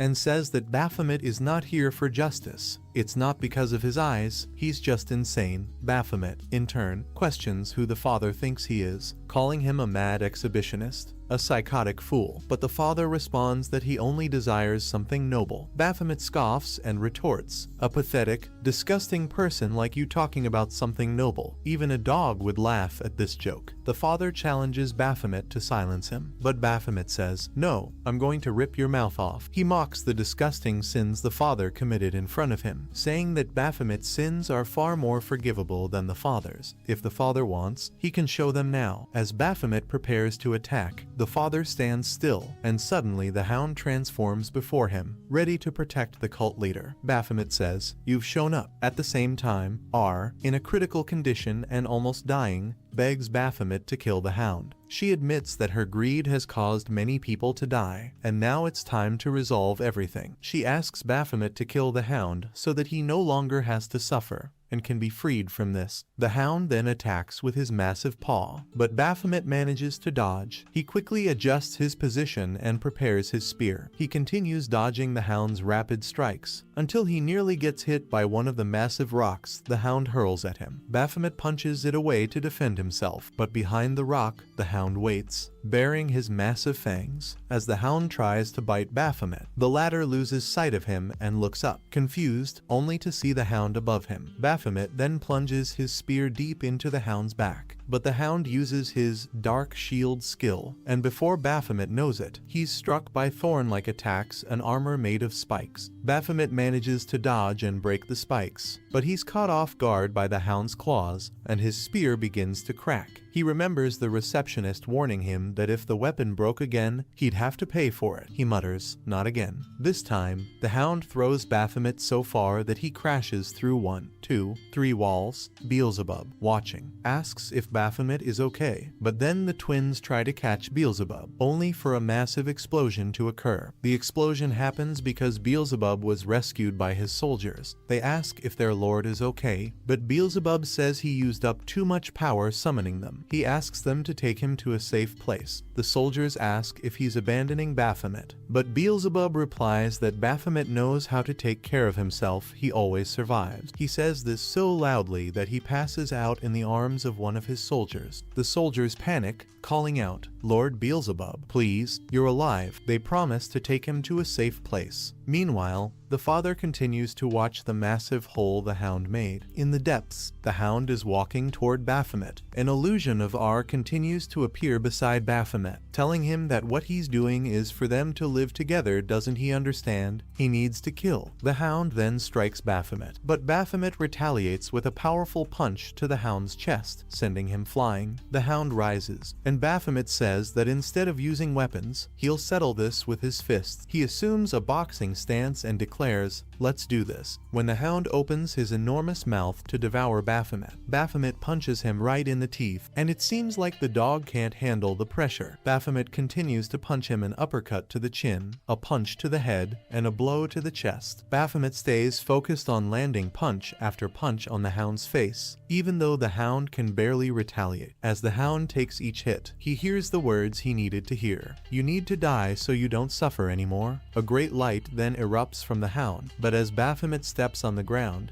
he falls into another skill, the ultimate skill, Dark Forest. The hound appears, stalking him, but Baphomet defends himself, even though his arm is torn by the hound's claws. Soon, a storm of claws rains down on Baphomet's body, and while he tries to dodge, he's scratched in several places. Then, a white wolf appears before him. Baphomet defends himself against it, but his arm is shredded by the wolf's claws. He faces the storm of claws, pushing through despite his injuries. As he gets close to the wolf, he's thrown back again. Baphomet thinks, "At this rate, I'm going to lose both arms." He realizes he needs to stop playing around. He activates level 2 adrenaline and level 2 predation skills, charging the hound. Even though he's wounded, he faces the wolf head-on and declares, "I'm ending this now." He summons the flames of hell. A huge explosion occurs as the hound is engulfed in the flames. Baphomet yells, "You need to die. You need to die." The hound thinks the same. "I need to die. This is my last task." But just then, Baphomet is struck, and his arm is torn off by the hound's bite. Back in the Abyss Tower, Baphomet reflects that for him, weapons are like claws and teeth. At that moment, he's killing another demon, who begs for mercy. Baphomet thinks to himself that, just like claws and fangs, when his weapon breaks, it becomes a disaster. The demon continues pleading for mercy, but Baphomet responds coldly, saying that it doesn't matter. The demon won't be revived. The demon reluctantly accepts his fate,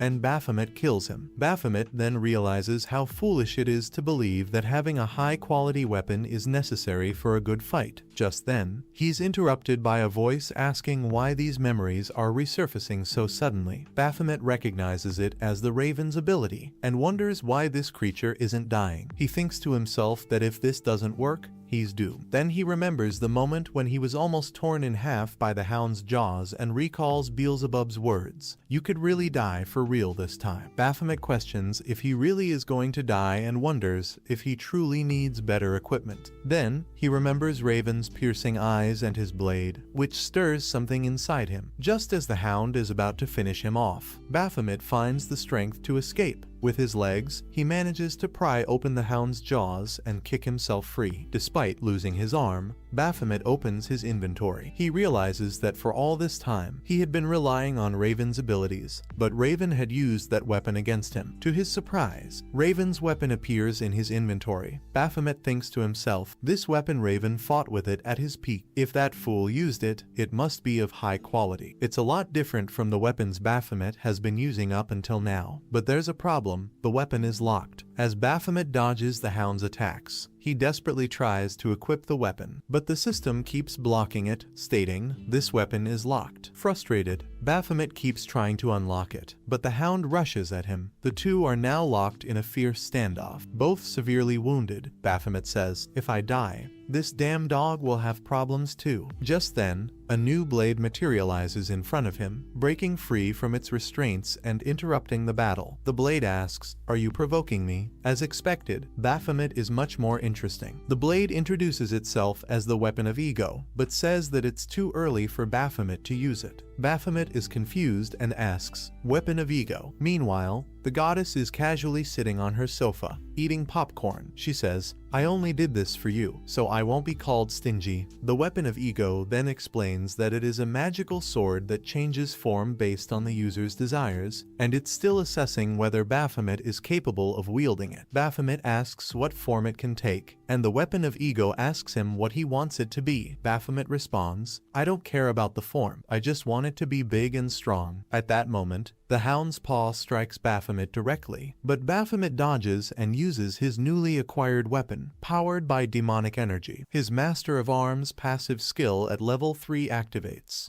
and the system informs him that the more proficient he becomes with a weapon, the higher his stats will be. Baphomet charges at the hound, ready to kill it. With a single, clean cut from his new weapon, Baphomet slices deep into the hound's neck, causing it to bleed profusely. He chuckles as he dashes toward the hound, who, in its desperation, uses its thorn armor skill, launching spikes at Baphomet. However, Baphomet easily deflects them with his new sword. Both Baphomet and the hound growl in ferocity as they engage in a brutal battle. Baphomet delivers multiple slashes across the hound's body before finally kicking it to the ground. He plunges his sword deep into the hound's body, and it screams in agony. But then, the hound receives a final command from R, which gives it the strength to throw Baphomet off and leap at him with its mouth wide open. R tells the hound that it doesn't need to struggle anymore. In that moment, the hound is sliced into pieces by Baphomet's blade. As the hound's vision fades, he sees his family calling for him. He feels a sense of peace, realizing that he no longer has to endure pain, and that he can finally join his family in the afterlife. Meanwhile, behind the father, the walls are completely shattered. He stands in shock, but Baphomet sneers, saying, "It's time for you to shut up, you damn exhibitionist." Just then, Seagun arrives at the scene, looks around, and places a hand on his forehead. Seeing the entire mansion destroyed, he asks, "What happened here, Hunter Baphomet?" Baphomet thinks to himself that this is exactly the question Seagun should be asking. The scene flashes back to a few hours earlier. The father, mockingly calling Baphomet an exhibitionist, says that he's surprised to see him here. Baphomet responds sharply, "Shut your mouth." The father tries to strike, but Baphomet dodges. Though his necklace is hit, the twins rush in to protect their master, charging toward Baphomet, but he easily defends himself with his sword, sending the first twin flying with a swift kick. The second twin tries to attack, but she is also knocked away like a soccer ball. Baphomet says that he has already dealt with the pawns,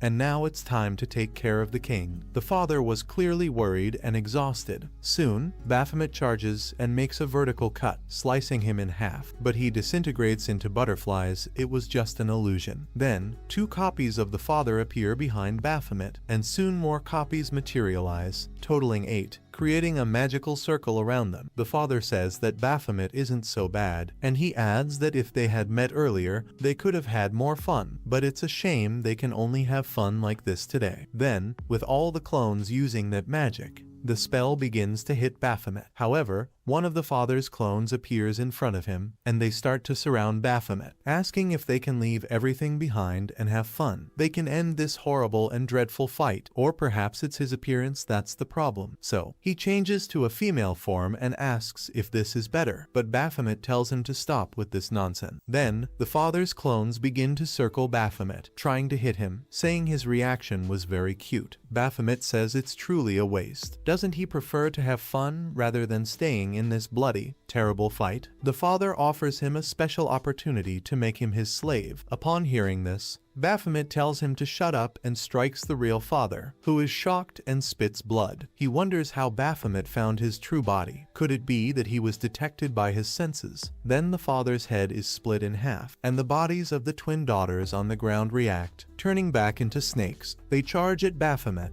now enormous, rescuing the father and aiming to bite Baphomet to kill him once and for all. But Baphomet dodges, stomps on one snake's head, and pushes it into the ground. However, when he tries to stab it, the snake starts making several movements, embedding itself into the wall. When Baphomet least expects it, the snakes had intertwined to attack him. Baphomet says this is getting boring. Then, these 2 giant snakes move to kill him, but in the blink of an eye, they are both dead on the ground, completely crushed. Baphomet approaches the fallen father, but the snakes don't want to let him get to their master. The master tells them to listen closely to what he will say. Just when Baphomet was about to finish him off, he stops, and the father thinks he has memories in his mind that aren't his memories of how he killed the damn Baphomet, and the pain he felt running through his mind when Baphomet was about to finish him off with hellfire. Baphomet thinks he will kill him now, but one of the snakes, in its giant form, blocks the attack. Baphomet says they're already getting on his nerves, but the snake charges to swallow the father, and Baphomet says he won't let that happen. When the snake swallows the father, Baphomet wonders if the snake knows how much he worked for this. He won't allow it. But when he charges, the snake finds itself in a desperate situation and tells its sister snake to go first. The snake and Baphomet face off in this torturous and malevolent battle. When the day breaks in this completely destroyed place, Baphomet gets up, and one of the girls rises as well. She says it's a shame, as it looks like he prepared so much. But no one could help. There's no way he can get involved with her master. Baphomet laughs, completely like a joker, and she says he has finally lost his mind, hasn't he? But he turns to her with a furious look, and when she notices, she has already been split in half. Her last words are calling out for her master, but soon she is torn into pieces by Baphomet. After the blood pours from his blade and body, he thinks to himself that this is a mess, a real mess. Back at Hog, Seagum was having a conversation with Baphomet. His plan was to infiltrate, but the excuse Baphomet gave was that he had no choice but to fight. Seagum wonders if Baphomet really believes that. Baphomet says he doesn't care if Seagum believes him or not. Seagum asks if he really doesn't care, since he caused all this trouble. What should Baphomet have done when he sensed danger? Shouldn't he have warned the protagonist Hog? But Baphomet says things happened before he felt the danger. Seagum asks if Baphomet didn't understand the situation because he couldn't sense it. Baphomet stays silent, but Seagum remembers a conversation he had with the director, who said that Baphomet could change one day. Seagum would have to deal with him using a rod and bait. Seagum wonders if he gave Baphomet too many rewards. He disobeyed his orders and keeps doing whatever he wants. The best way to deal with a hunting dog who doesn't obey its master, Seagum thinks, is to cut it at the root. But just then, the admin appears in front of Seagum. He can see her, and she's there to protect Baphomet, but she also extends her hand to Seagum. Meanwhile, outside the room,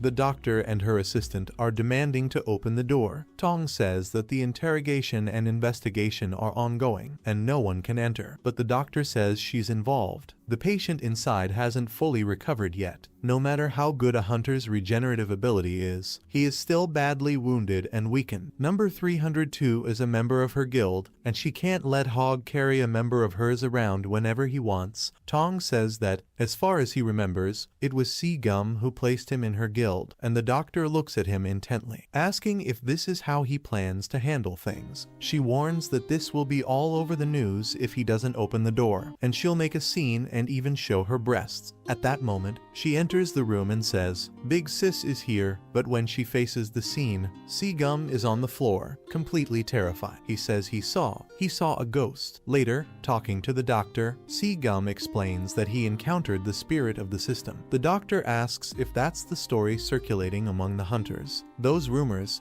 Gum says he saw her. She had white hair and a very unique aura. He also says that he hates ghosts. The doctor asks if it was a woman, and if she was beautiful.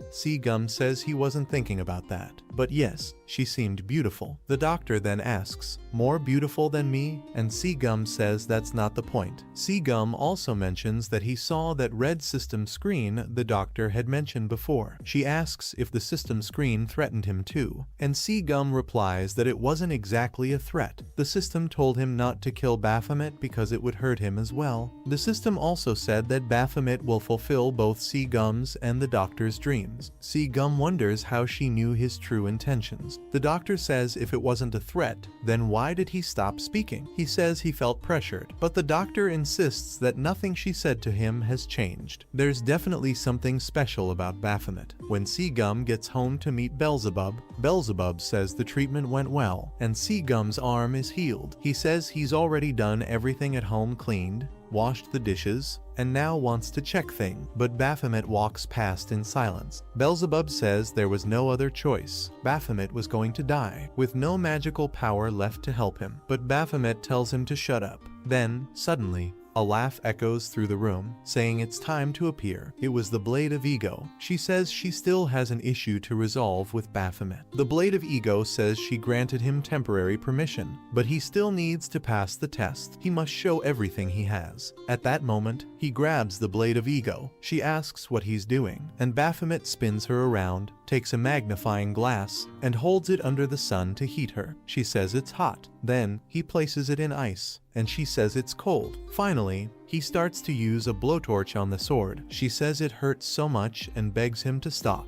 Later, she gives in, he won, and Baphomet says from now on, he'll call her Big Brother. The sword responds, "Sure, Big Brother." Beelzebub thinks the sword should have considered the consequences, but he wonders how the Blade of Ego can feel pain. She says she can only feel pain from her own user. Baphomet asks if she's highly adaptable to the user, and she confirms. She says she adapts to the user's abilities, disposition, fighting style, and especially their power. Beelzebub wonders if her previous owner was Raven. The Blade of Ego responds, "Raven? He could have been strong, but he was a jerk. Despite all his characteristics, Raven only used one form, Fury's dagger. Compared to Baphomet, Big Brother, he can use various weapons. That's great for me, and I'll be under his care from now on." Baphomet asks if the abilities influence her adaptation, and Beelzebub is shocked. The sword is also shocked, as both know that if a fake pass happens, things will go terribly. The sword says it's an obvious question: the more powerful the user, the more powerful I am. She asks if Gum didn't lose a fight against Raven. The sword starts a simulation. If Raven had used her, he would have cut those two snakes in the blink of an eye, and that perverted bastard would have been burned. Everyone falls silent. Beelzebub had already been preparing for the sword's funeral, but Baphomet sighs and admits that he's still weak. If he were truly strong, he would have killed that bastard. Beelzebub thinks he expected much more. Baphomet acted well, but Baphomet says this is shameful. He will kill that bastard to redeem himself. From now on, he'll grow stronger. Meanwhile, the admin, seeing the report, states that Baphomet's abilities, especially his governing power, increased unnaturally due to his greed. He says he needs to get stronger. In a tall, very chic building, some people are receiving blood serum, which looks very strange. Meanwhile, a woman with long hair and a scar over her eye is taking a bath. She notices someone in the room and shoots them in the head. However, the person disintegrates into butterflies. The father says, "It's been a while, hasn't it? Pacifier, you look as beautiful as always." She calls him Locke, and asks what brings him here. The father says he has a special request. She responds, "A request from you," and steps out of her blood bath. She didn't realize it was blood at first. Pacifier comments that it seems Locke lost his powers because of his arrogance. She wonders who put him in this miserable state. They must be very powerful. She's so curious to know what they're like. Locke says, "Yes, they are incredible," and Pacifier stands up, asking if he's so incredible. Locke replies that his name is Baphomet, a Rancor hunter, and as she can see, he temporarily lost his powers. Of course, he tried to drag her along with him. While she's searching for Baphomet's files and finally finds them, she smiles. So, this is the one. His skin is as beautiful as gold. She wonders how delicious his blood must be.